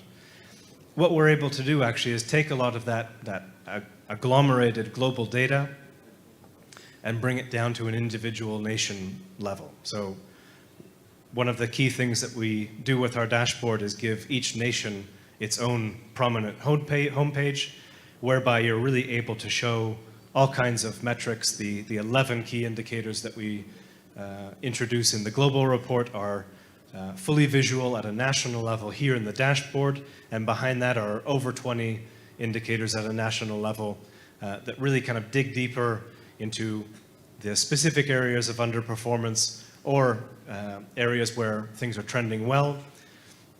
And you're able to really click, explore various different data points, but also data visualizations. We're extremely happy to be able to show you the case of Norway here that you see on the screen. Obviously, one of the key things is the circularity indicator set. That's what you see in the global report this year. As I said, we're able to show that on the national level. We also really try our best to begin to benchmark or show at least where these indicators are trending upwards or downwards, really trying to put them into context. So are these numbers good? Are these numbers bad? We really try to kind of bring that additional context into the picture. Another thing that we show here is the material flows and footprint visualization. So again, looking into the various data visualizations of, as Cecilia was saying, how materials flow through, in this case, a national economy, from extraction to import to the key sectors, the societal needs. We're able to visualize all of those different steps of the value chain, showing how materials flow from in to out. We dive into things like waste treatment, societal needs, key sectors, but also behind each one of those, we're able to show key recommendations and key insights. A lot of the insights and the recommendations that you would see in our traditional report are really expertly woven into the dashboard itself. And it really offers a rich and enduring experience where you can really learn not only how your country is performing, but kind of what we can do about it and what are the areas that we can look to improve. I think maybe the final point on the level of contextualization is the Knowledge Hub, which we've woven into the CGR dashboard. It has well over 4,000 different case studies, both policy and business examples, really showing across the world what are really leading examples of circular economy business models, material substitution, products, service models. A lot of these things can be found really at no further than a click away, and what we really try to do is detail that really at a national level, really tailoring it to each nation specifically. So we're very happy to be launching this dashboard. As you can see just by the brief screenshots that we're showing you here, it really is a rich environment. I think with that, what I would like to do though is click to the next slide. There's a few different sections that are coming through, but I would love to just flip this one up on screen. This is how you can get involved. We are launching it today. With this QR code, you're able to explore it. It's open access. You can sign up. So I would definitely urge you not only to download the full Circularity Gap Report 2025, but also definitely explore the CGR dashboard. One thing that I would say is that even though we're bringing together a ton of data onto the CGR dashboard, we actually really do need your participation. We need you to get involved and help populate this dashboard as well. So the more collaboration that we can to bring this to life, the more rich of an experience it will be, and the more we can actually monitor in a truly granular way in the years to come. So with that, I think what I would like to do then is close with the online session. So please, again, scan the QR code. With the audience here, we will then switch to a bit of a workshop. I know that you've been sitting and very calmly and patiently listening to the great panel discussion and the presentations that we've been doing. But actually one of the key things that we would like to do is really extract your insights So I'd love to get you to stand up and participate in really helping us address the challenges that I mentioned. So data, standards, really showing that circular economy is an opportunity, but also articulating the kind of leading and lagging indicators so that we can really move to a much more sophisticated picture of monitoring. So with that, I'd like to introduce the interactive session. And again, thank you very much for those who've been following us online. We're going to move to a bit of a breakout room here shortly. But thank you very much for those online, and for those of you who are in the audience today. These are the key challenges that I just mentioned during the panel. So I think one would be really kind of making the case for circular economy as an opportunity. Two is tracking progress, again, kind of leading indicators versus lagging. So obviously we know there's a ton of initiatives, policies that are happening today, but they are maybe not necessarily translating into impact down the road. Data gaps is a key one that we heard, both from the perspective of regions, businesses, but also crucially stocks. And I think finally, aligning definitions and standards. There's a lot of definitions even around the term circular economy, let alone how we start talking about different indicators and performance metrics. So these are the four challenges that I'd really like to get your insight on. I'm going to invite you to stand up. The goal of this breakout group session is really to collect your ideas. So we really just want to hear from you. How might we overcome these challenges? So we want to hear your ideas, any and all ideas, but I think always with the goal of really trying to make the CGR dashboard the single place, the one-stop shop to monitor global circularity so that we can really come back next year and in the years to come really showing how the world is improving, how the world is getting better, and maybe where we're not doing so well, so that we can really offer more and more granular insights on what we need to do and how we can turn the situation around. So with that, I'm going to introduce a bit of an activity, and shortly I'll introduce some facilitators that are going to help me out with that. But I'll invite you off your seats in a minute. Basically, what I'd like to do is just a brainstorm. So I'm not going to put you on the spot. I would love to hear your ideas. But in a group, I would invite you to brainstorm around these challenges. Just behind the stage, there are some post-it notes, and I think with the size of the group in the room, feel free to visit each one of these challenges. Don't feel that you're necessarily bound to one or the other, so feel free just to move around. But I think each of the facilitators who I'll introduce in a minute, they're going to write down your ideas, and I hope what we can get to is kind of a sense of what are some key ideas that really need to come through, what are some, let's say, low-hanging fruit that we can tackle today.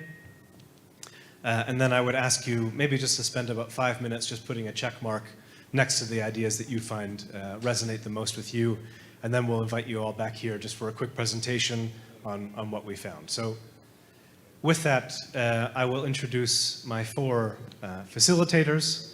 So maybe I can ask you guys just to stand up so the group sees who you are. Group number one will be with Elena, making the case for CE as an opportunity, and you can follow her. Number two, Andrew, who presented CGR Friesland earlier today, around tracking progress, and actually a lot of those indicators are really showing up in the CGR for Friesland. He'll be talking about leading versus lagging indicators. We also have Krijn, who is the facilitator of the CGR Friesland session, focusing on overcoming data gaps. And finally, Alvaro, aligning definitions and standards. So with that, I would invite you to get up out of your seats, take a bit of a breather. I think there's also coffee in the back. There's also some sweets, so feel free to use that as an incentive to get up. But I will jump off the stage now and let you get to it. We're really looking forward to a nice, engaging session. Thank you.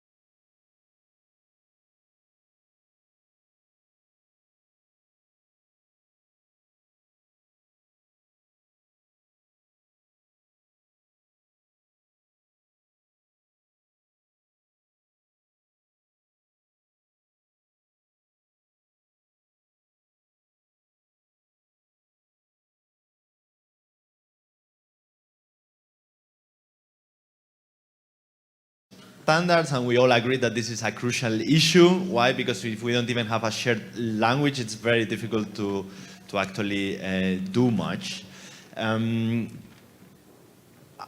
We also acknowledge that there is a big risk of circular washing, so actually having to balance such a complex and broad issue such as circularity with actually things being meaningful and not that malleable that they don't mean anything.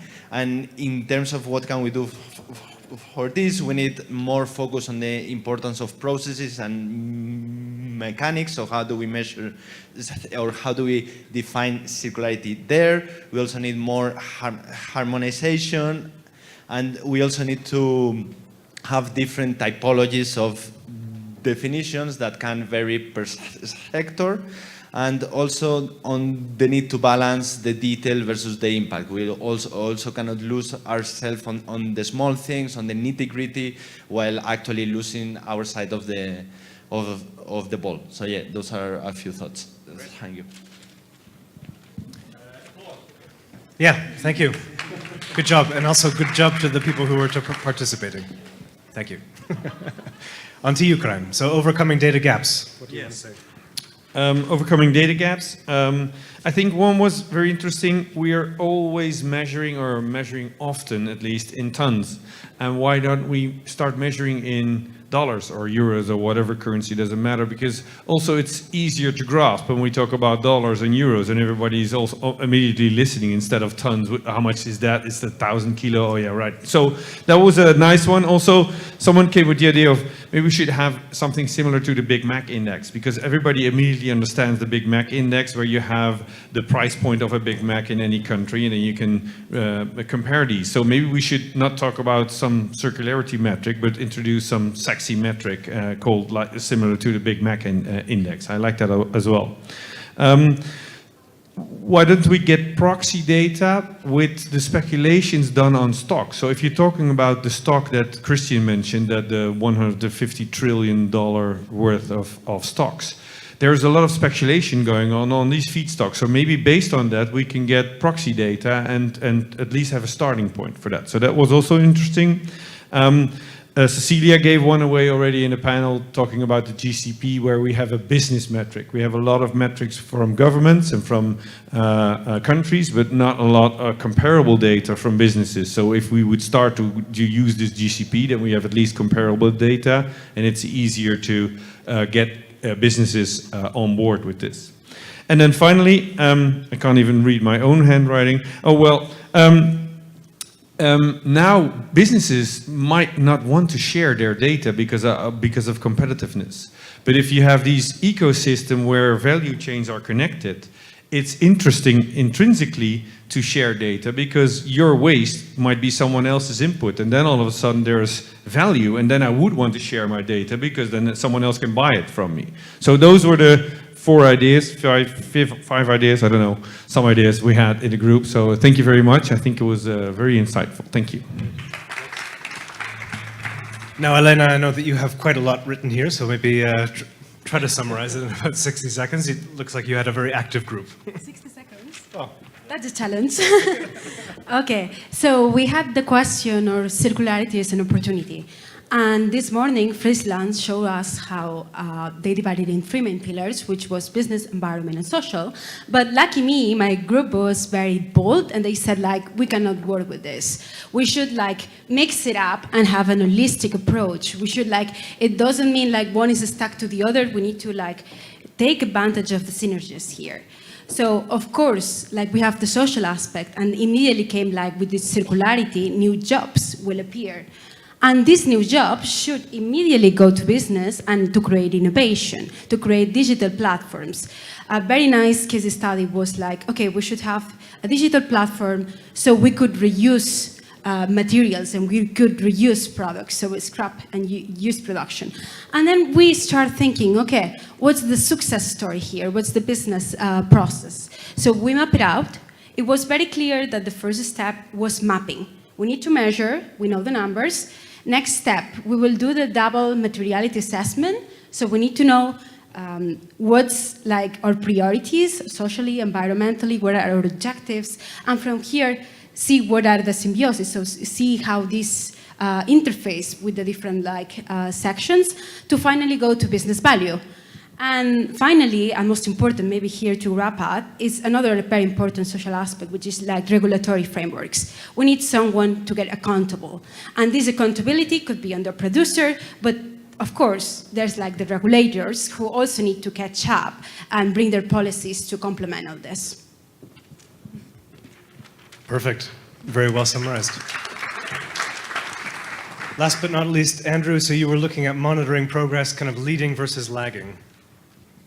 Yes, so, well, we first started with defining some examples of what these are, because it's often not categorized in this way in the circular economy. So we thought of some things for leading, such as investments in the circular economy, training or number of trainings, partnerships, communications, knowledge transfer, policies, level of circular procurement. And for lagging, this is much more highly reported already today. So things like waste sent to landfill, profit, average lifespan of products. And our points were that, so we don't have such a comprehensive strategy group before, but it's not always just about numbers. So it's not just about how big the partnership network is, it's about how well they work together and how active they are. So that's, I guess, a challenge of just counting things quantitatively. And it can be very hard to, you usually just assume a positive correlation. So if you invest more, you get positive results. That's not always the case, and sometimes it's a numbers game. So you have to do training, investments, communication, knowledge transfer, partnerships, all of these things, hoping that, yeah, well, some of this will work. So it's kind of like a sales numbers game, was a thought. Maybe the final point, usually it's easier to think of lagging indicators first. They're more like goals, and then sort of backcasting and saying, what would the leading indicators be? What can we do today? So that's where we landed. Thank you. Awesome. Thanks, everybody. Thank you for the participation. We really appreciate it. Well, thanks, guys. Feel free to exit stage left. Great. I think we're just about on time, so I'm going to wrap it up. Thank you once again. I wanted to inject a little bit of participatory action in order to mix it up a little bit, so thank you very much for taking that time. Look, I think the way that we'll use this is in the development of the dashboard in next steps. So we are really dedicated in making this the best one-stop shop for measuring circularity. We are starting today by measuring national level data, and soon we'll be very excited to start to bring on regional, city, and value chain data. All of that to come. So I think these insights are going to be really instrumental in terms of that product development roadmap. For now, I would encourage you to scan the QR code, get involved, sign up for the CGR dashboard. Also, for those here, there's also a pamphlet that you can take with you. Feel free to pick that up as you're leaving. I can't promise you, I think I lured some of you back here with the promise of drinks. I can't promise that just yet, but we do have a break.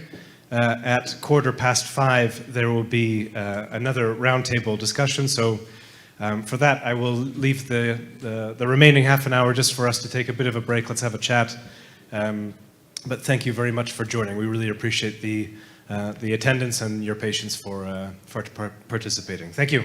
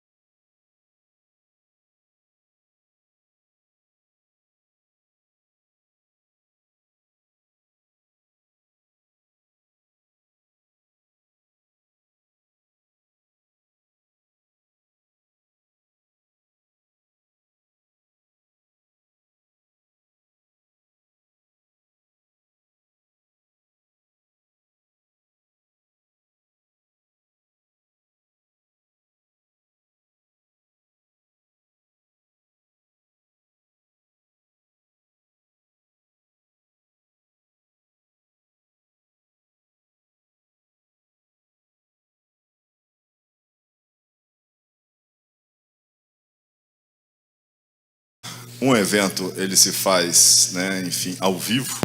Since an event is we do on live and we can always bring protocol and we can bring Q novelties. I like to do a provocation. And since we're in Brazil and we're doing a circularity event, that we can also do like we've done, like we've seen so far. And we've seen in many cases of international and national events of circular economy. We're going to call to almost a long pitch green mining. Green mining was founded by Rodrigo Oliveira, and today he accumulates the function of CEO in green mining. And he received recently a Top Innovator Award in the Economic World Forum and in Davos, so he has his international preparation. So without further ado, I'd like to invite Rodrigo to tell us a little bit about the green mining case. Então, Rodrigo, compartilhe conosco o seu caso de green mining. Obrigado, prazer tê-lo conosco. Obrigado, João, muito obrigado. Em inglês é melhor, o português?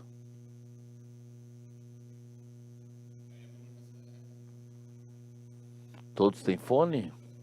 Ok, então vamos em inglês.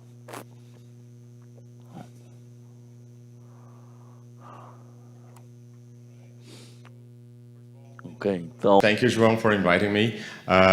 As he said, my name is Rodrigo Oliveira. I'm the CEO and co-founder of Green Mining. Green Mining is a startup of reverse logistics. We've been doing reverse logistics in Brazil since 2018.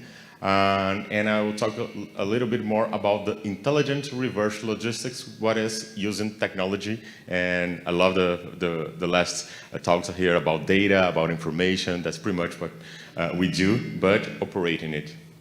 So first of all, we all know that when we say we're going to throw something away and look at our little big blue planet, the fact is there is no away.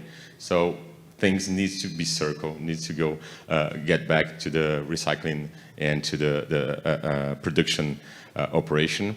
And first of all, it's always good to understand our reality here in Brazil. We are talking about two main problems when we're talking about waste.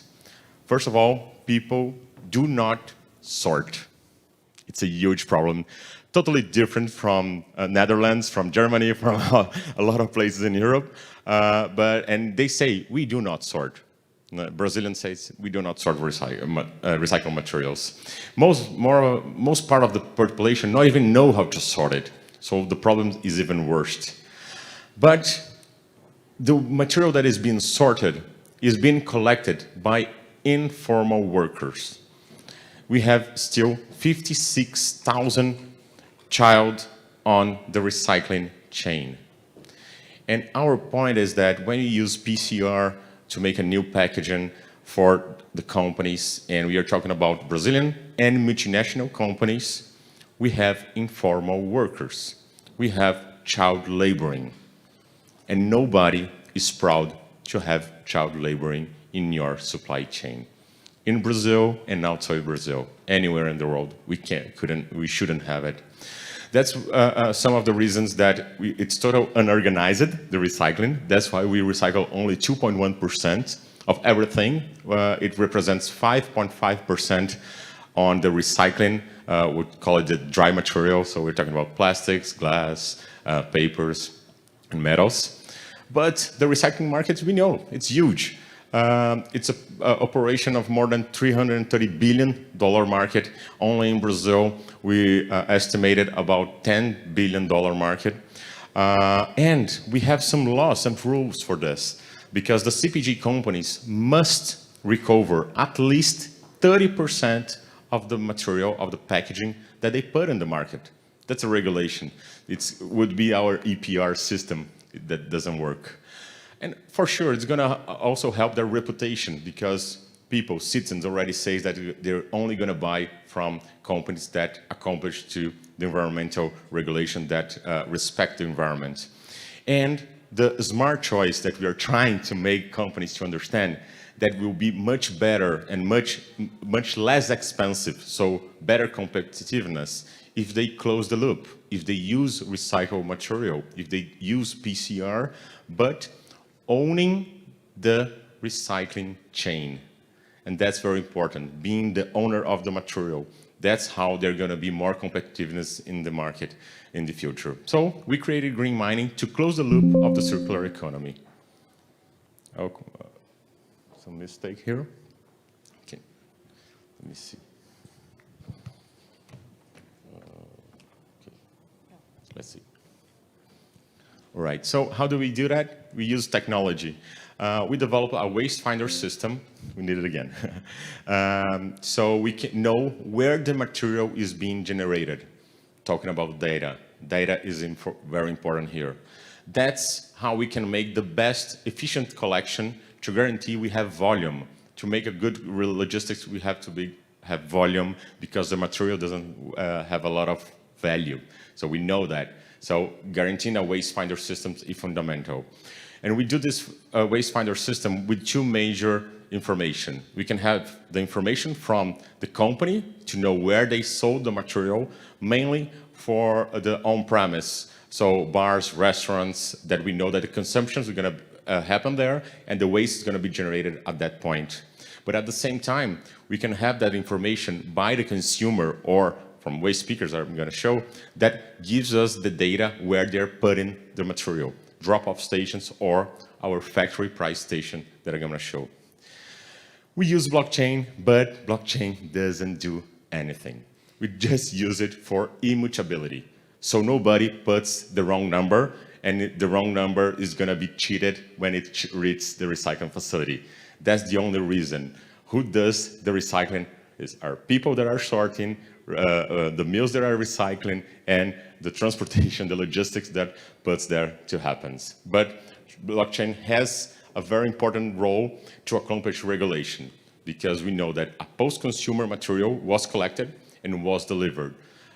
Today in Brazil, we use credit of reverse logistics, and it's estimated that 80% are fake due to wrong traceability. They are using industrial waste for in place of post-consumer waste, and they are using collection from the municipality, while the reverse logistics in Brazil, by rule, should be done by CPG companies, not municipalities. So this is pretty much what happened. We have data and know where the material is being generated, so we can go to the big places where a lot of material is, where we can have a food truck to bring it back. And this is like the São Paulo, that we know where the material is. And for us, social impact is key. So we guarantee that we are empowering waste pickers with two main ways. First, we hire waste pickers. They are the one that knows the material that has value, how to collect the material, and actually they already work with that. They're kind of use it, unfortunately, to put the hands on the waste of us, of every other people. It's not so good. It doesn't smell good, but they had to do that. So we hire them and we contract them with labor contracts to guarantee they have 100% compliance. So, but to make a real turnaround, we developed in a B2C operation this way of thinking, talking about incentives, education, and availability. It needs to be easy to engage on recycling, but they need incentive. Without incentive, we recycle 2%. We need incentive so people can engage on that.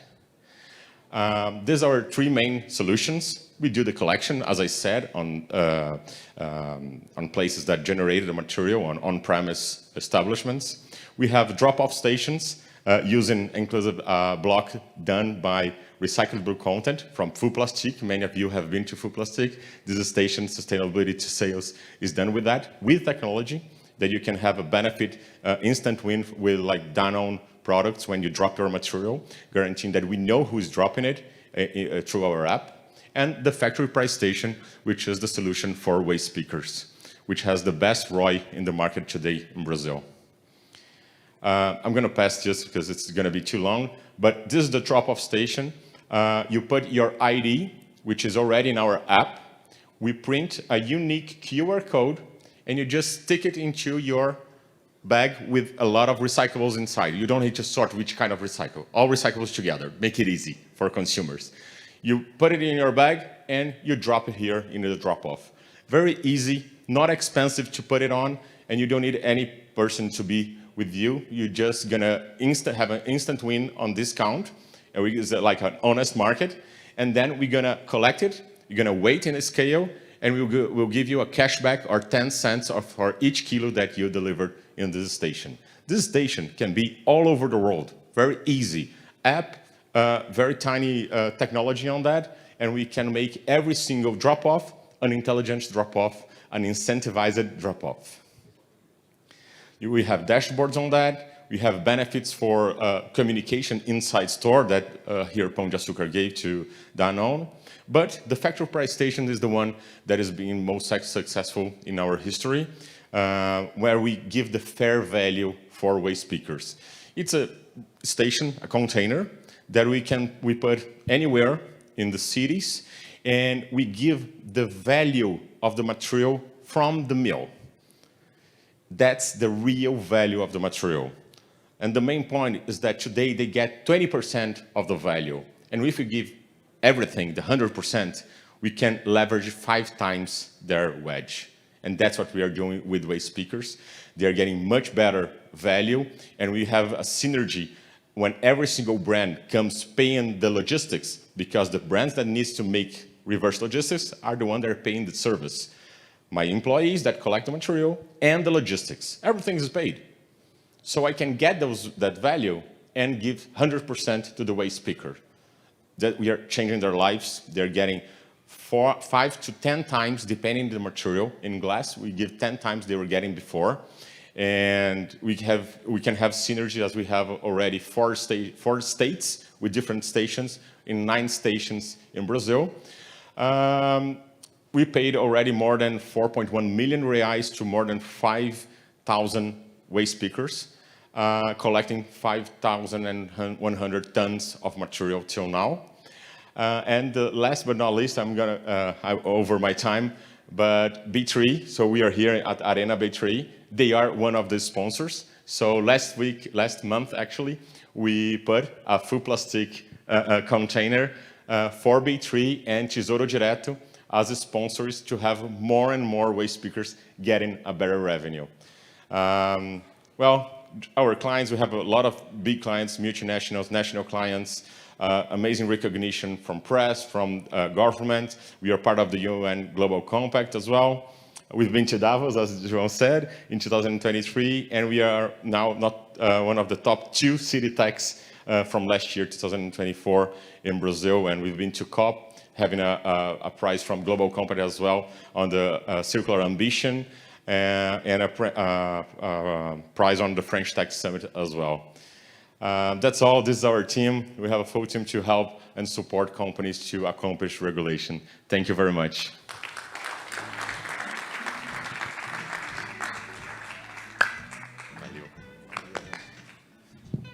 So this is just a glance of what we have here in Brazil in terms of circular economy initiatives. As we are here in discussing those initiatives, it's good to understand, good practice. And thank you, Rodrigo, for sharing your green mining case. I will switch to Portuguese, and I would just ask who needs the translator, because we're gonna see another case of quick case of Brazilian initiative. So just raise your hands. Who needs translation, please? We're gonna. And I'll just wait you guys to put your headsets. One more over there. 1, 2, 3. 3 more. We need 3 more, please. And I would like to invite to the stage Camila. Can we just insert the new... okay. So, some of you, alguns de vocês, já viram ou estiveram recentemente... Seen or have recently been at Full Plastic? No começo dessa semana... Headsets, all good? Not yet? Good? Okay, we just need 3 more. Okay, it's coming. We need more. A gente precisa de mais. Mais 2, por favor. Ok, 2 more. Ok, eu vou... 2 ali, por favor. Vamos lá. Então, a ideia aqui era só a gente fazer uma quebra de protocolo também para a gente... Protocol a little for us to see the initiatives that are being seen in the real world on a day-to-day basis in the city of São Paulo. I invite Camila Novo, who is a marketing and communication director for Food Plastic, and she's going to tell us a very impacting case of residue solutions post-consumption. So without future delay, Camila, it's going to be a pleasure to hear you. Please, you have the stage. We have 10 minutes here because after that we will close for the last session. Thank you very much. Thank you very much, João, and thank you very much for your kindness for people to use phones. My English is not as incredible as João and Rodrigo, but I guarantee that the information will get to you the same way. So thank you for your time. I have a huge challenge to try to show you in 10 minutes some of the food plastic solutions, and I hope you enjoy it. Well, the first question that I want to ask you is, can you imagine that this plastic waste can become a real size Lego, and that this Lego can become your home or your store or your industry? Maybe you have not seen a solution like this, but I'd like to invite you to come to know Food Plastic. We have a video that shows you where we started, when we was born, and how we're building this story in Brazil. Looking back and seeing everything we've built fills me with pride. When I was born 45 years ago, my father founded Food Minas, a company that manufactures cast iron lids for various service industries, catering to the general population. However, it's worth noting this is a highly competitive market with numerous companies vying for business. In 2016, I had the insight to develop a junction box for underground networks as a replacement for concrete ones.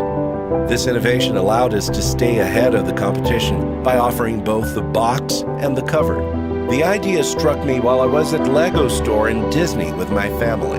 I remember telling my daughters that I would take the price of a Lego pot, which was $8, and turn it into millions. We redefined post-consumer plastic by transforming waste into durable and useful products, extending its utility throughout its life cycle. Our process involves collecting discarded plastic duct ends from underground networks, which are often found in abundance. We then process and shred this material, generating credits and using it to manufacture products like underground network boxes for major brands.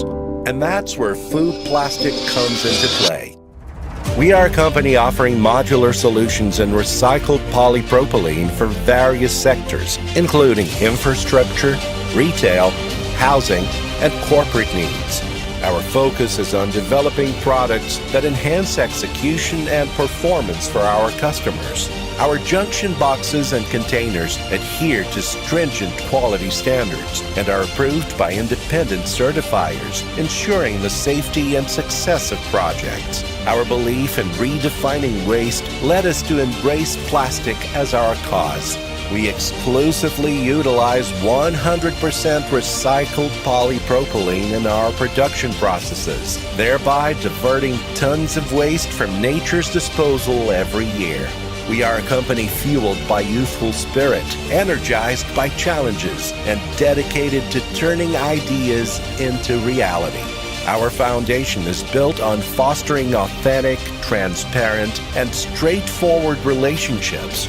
Placing the human element at the core, we are deeply committed to shaping a sustainable future and recognizing our social responsibility. The future of the planet rests in our hands.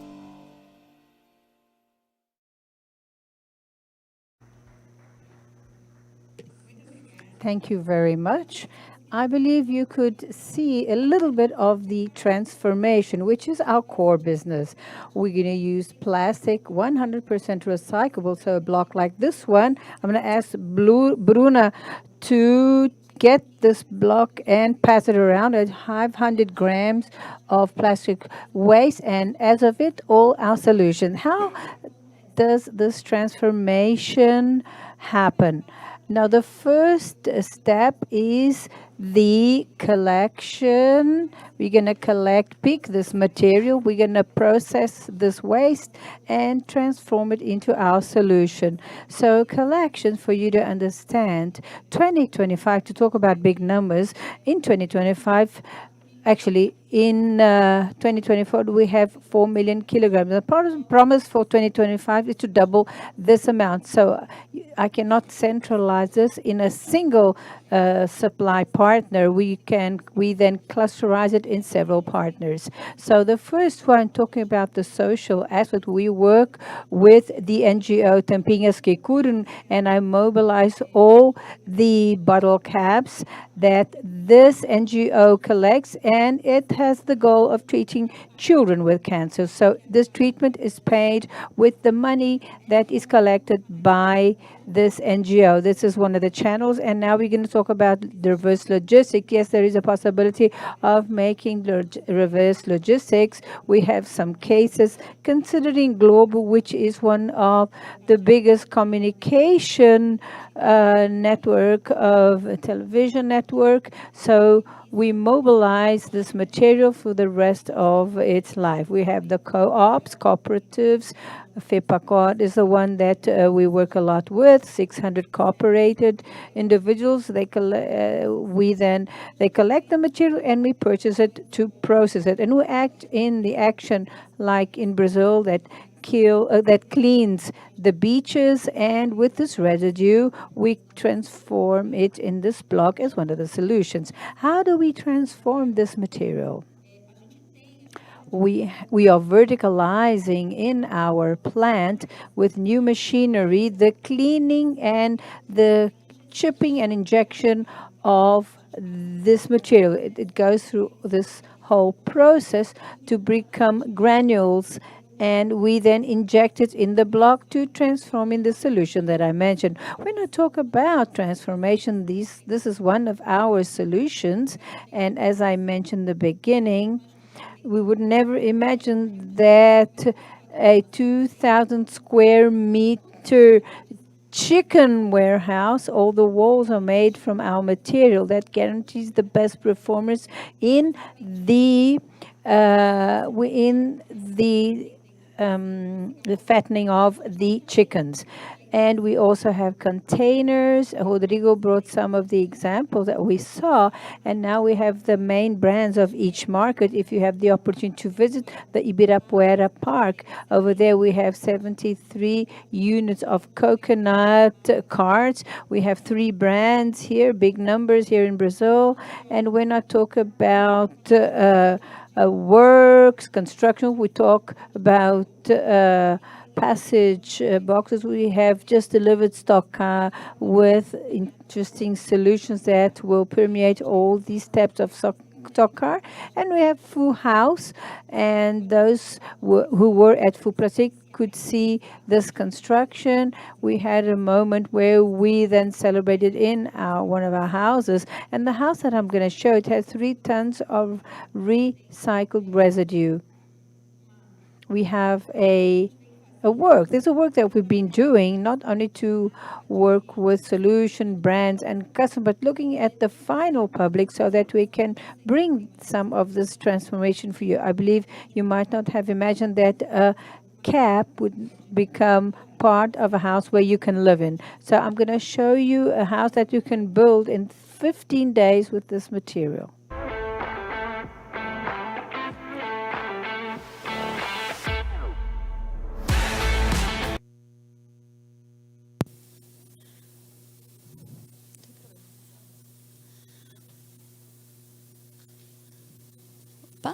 Enquanto eles estão. Okay, we need the sound. Okay, I'm going to speak. So this is a 186-meter house that we built in 15 days with recycled material. It's 3 tons of recycled material. It's a high-end house. You can see all the steps of this construction. It was a huge challenge for us. We also called the lake supplier. So we 15 days without sleeping actually, but we made it happen. Our expectation that we finish the house in 15 days. You have all the facility of a fast construction, and you have the environmental aspect, which is our core business. We resignify plastic and also real estate. You can see the inside of the house. The furniture was also made of recycled plastic. And I'd like to say that everybody can be part of this transformation. Do you practice the collection of residue? You separate it at home. Well, as of this residue, we can bring solutions and mobilize this plastic for the rest of the life with amazing solutions like this one. So this is what I have to say. Here I leave my communication channel. Instagram also shows our solutions every time we have new solutions, and our LinkedIn as well. You can follow it with us. So thank you very much for your time, João. Thank you very much. Thank you for everyone. And the idea is that we can share this final round, these 2 cases that happens in Brazil. They are scale cases that are already happening, that are being done and spreading in Brazil, so that we can take this to new frontiers. Now I'd like to close our accelerator day. Professor Luis Veiga Martins from Nova School of Business Economics. I had the pleasure of being his student, and in my closing work, it was a mini MBA with respect to sustainability. My choice was circular economy, based on circular economy, and little did I know that I would be connected with circular economy now. So Luis, welcome. It's a pleasure to have you with us. Thank you very much. I think your phone, do you want to change it? Is it working? Is your phone working? Your microphone working? Thank you.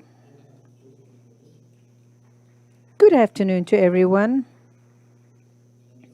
It's a huge pleasure to be here today at the end of the afternoon, and I'm going to try to speak slowly because the translation from Portuguese to English and those who are translating it into English might not follow.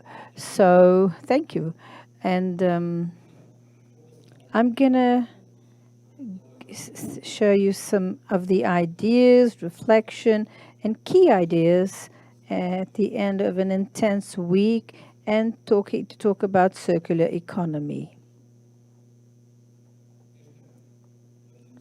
This, for many, fortunately, in the social communication means is something that becomes in everyone's mind. And also talking about the challenge that is put forth for the 2050 forecast, where we will be 10 billion people. So we have here and make the best the use possible of what we have available. The second point is got to do with this reality, the fact that our planet is heating, and there are no questions about this. And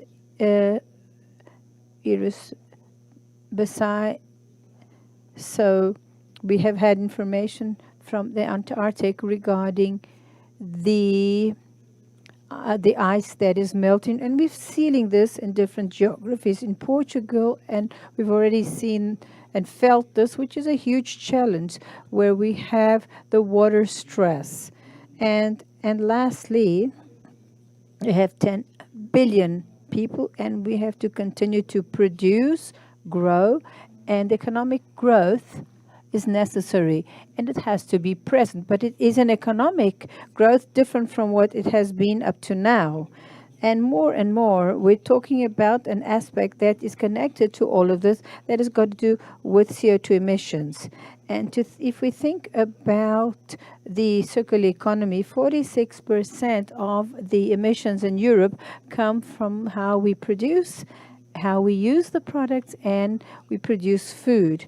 And this agenda is more and more present in Europe, and the commitment that Europe has taken on until 2050 to be, in fact, carbon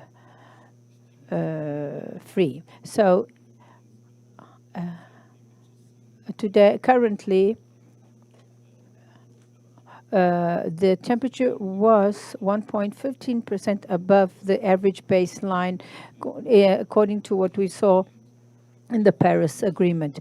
To reach 1.5 degree, we have 5 gigatons of CO2. If you look up, we see the projection that on an average, we emit 37 million tons of gigabytes. So we have here 37.5 GT CO2, and we reached a point which is irreversible with respect to temperature rise. So all these policies, those who follow this for quite some while, a few years ago, we talked about climate change. We talked about global warming. Now we're going to talk about climate changes, which is a softer way of talking about this problem. And now we're going to talk, soon we will talk about climate urgency, which is exactly what this IPCC projection transmits. And now going back to Europe, 45% of our emissions come from how we produce, consume, and produce food. All of us. Now, the first key idea, and this has already been mentioned in the afternoon panel in the morning as well, that circular economy is not just recycling. It is also recycling, but not only.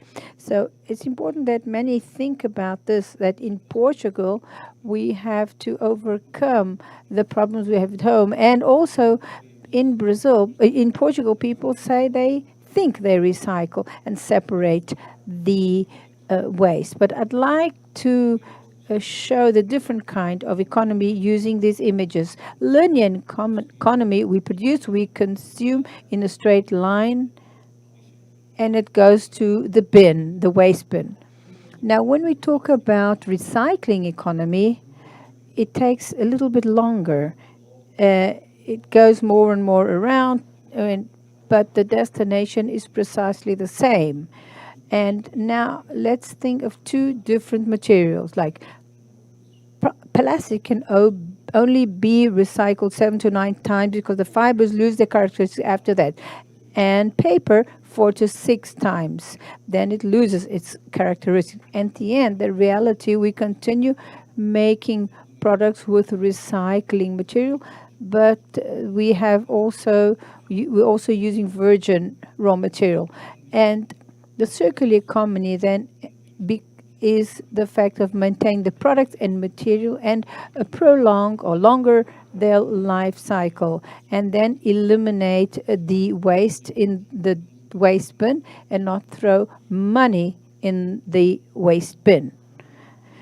And I use the diagram that shows exactly this. Circular economy is much more than recycling. It's a circle, external circle, and the great goal of it is the focus would be concentrate in the inner circles, the reuse, the maintenance, the manufacturing, and as a last alternative, the disposal and recycling.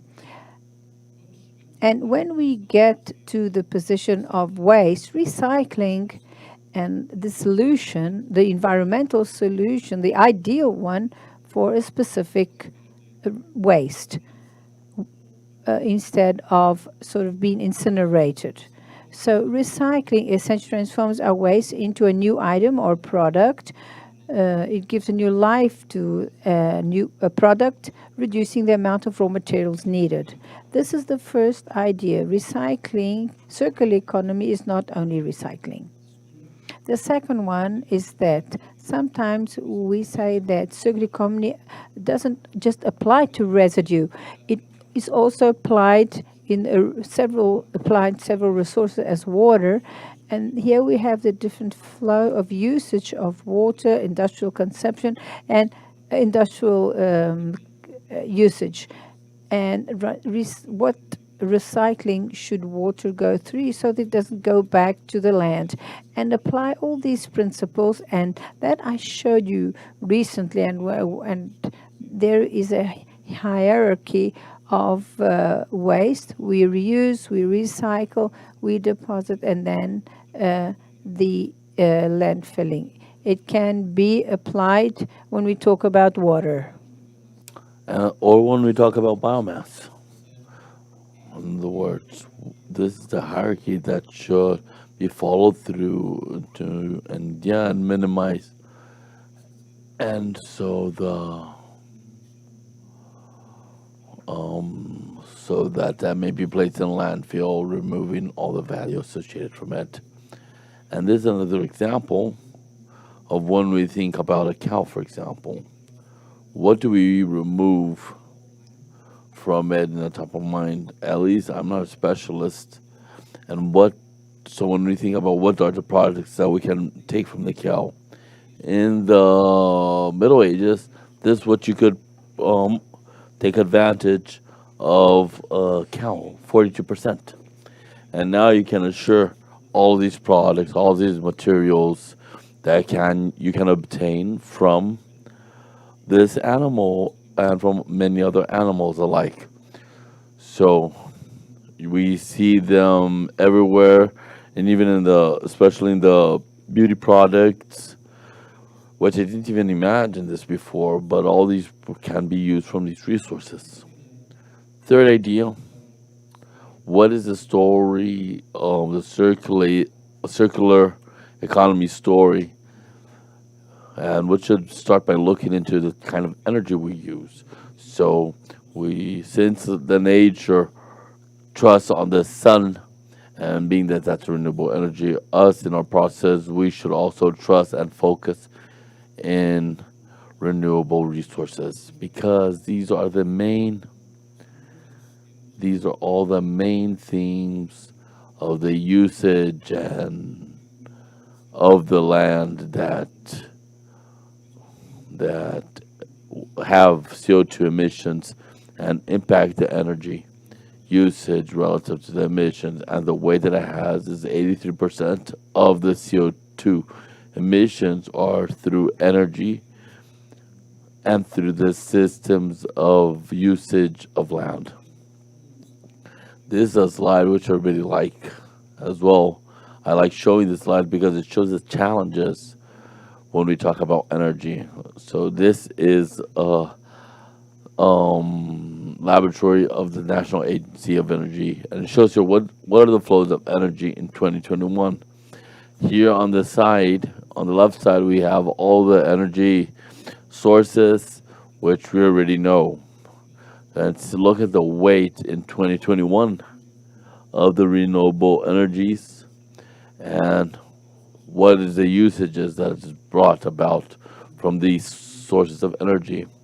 The National Agency of Energy showed that for us to do net zero, how should the flows of energy be, and this is a result. And the big challenge is that we go back to, and when we come back to the CO2 emissions and to the 83% of 2 slides ago, look at the big challenge that we have from the point of view of production of energy, of alternative energies.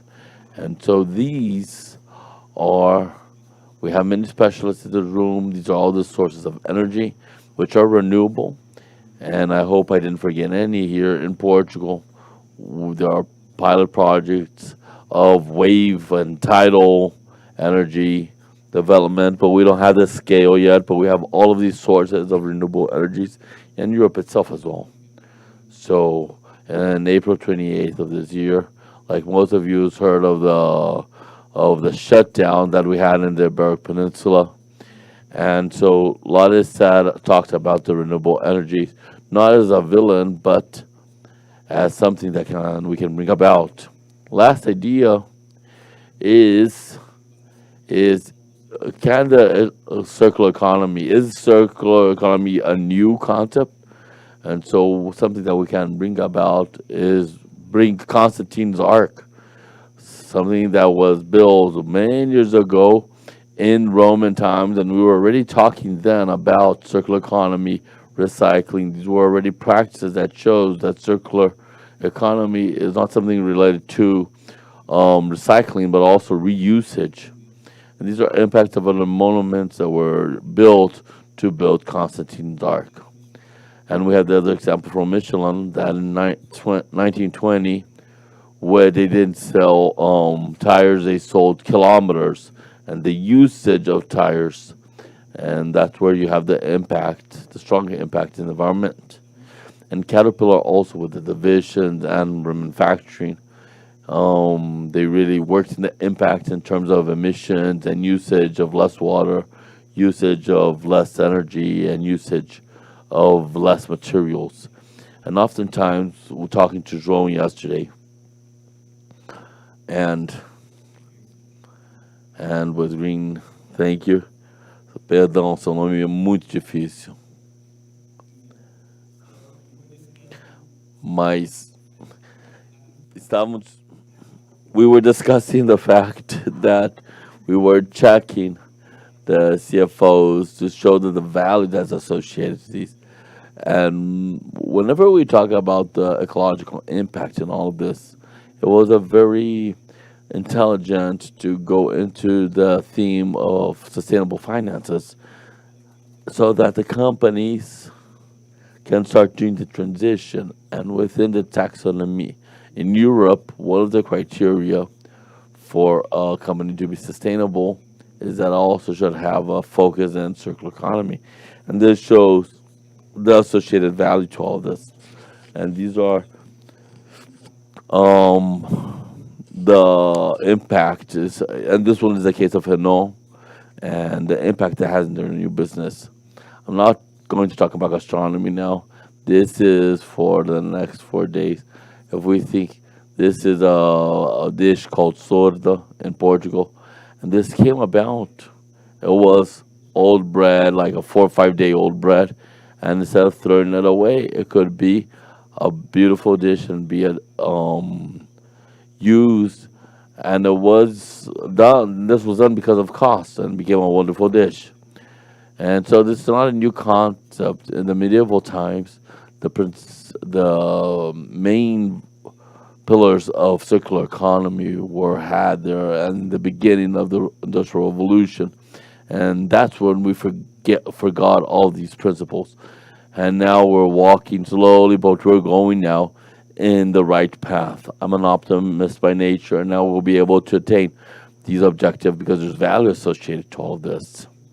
And therefore, in conclusion, when we talk about circular economy, we don't talk just about sustainability. We need to be more assertive. We need to assure that we're not losing our resources, we're not depleting our resources or increasing our pollution levels. And we shouldn't just be using politically correct words, but we should act upon this. We should have as an objective to illuminate and to bring about knowledge about the impact in nature and the impact that circular economy has when it comes to the CO2 emissions, and to reduce our footprint on planet Earth, and to repair, fix, and to remanufacture and recycle, and so reduce the residue we have that causes pollution and degradation of the land, and to reduce the pollution in our water and that we bring about. And therefore we should design systems that allow regeneration of everything that we use in nature and everything that we use, and attain all the objectives that we've been discussing throughout this week. Thank you very much. And okay, let's go back to panel. Thank you, Luis. Thank you for your reflections. I'd like to invite to the stage here to a round of conversations. I'd like to invite Maria. Patty is the partner in Deloitte. Show of hands for her. Round of applause for her. I know that you have little time, so we're going to do this quick so we can be respectful with your time. Also, Santana, who's the Secretary of Environment in Pernambuco, and André Garcia, CEO of Conscious Capitalism. Welcome. I'm going to turn this over now to Luis, knowing that Maria Emilia has a very tight schedule, so I want to do a provocation already and start with close range fire with Maria Emilia, asking her a question, and then you can transfer this question to other people here. But Emilia, in your position as a partner in Deloitte, and it's a global position, and you're working with many companies, and you have lots of numbers, not only of circular economy, but in the macro agenda of sustainability. How do you view the agenda of circular economy in the business world? How has been this behavior? Thank you above all to be adjusting things here. For me, thank you, Professor, colleagues. It's a pleasure to be here. I think it's an agenda that has been growing.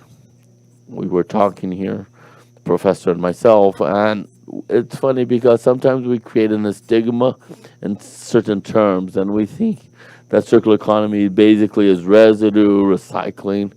And today, when I look at the portfolio we have, mainly in Brazil, of projects, of sustainability projects, which are strategic in companies, they are really related to circular economy, and we don't see this in a very clear fashion. And we say, look, we don't have so many projects of circular economy, but all of them, one way or another, are related to circularity. Thank you. This is my cue here. And I would like to continue with Deloitte. Since companies have more and more focus in circular economy, I'm sure they find barriers that they have to deal with them. And what are the main barriers that companies have to deal with? This is an excellent point because we have been finding and dealing with mainly, not only in the circularity projects, but generally when we're talking about energetic transition, we still have a very immediatist perception vision of a short-term financial gain. And this has been a great challenge because today we understand that. And besides that, also, the business cases we've been working with, we have a study where 75% of the C-level says that the business cases they assess don't contemplate sustainability goals. They don't bring the impact perspective into the business case. So this is a point, the planned perception of short-term financial goals and not bringing to the C-levels, or the C-level not receiving or not provoking enough the sustainability metrics and impact metrics in their return assessments. Another point which we also discussed and what we see throughout the day is us talking about collaboration. And for me, this is a mindset breakage, because we are used to competing. And I even joke because the child within of each one, also people, they're playing around with us in the sense where they say you have to learn to collaborate. The game has changed. If you don't collaborate, there isn't a viable solution. So feasibility is through collaboration. When we assess, and most of the times, and I'm going to tell you that more than 90% of the times, if you assess a business case in a pragmatic fashion, and just considering that company or that industry, it's not feasible. We need to look at the value chain. What is the potential of that solution in the value chain? And what's the potential in the in the medium time frame? And there's a change of mindset, especially on the executive level. And Brazil always say that we have market behaviors and different behaviors of each executives in different parts of the globe. But we see this strongly in Brazil, and we need to work in this planning and this vision of short and mid range. I think it's also cultural, a cultural challenge that we deal with. Well, I don't have much time, but I want to talk about the collaboration issue, which is in my master's classes 3 years ago. I worked with a Danone system, and the theme was agro. And I asked them what was a big challenge in Danone, and we remember that they say avian water, and they sell water in their production itself. And they came with this mentality, with the directors regarding this, because in certain zone where the water is scarce, they need to work in collaboration with the competition to solve this problem. And a little bit of that what they said. So they said competition between companies and collaboration between companies for a thing that's critical for all of them in the issues of sustainability. Yes, and one of the, well, not the last one, but in 2023, the Circularity Gap Report in itself said that 38 of the companies, only 38% of the companies collaborate in their supply chain. This is a scary number if we think about it. And I always like to think not in the size of the impact in a negative way, but the size of the opportunity this brings us. We saw so many important examples of providers that can generate extremely positive impact. And just bringing this to the previous conversation, we bring a business perception. So this is a difference. So you have to start having a business perception and not an isolated financial impact. Well, now we'd like to go to Pernambuco, where you have the pen often. Who has a pen has the definitions of policies and strategies and instruments. Maybe to bring out some clarity about what are the policies that Pernambuco is implementing to promote circular economy, especially in some strategic places. And I'm sure this is impacting a lot in Pernambuco. No doubt. So first of all, good afternoon. I'd like to thank João for the invitation. I'd like to congratulate you all for this beautiful event. I'd like to say hi to Professor Vega and all the other panelists. I'd like to start with two basic premises, Professor, which were dealt with here throughout the discussion, throughout the day, which are premises which support this discussion, which we're doing, and it's no different from the Pernambuco's public policies. The first premise, and Rodrigo said in his presentation, we don't have another planet. Not that the mainstream media ignores the fact that we lived in a closed system. A semi-closed system in what point of view? It's open in the point of view of energy, because we have a continuous flow of energy coming to the planet. It's an energy which in thesis is infinite, because the sun's shelf life, it is the concern for mankind now. So it's a point of view of energy. It's open, and when it comes to materials, it's closed. So the constant need for the materials on the planet is a must. So in ecology, this is a non-negotiable point, because another premise is that it's not enough to just reduce the impact or deplete more slowly our resources. So we need to start depleting our resources while we regenerate. So that's a concept of regenerative economy. So making an analogy here, if you had a train going to the wrong place, it's not worth it to just change the speed, because you're still going to the wrong place, just lower. So you need to change the route.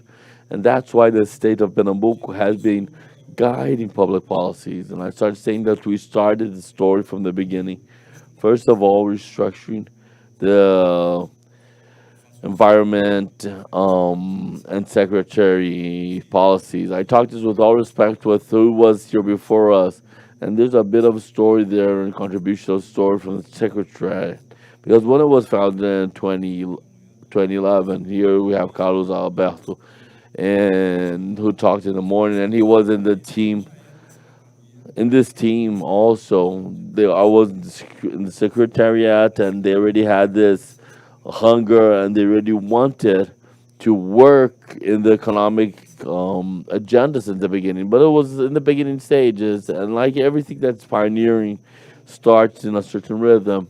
And so in 2011, we said what would be the scope of this secretariat. One would be related to economy and one related to ESG. It's difficult to find this in environment secretariat all over Brazil. So once again, I say it's a fact, and it's not with any kind of prejudice. But we try to do that. Our secretariat would have the economic agenda in the center of the discussion, and for Pernambuco, the state economic agenda is environmental agenda, and it's also a two-way street, and this is unavoidable.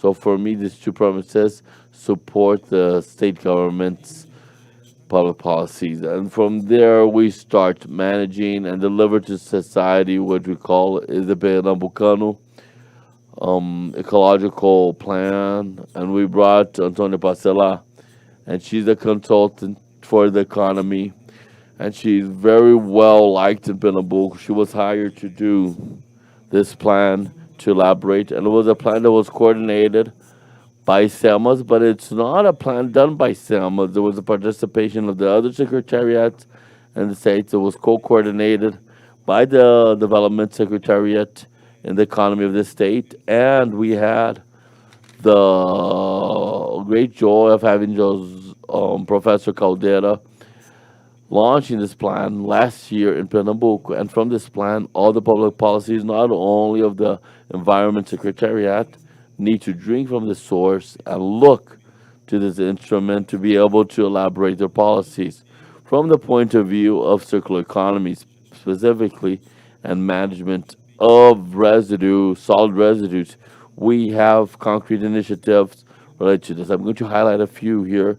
This is notorious, and we even have to, and at lunchtime we were talking about this. We need to keep this because Pernambuco zeroed out the landfills in its territory. So Pernambuco doesn't have any more landfills. We operate 100% with residue landfills. So now we do need to maintain this like this because so we don't have a regression and start having those open landfills in Pernambuco. But we received the award for this, and we don't have the open landfills in Pernambuco anymore. That's one point. The second one, we launched the program Recicla Mais with 20 millions of investment from the treasury of the state to focus in the training of all 134 cities plus Fernando de Moronho. So Fernando de Moronha seems to be like a city, but it's a federal district linked to the state of Pernambuco. So we have 134 cities which we want to change. Only 15 of them do the selective collection.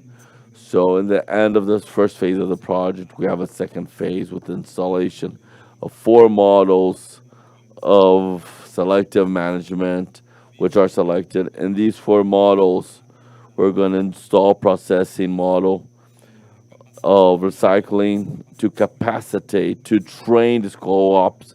And we receive these co-ops, and this should be the reality all over Brazil, and also in the business model, because what they say, we don't have to understand our end economy. We know how to do this, but we need to learn how to manage the business. So there are many initiatives along these lines to be able to, for the Pernambuco economy to attain a more circular economy.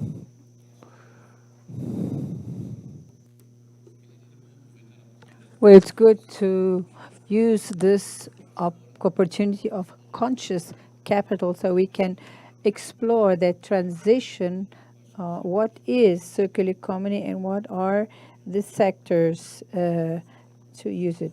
Thank you for the question. It is indeed the question. Conscious capitalism is a concept. We were born in the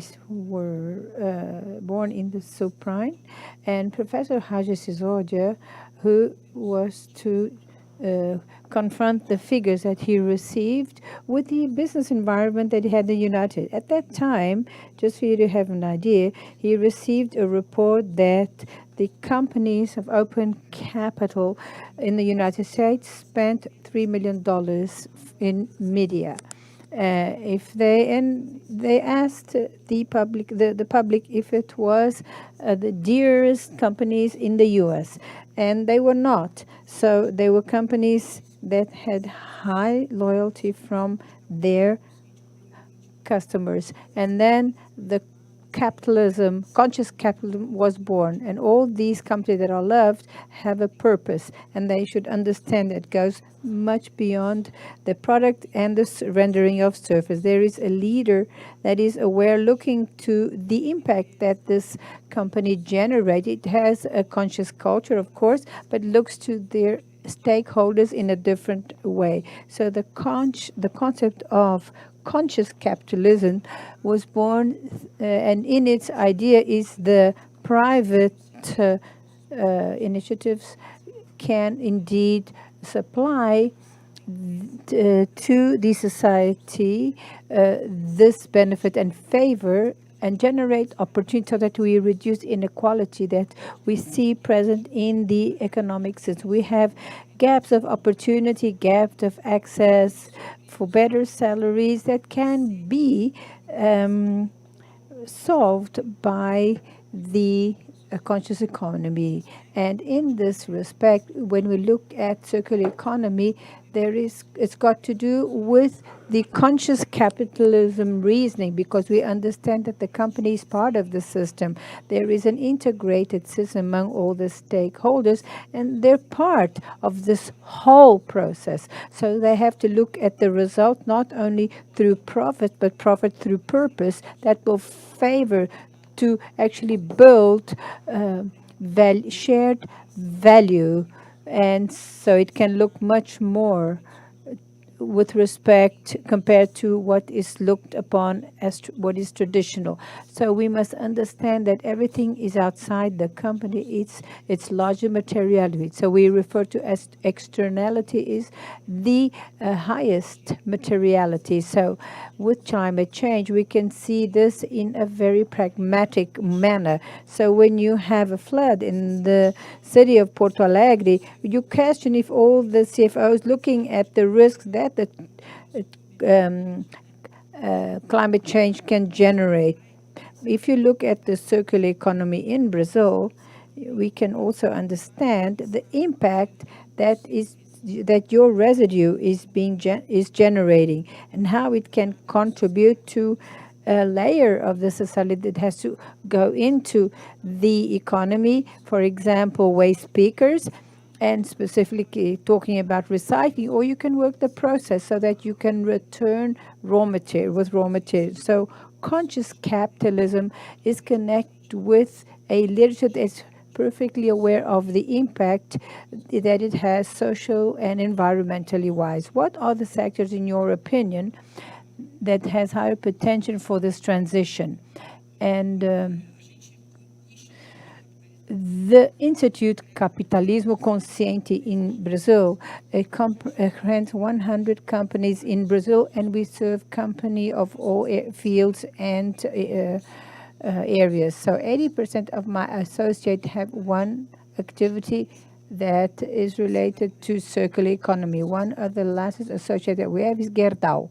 Gerdau is known for its activity of reusing material. So if we go to the social level, you look at Rock in Rio, for example, one of the last initiatives of Gerdau was the setting up of the stage with steel, and this material was delivered to local community in Rio de Janeiro so that they could make or build their homes in a differentiated format. They are worried or concerned with the chain as a whole, since the core business to social aspects. So they have this concern of using materials coming from recycling. So productive process with zero waste, and the intention of including into the chain the stakeholders that have bigger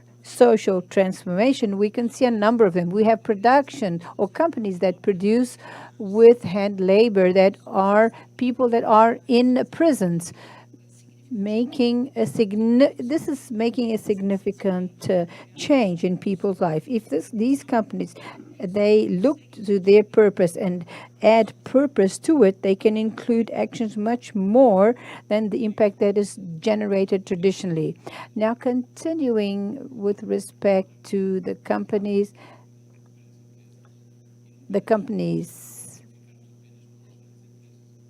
and considering the value chain, that what they do has an important role in Brazil. This is not very different from Europe of large companies. But how does this integration work practically wise? Well, this is another huge opportunity that we see. We know that there are huge challenges, but we always say that after big challenges, there are huge opportunities. The World Economic Forum G says that just 15% of large companies have initiatives of co-innovation with small PMS or even with startups focused on circularity. So we can see the size of this opportunity. Another figure that I like to bring, I worked for many years in my career with innovation and R&D specifically. On an average, the project lasted 15 years. And this is a figure that today, when we talk about digital transformation, and I'm talking about the hard-to-abate sector, it's quite a startling figure. So if for innovation takes 15 years, it's quite frightening indeed.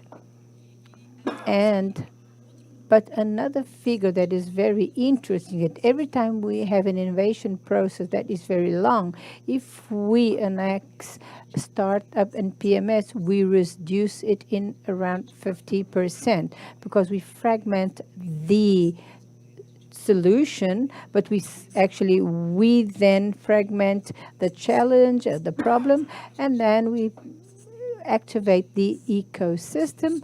We make solutions become faster because PMS has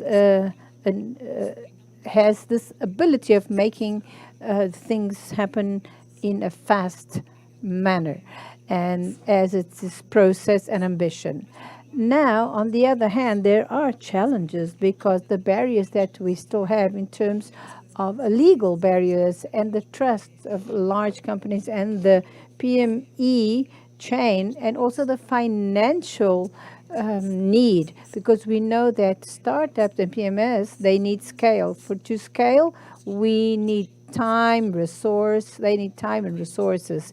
And then we get to another point, that is the access to funding. We need joint venture, banded finance, because we have a legal and political insecurity referring to Brazil. Our 2024 report about sustainable finance shows this. The legal insecurity and the political insecurity blocks the attraction of foreign capital to Brazil. So these are points that go beyond. Actually, this also goes beyond the platform, because Rwanda, for example, works in a structured format in the circular economy. But in Brazil, to activate this chain and PMS, we still have a huge opportunity. Now, we talked about the private sector. How does the state of Pernambuco, the state government of Pernambuco, have been sort of establishing partnerships, articulating partnerships. Like we have Excel, for example, and how does the private sector and civil society ensure that the objectives and Excel and also the strategy comes into force? In the public sector, we have three packages of format and public policy: the command and control policies, economic instruments, and the ones that go to do with training, data, and so on. I say that in Pernambuco, we have been worked with these three categories with respect to public policies. With respect to command and control, is in fact the checking policy. It's not the easiest one, but there's no easy one, but it's the less difficult one, so to say, because the state as itself starts with it, because checking, inspection is what we'd have to do.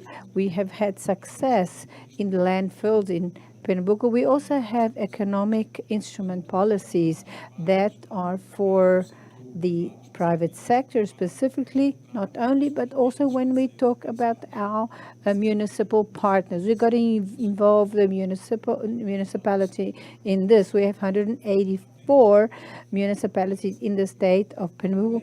Does this selective waste separation. So how can we get to this huge Lego and become a house in terms of quality and quantity if we do not have selective collection? So it's much more broader than this because it goes through this. So Pernambuco is investing in the implementation of selective collection, and this is an important aspect. We have a policy since it's been already ongoing in the last 30 years of social environmental tax.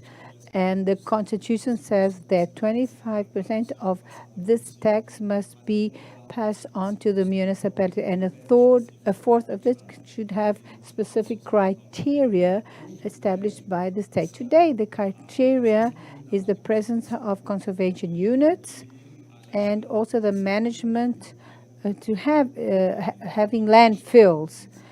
And since we reduced all the waste lands in the state of Pernambuco, we are now discussing the landfills for the municipality that has implemented selective collection.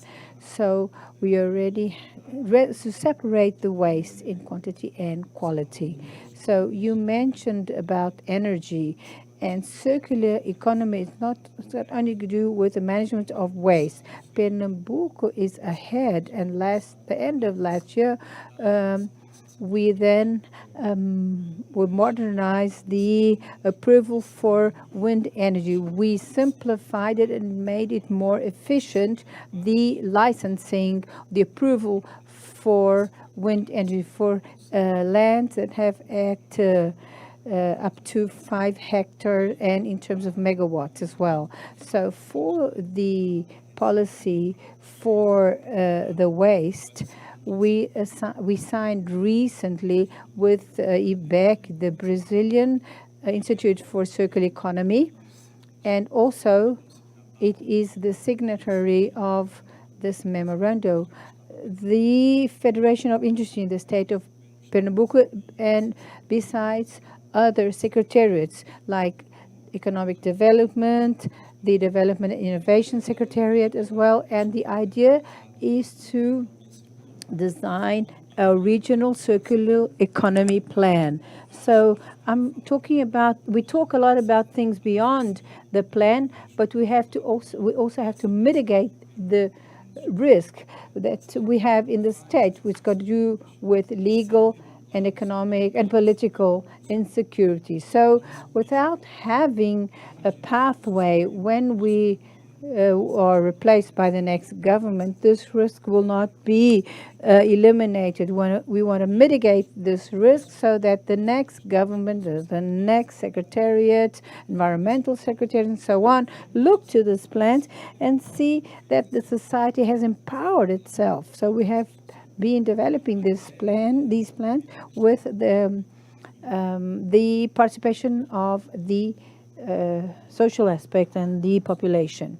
Now, with respect to circular economy, for example, GAP, this can be a baseline for the future to calculate this existing gap so that we can mitigate different policies. It might make sense. Talking again about the companies, organizations, sustainability, circular economy, this sounds indeed, I don't know, it sounds like greenwashing, for example.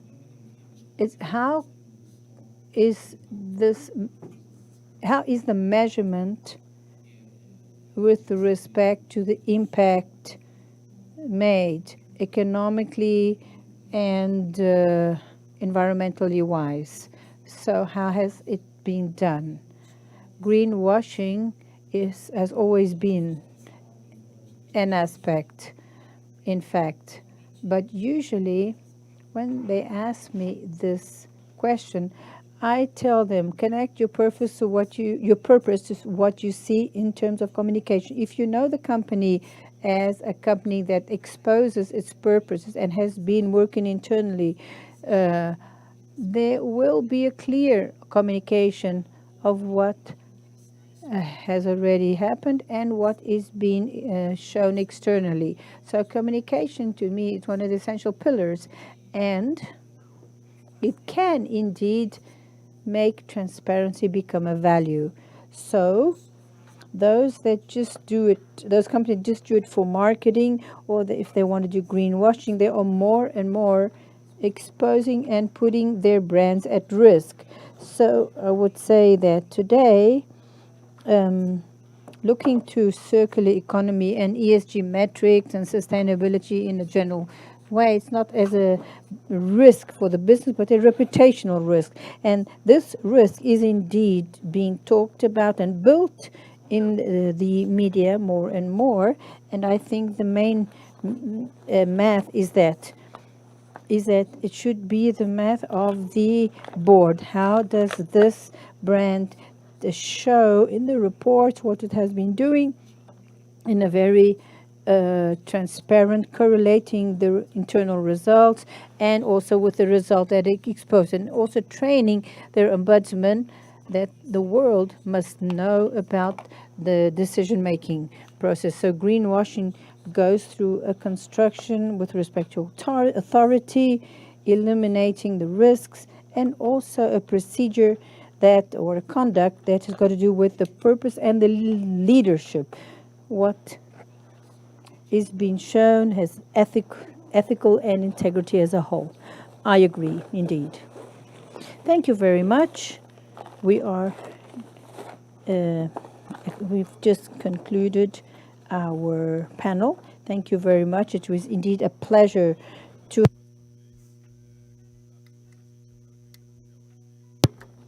I'd like to thank all of you.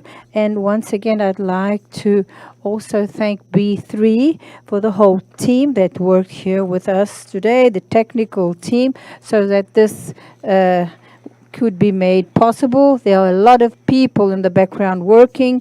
It has been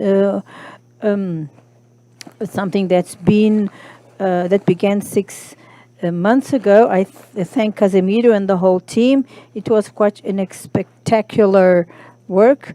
Green complimented me, and he said that this is impeccable. So when we bring this experience and to talk about a topic that are not here, that is still incipient, and we make this as an experience to people, because any business, we have people involved. And to hear at the end of the day that this is quite impeccable, so I think we fulfilled our job, our task. But this wouldn't have happened without your presence, without the public that was with us, those that were with us in the broadcasting, dedicated their time to be with us. But here we launched just one. We just planted one more seed, but nothing of this will make sense if tomorrow we don't put this into practice, connecting and developing incentives and businesses. So many of which I've talked to here. We have many actions to put up and standing together. We heard a lot of the word collaboration here. So all of us participated during an intense a week of exchange of experience. I thank everyone, and on behalf of B3, Circular Economy, Conscious Capitalism Secretariat of the Environment of Pernambuco, Port of Santos, Port Suape, Deloitte, all of those who are with us today. We hope to be with you next time, and we hope to be back in this house of infrastructure that received us with open arms. And this is a topic that will be a current topic, and it's going to be part of our day-to-day, and we'll promote a number of circular economy in Brazil and throughout the globe. Now we can go to the cocktail. Thank you very much to everyone.